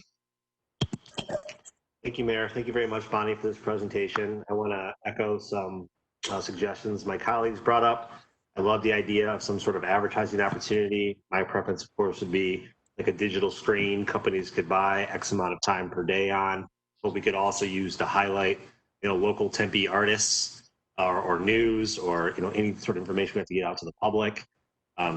Maybe there's a certain amount of the day where it's free to nonprofits or things like that. But I do think that a way to recoup costs would be through naming rights or digital advertising, could go a long way as far as making it not so expensive and maybe increasing the number of shelters we're going to provide, or as Councilmember Kuby brought up, additional functionalities at these shelters. So I just want to throw that in. Thank you. Great. Thank you, Vice Mayor Keating. Councilmember Arredondo Savage. Great, thank you, Mayor. Appreciate it. Again, it's already been said, but Bonnie, Eric, and Laura, you guys made a great team. You guys pulled it together, got a lot of really good feedback from our residents, which obviously you have done your homework and incorporated it in these concepts moving forward. So very cool, nice job. My thought process moving forward is the more we can do, the better. I think it'd be great, and I think our residents would welcome being able to be under these really new, modern, innovative shelters. I think they're great. The one thing, though, I do worry about, to me, a philosophical conversation about advertising. I totally understand where my colleagues are coming from, and I think we would all want somewhat the same thing. But for me, when it comes to advertising, it's one of those things that you can kind of go down a slippery slope, and there's a lot more to it. In regards to who can and can't, and some legalities to that. So before I would agree to anything about saying, yes, let's do advertisement on here, I'd much rather have a legal conversation and just maybe a philosophical conversation about advertising in general, and amongst where we are about the city. However, if it's something that we wanted to do to advertise what we are doing as a city, or resources that are available, or things that we are implementing, I'm 100% behind that. So just wanted to give a great shout out to staff for not only producing an always solid product and concept, but also the process. You guys really did it right. Thank you very much. Thank you. Great. Thank you, Councilmember Arredondo Savage. So just a few things here on my end. First of all, thank you, Bonnie and Eric, for a great presentation. Really appreciate it. And I love the look of the new shelters. I think they're wonderful. So I'm in complete support of doing those. And I think it's wonderful that we talked about also the equity process and why we're providing those, to make sure that people, that everyone in our community is being taken care of, and they are not sitting out at 116-degree heat during July or August, sweating to death. I mean, so I think it's a very important thing. And I'm glad you tied that element into this conversation. A couple of things just regarding some of the suggestions that council brought up. From an advertising standpoint, it's something I know I talked about many years ago when I was still on council. But I have a few concerns that I want to raise, or just maybe not even concerns, but things where I would love for you to come back with some additional information if you can. I don't expect you to have all of these answers right now. But first of all, how much would advertising generate on like one side of a bus shelter? Because my concern is, it may not generate enough revenue to make it worth whatever potential blowback we might get from residents for doing it.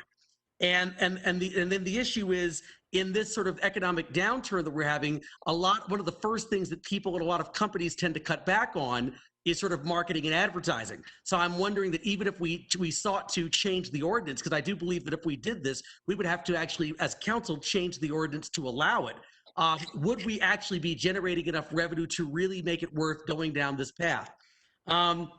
The naming rights thing, I think, is very interesting, because I think that that's one way that we might be able to do something where a company or a corporation purchases, the bus shelter, and we get some kind of one-time or maybe even recurring money for it. But I feel like we might be able to do it in such a way where not the advertising, but the name on the shelter sort of still maintains a very tasteful vibe and doesn't detract from like the beauty of the shelters that you've designed. And then the third thing I had was just regarding the advertising. And I know, Bonnie or Eric, I don't know if you can actually answer this question, but my understanding was one of the challenges with advertising is that you have to pretty much, if you open it up for advertising, that anyone gets to advertise. And that the city of Phoenix that does have advertising on their bus shelters, that they've been sued a number of times when like they have a company or someone that actually wants to put content on there that might be objectionable to a large number of residents, and then they've tried to potentially stop that from going up because they are trying to protect their residents and protect surrounding neighborhoods. Then they've therefore gotten sued because they've tried to then kind of, they're sort of trampling on someone or a company's First Amendment rights. So that's my concern. But is that the case? I think in the past that's been raised as an issue.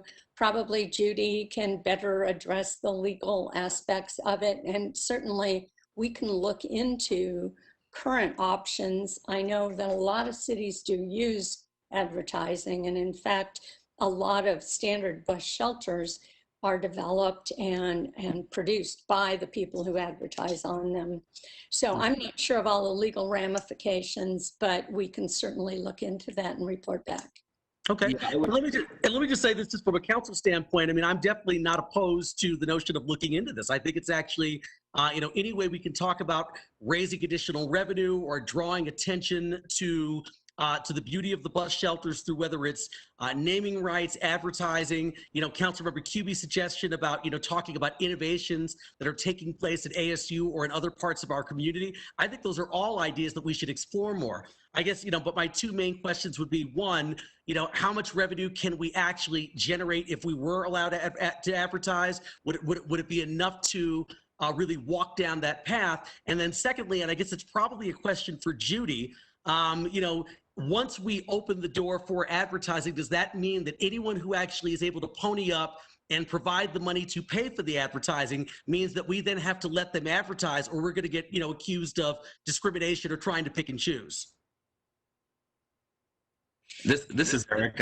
I just want to add that I think since we're presenting to the council in a month on the health of the transit fund and kind of next steps with some of the expected budget cuts that are coming to the transit fund, we are looking at revenue generating possibilities as well. So we'll reach out to some of the other peer cities, especially Phoenix, because they have a really robust advertising program at their bus shelters, and we can get some data to share with the council at that September council meeting on what kind of revenue generation is happening in other cities. And then we'll consult with our attorney's office to get the information about what kind of doors we open if we were to go down the path of having advertising at our shelters. Excellent. Thank you, Eric. I really appreciate that. And Bonnie, thank you as well. I want to just, so you'll bring that back for a future meeting. I appreciate the additional information. I do believe, though, from what I could gather, that we have consensus on moving forward with the bus shelters, though, as designed and as presented this evening, unless any member of council has any further comments or questions.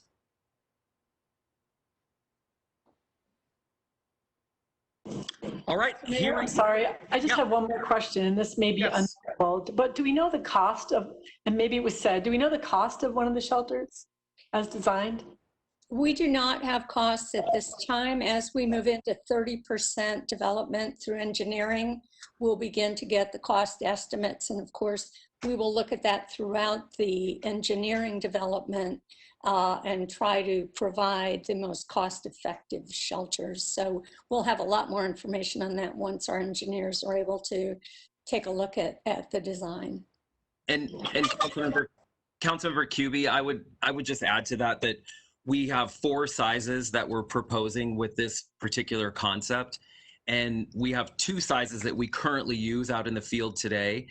Our objective is to get the 2 smaller sizes that we're showing you here tonight, that those would be less expensive than what we're currently paying and covering with the install of the 2 sizes that we have out today. Thank you. Great. Thank you, Councilmember Cubey. Do I have consensus on, Councilmember Cubey, do you want to wait for that, for that answer, from Bonnie and Eric, or are we generally, yourself and everyone else, comfortable with the direction that staff is going in with regard to the bus shelters? Because it sounded like everyone was pretty supportive. Yes, certainly. And how? Great. Thank you, Councilmember Cubey. Anyone else from council have any comments or questions, or are we going to give staff consensus to move forward with what they've presented? All right. Sounds good. Oh, excellent. Thank you, Bonnie. Thank you, Eric. Really appreciate the great presentation. The bus shelters look fantastic. So thank you so much. We appreciate it. Thank you. Thank you. All right. Let's go here to next up here. The next item on this agenda is the call to the audience for committee of the whole items listed under section 4A. Audience members have up to 3 minutes to address the city council. Madam Clerk, I'll ask, are there any speaker cards? Mayor, yes, I've received some late cards. I no longer have staff monitoring the box. I will apologize to the public if anyone submits anything after this point.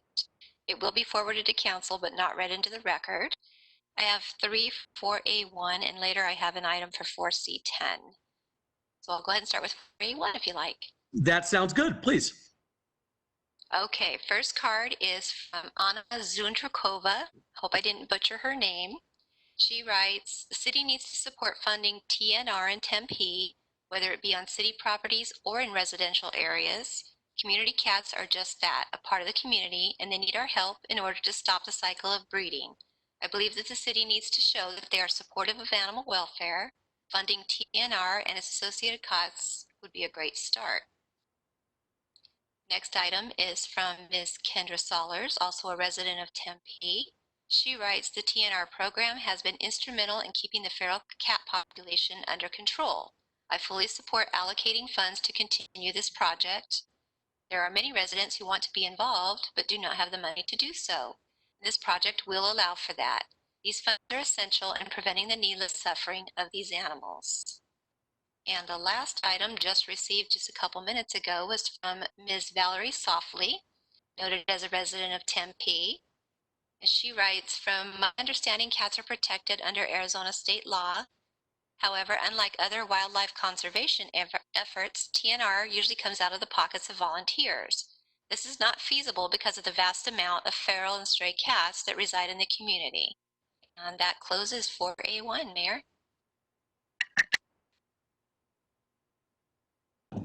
Excellent. Thank you, Madam Clerk. All right, next up here, we're going to go to Committee of the Whole items, which is item 4. So we've got one item that's ready for council direction, and I understand that staff has prepared a presentation, but to the council members on this working group, which is animal welfare and laws, do they want to kick it off, or do we want to go right into the staff presentation?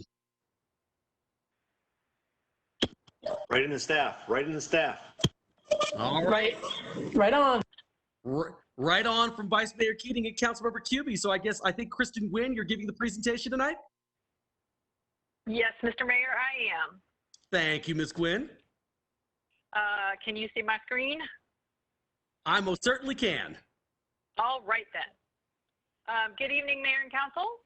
Kristen Gwynn, Council Aide, and I'm here on behalf of the Animal Welfare Working Group to update you on the status of the feral cat pilot program, which launched approximately 10 months ago, and to bring some recommendations from the working group on next steps and a request for council direction on where the program might go from here.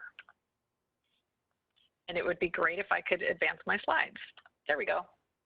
As you've previously heard, there were 4 neighborhoods selected for the pilot based on responses to a Tempe Forum survey, including Pepperwood, Kiwanis, Brentwood Cavalier, and Tempe Gardens Superstition neighborhoods. Each neighborhood was offered a community education meeting in November where we presented national best practices on feral cat colony management. This is actually a slide from that neighborhood meeting presentation where residents were introduced to the program and to other colony caregivers in their neighborhood and encouraged to start having neighborhood-based conversations around things like feeding locations, coordination of efforts, and how to mitigate the negative impacts of feral cats on individual homes and neighborhoods. Participants then spent a couple of months implementing those best practices and gathering inventory, if you will, on the number of cats in each of their respective neighborhoods, where they're located, and who their caregivers are. By February of this year, we began assisting with trap, neuter, return, or TNR services, neutering 27 cats from our pilot neighborhoods in February and early March, prior to the pandemic forcing the shutdown of many of the TNR provider clinics. While those clinics are open again, many continue to have significantly limited capacity, so we worked with some local rescue partners to schedule 2 mobile TNR clinics at city facilities. The first of those took place on July 29th at the Cahill Senior Center at the Westside Multigen and involved a team of approximately a dozen local volunteers out the night before helping people trap cats in all 4 pilot neighborhoods. We neutered 43 cats that day, and all in all, it was considered a big success. The second mobile event is scheduled for a week from today on Thursday, August 27th. So volunteers will be out again on Wednesday night trapping.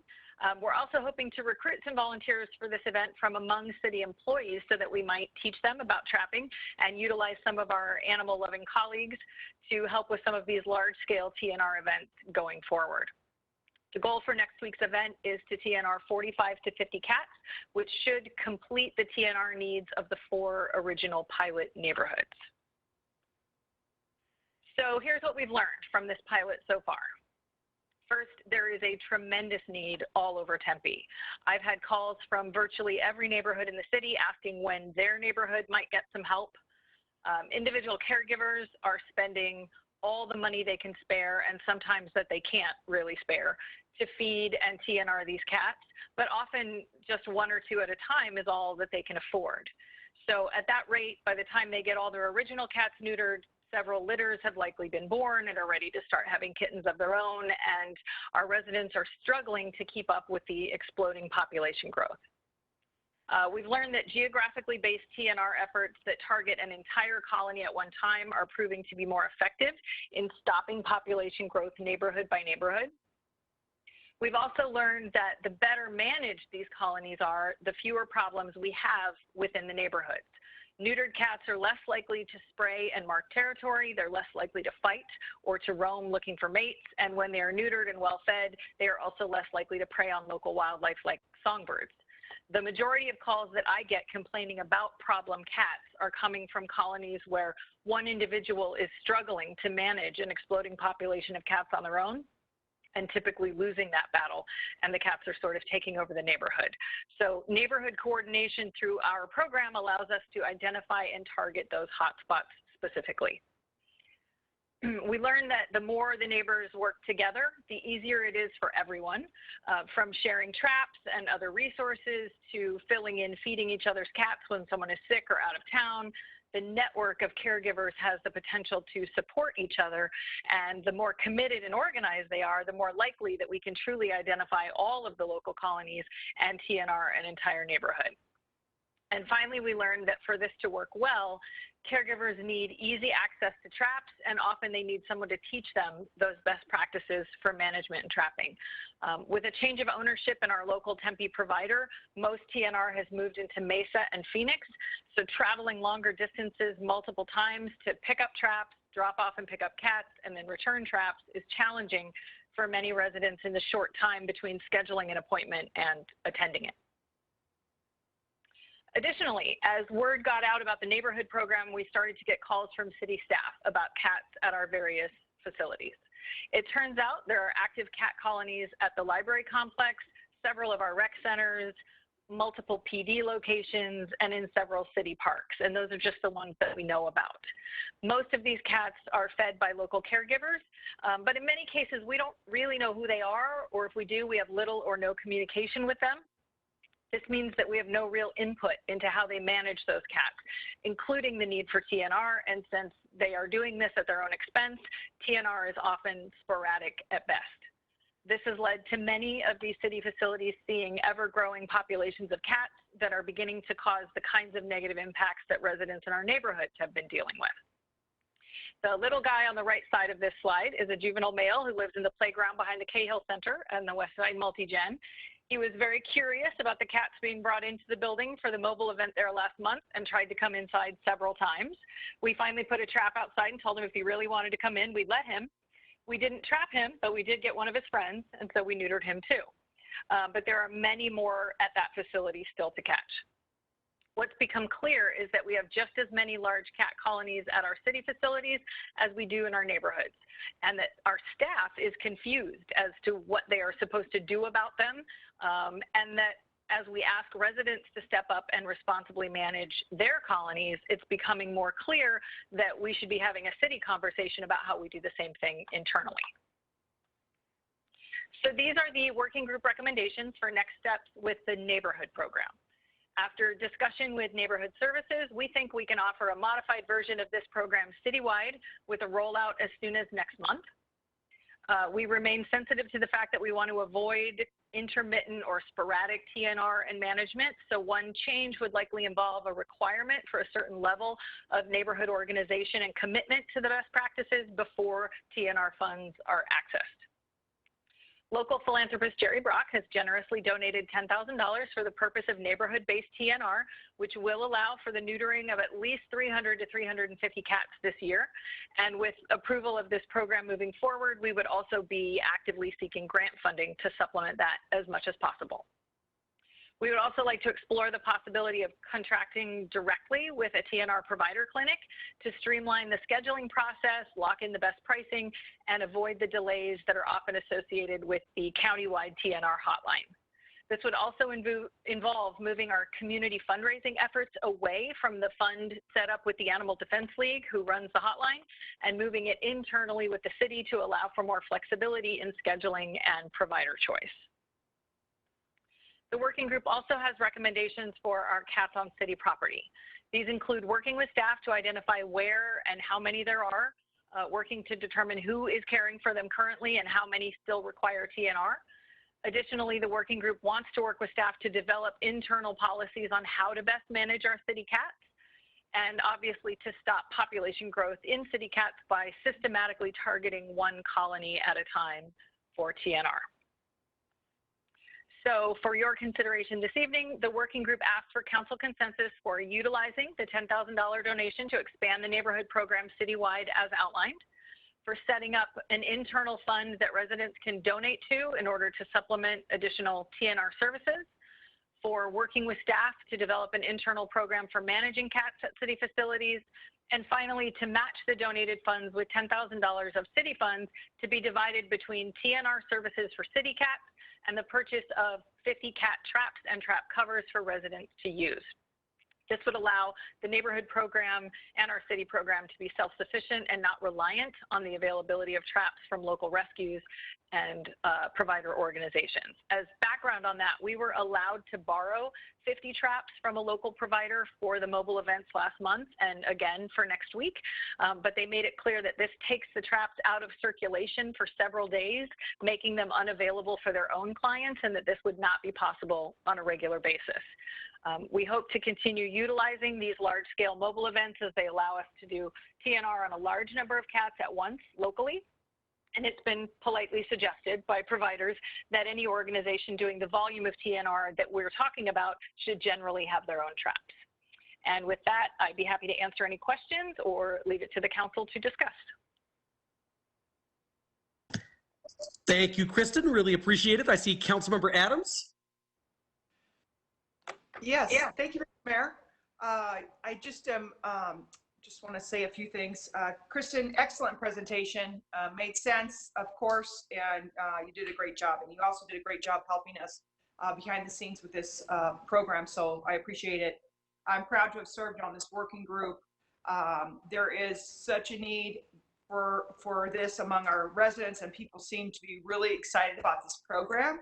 Also, I know from my time managing facilities that there are a lot of cats around our city buildings, and I'm sure it's only gotten worse in the last couple of years.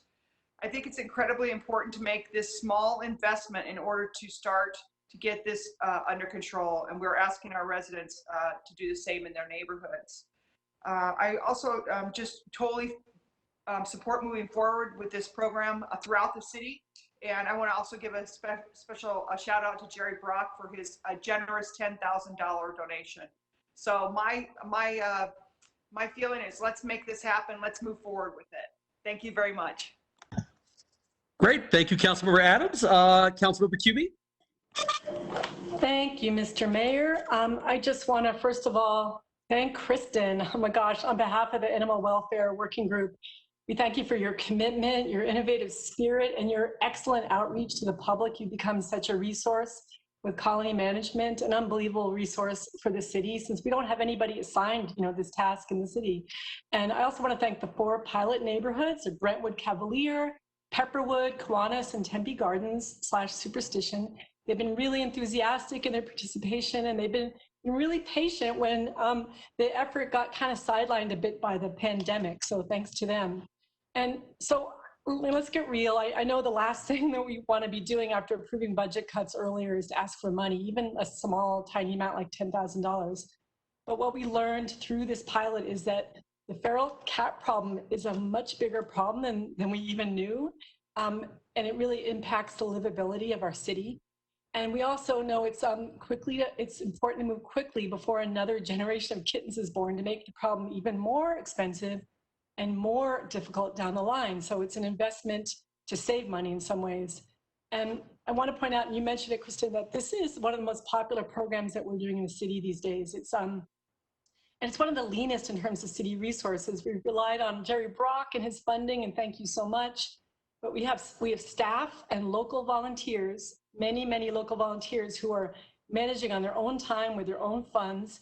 And we don't have that infrastructure that TRAPS would help to build and just to manage the need that we have out there. So we need to, I think, walk the talk. And we've done this with so many other projects, I know, with our equal pay program. We want to make sure that we as a city were walking the talk before we had a new program. And I believe that our city facilities are really in need of colony management, and also to have some TNR on our own cats with our city facilities. So the matching funds for the TRAPS and the TNR and the city cats would be an initial investment. Shouldn't have to be repeated year after year. We'd have those TRAPS, and Kristen would keep them well under control, and we'd have them year after year. And it would give us a head start to really getting this program under control. I don't think there's any city in Arizona that's doing what we're doing right now, and it's really a point of pride. And I also think we're going to be more likely to attract more grant funding. We've had some foundations sniffing around, and we want to see if we can show, that just some investment, small investment at $10,000 would really help to spark the design and implementation of this really popular program. So with that, I yield to Randy Keating, the other member of the working group. And thank you so much to Vice Mayor Keating and to Councilmember Adams for all their support in this project. They've been really unbelievably supportive of everything that Kristen and the group has been working on. Thank you, Councilmember Cubie. I just appreciate your reference of sniffing around with relation to cats. I don't know if that can was... I make one other joke? So like this is Bring it on. This is a cat-cow. So I'm just throwing that out there to Elizabeth Higgins, like a cat-cow yoga position. Never mind. Oh my gosh. I love it. Thank you, Councilmember Cubie. Vice Mayor Keating. Thank you, Mayor. I lost power there for about 30 seconds, even though not a drop has fallen, which is very frustrating.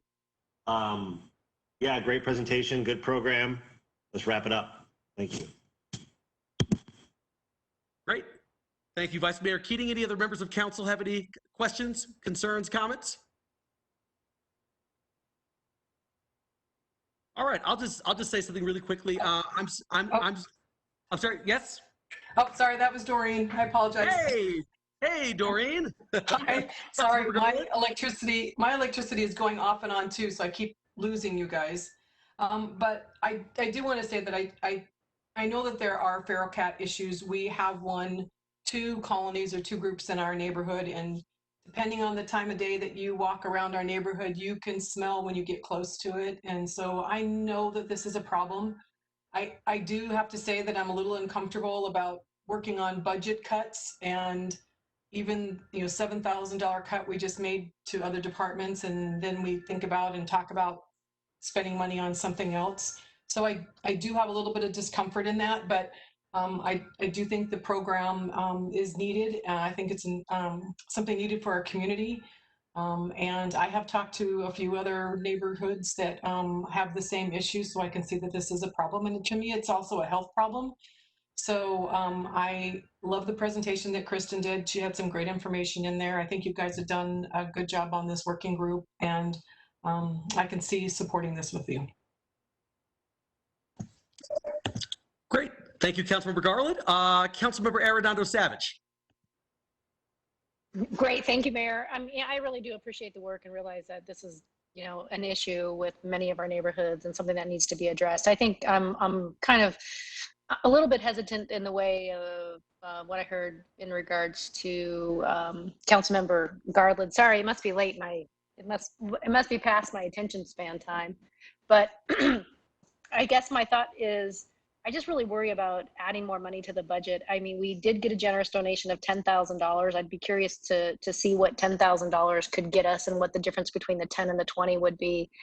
I'm not saying no to the project at all, but I'm just saying I'm really very concerned about adding more money to to this particular item when, you know, we are making a lot of budget cuts and probably going to have to make more in the future. So I just want people to be aware of that. And if there is a way that we could maybe do the $10,000 this year and then maybe think about the need for the next year to give us just time to see how the budget settles down, I would definitely be opening to address that. So anyway, my 2 cents. Thanks, Mayor. Thank you. Councilmember Arredondo Savage, just a clarification. Were you talking about doing the 10,000 in city funding this year, or were you talking about just using Jerry Brock's generous donation of 10,000 this year?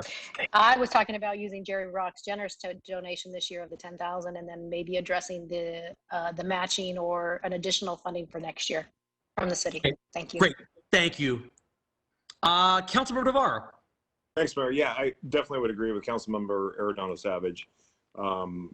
Utilize the donation and then maybe doing a matching the next year, depending on how well we do with the budget. But yeah, that is, I mean, granted, I totally get it. I wish we could tell people to stop feeding cats to hopefully mitigate the problem, but that's not going to be realistic, obviously. And so with that being said, yeah, if we can use those funds that are brought in from Jerry Brock and then maybe match it, considering if we are somewhat out of the woods. But yeah, the budget is my concern right now. But I obviously agree with the health issues with the cats. So that's it. Thank you, Councilmember Navarro. I've got a quick comment, and I'm going to go back to Councilmember Cubie. I had some initial trepidation as well regarding the $10,000 in city funds, especially given the fact that we've had a lengthy presentation tonight from Ken and Mark about the situation that we're going into, and we're still at a very uncertain time due to COVID. So, I mean, even though it's a very small amount of money, I know every dollar and cent counts during this time. The thing that made me a little bit more comfortable, though, was the fact that, and I think Councilmember Cubie pointed this out, that of the $5,000 that would go to the traps, that at least that we know that those aren't, that's sort of a more of a one-time cost and not a recurring expenditure, provided we do a good job as a city of maintaining the traps.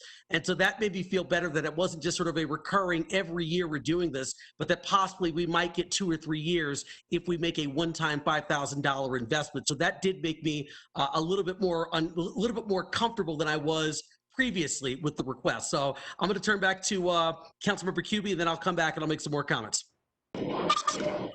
Thank you, Mr. Mayor. And sorry if there's a lot of background noise, but it is crazy rain out in my house. I just wanted to sort of clarify that Jerry Brock's money, it's expected to cover 10% of the cats that we estimate need TNR. And this is a cost that our citizens are bearing right now. And there are people that we all know who are spending money that they should not be spending because they don't have the money to TNR. And so that's just for neighborhood cats. But what the matching funds would do would allow us to do the city cats, and then, like you said, Mr. Mayor, buy important infrastructure for the city. So the 5,000 not reoccurring, and the other 5,000 to do the TNR, like hopefully we can get them under control in 1 year and revisit it and wouldn't have to go back for further funding. But I do want to make clear that the sponsoring organizations that we begged and pleaded for and gathered traps, they can't do it anymore. They said, we'll do it these 2 times because you guys are doing amazing work. But we fully intend, and hopefully Ken can figure out a way to rustle up 10,000. I don't know if it's contingency or wherever, but we fully intend to go after funding. And we have foundation that's particularly interested in the work that we're doing, and they want to see some commitment from the city. But this is kind of innovative stuff here that we're doing. And I think the popularity of this program just, it kind of begs, cries out, meows for an investment in the city that would pay off, I think, substantially. And as Andrew Ching texted me, it's like TNR, meow. Wow, I got nothing more. Thank you, Councilmember Cubie. Mayor? Yes, Councilmember Adams. Hi, thank you. I agree with Laura's comment. It's really a preventative issue. So if we invest money now, then it's going to resolve a lot of issues down the road. And it is a health and safety issue also. And I've met with so many constituents out there that are just so tired of the cat smell and all that. And this will really reduce the spraying that the males do. And I'm very supportive of funding this program. we've been able to find money for other things, and I think that this is a good opportunity to find some money for the CAT program. So meow back to that. Thank you, Councilmember Adams. My goodness. Okay.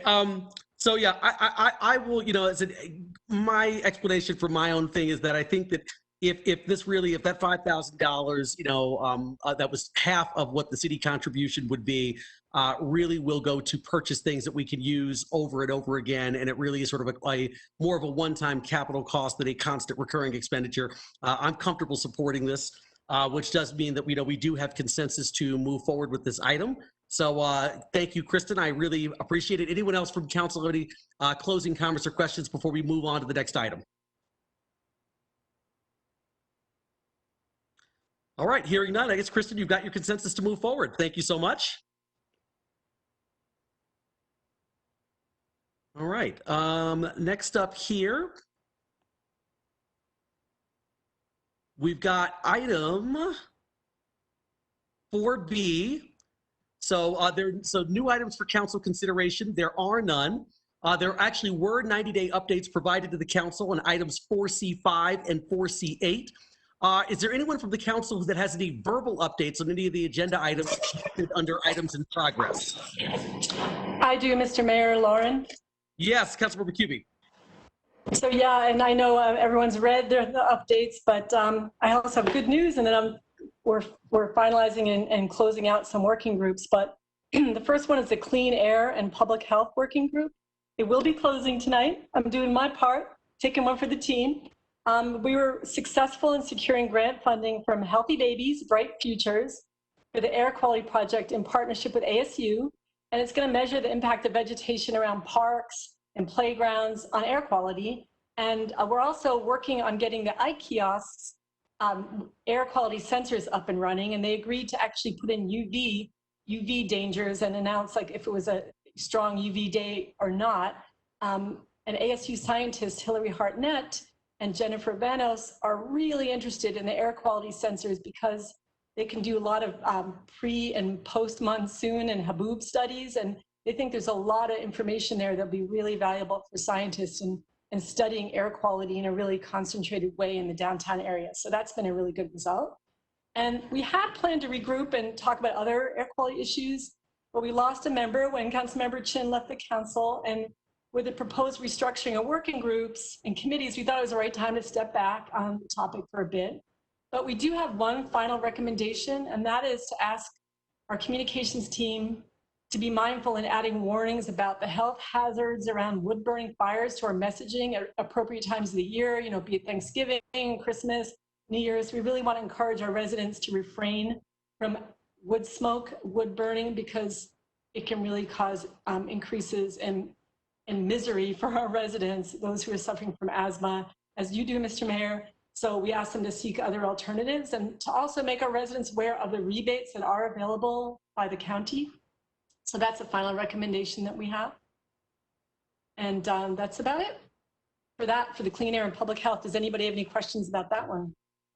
Thank you, Councilmember Cubie. Any members of council have any comments or questions for Councilmember Cubie on that item? Absolutely not. Thank you, Randy. Thank you, Vice Mayor Keating. Well, I just want to see if I can get a cookie for closing out a working group. That should be, yeah. Okay. Major props to you, Councilmember Cubie. And the other thing is drought resiliency, and we're going to be closing out the drought resiliency working group tonight. We lost a member with the departure of Mayor Mitchell. I want to thank so much Councilmember Adams for her involvement. Over the past year and a half, we've got a tremendous amount of information from stakeholders and water experts all over the valley about what to expect with Arizona's water supply, what steps can be taken to protect Tempe's water resources in particular. And I also want to thank Councilmember Garland, who's taking over the representation on the Arizona Municipal Water Users Association too. So what we hoped would come out of the group was a drought contingency plan, which is what is the city going to do if water shortages occur, and a drought resiliency plan, which is what steps should we take to avoid those shortages for as long as possible. So water staff has given us a general outline for how they'll create those two plans and a general timeline in which they'll be able to bring them back to council. So I'm really happy that that will be happening, but I don't want to hold on to the group for a long time while they do that. And hopefully won't be a long time, but just think it's best to relinquish this back to staff. And also we've asked staff to consider new conservation goals or performance measures because they're kind of outdated and haven't been adjusted in a long time. And we want those goals to more closely reflect the goals that SRP set. They provide the bulk of our water. And so there's going to be some cooperation with SRP in working on conservation goals. So with those plans in motion, we're closing out the working group. So that means 2 cookies. Excellent. Thank you, Councilmember Cubie. Really appreciate the update and the closing of 2 committees. That's great as we move to our new system that we talked about on August 7th. So thank you so much for your work. Appreciate it. Councilmember Adams, I see your hand up as well. Yes. Thank you, Mr. Mayor. I just wanted to report that the county island is moving forward, and I want to thank Councilmember Navarro and Keating for their help on this project. And I also want to thank my council colleagues for their support. The county island will positively influence North Tempe for many years to come. So I'm really, really excited to get this project going and move forward on it. So thank you very much. Thank you, Councilmember Adams. Any other council members have comments or questions on any working group item? Okay, hearing none. I know, Madam Clerk, we have a comment card on item 4C10 from a member of the public. Yes, Mayor. I have one card from Ephraim. His commentary reads as follows. I feel that the orbit buses are not necessary because the city is wasting $10 million a year with no revenue returned. When the orbit bus program started, crime began to increase in the areas where the buses were traveling through. The city receives no income from the orbit riders, and this causes our taxes to be increased and brings in more homeless into our community. This is also causing property values to increase much slower. I feel this is an unsustainable socialist program. And that's the close. Okay. Thank you, Madam City Clerk. All right. Next up here, we have item number 5, which is mayor's announcements. I don't have any announcements this evening. Mr. City Manager, do you have any announcements? I have no announcements. Thank you, Mr. Mayor. Great. Thank you so much. All right. That means we're on to item number 6, which is the next meeting date, which is September 17th, 2020. With that said, it is 8:35, and I'm going to go ahead and adjourn the meeting. Thank you so much, everyone. Have a great evening. Thank you, Mr. Mayor. You as well. Thank you. Thank you, Mr. Mayor.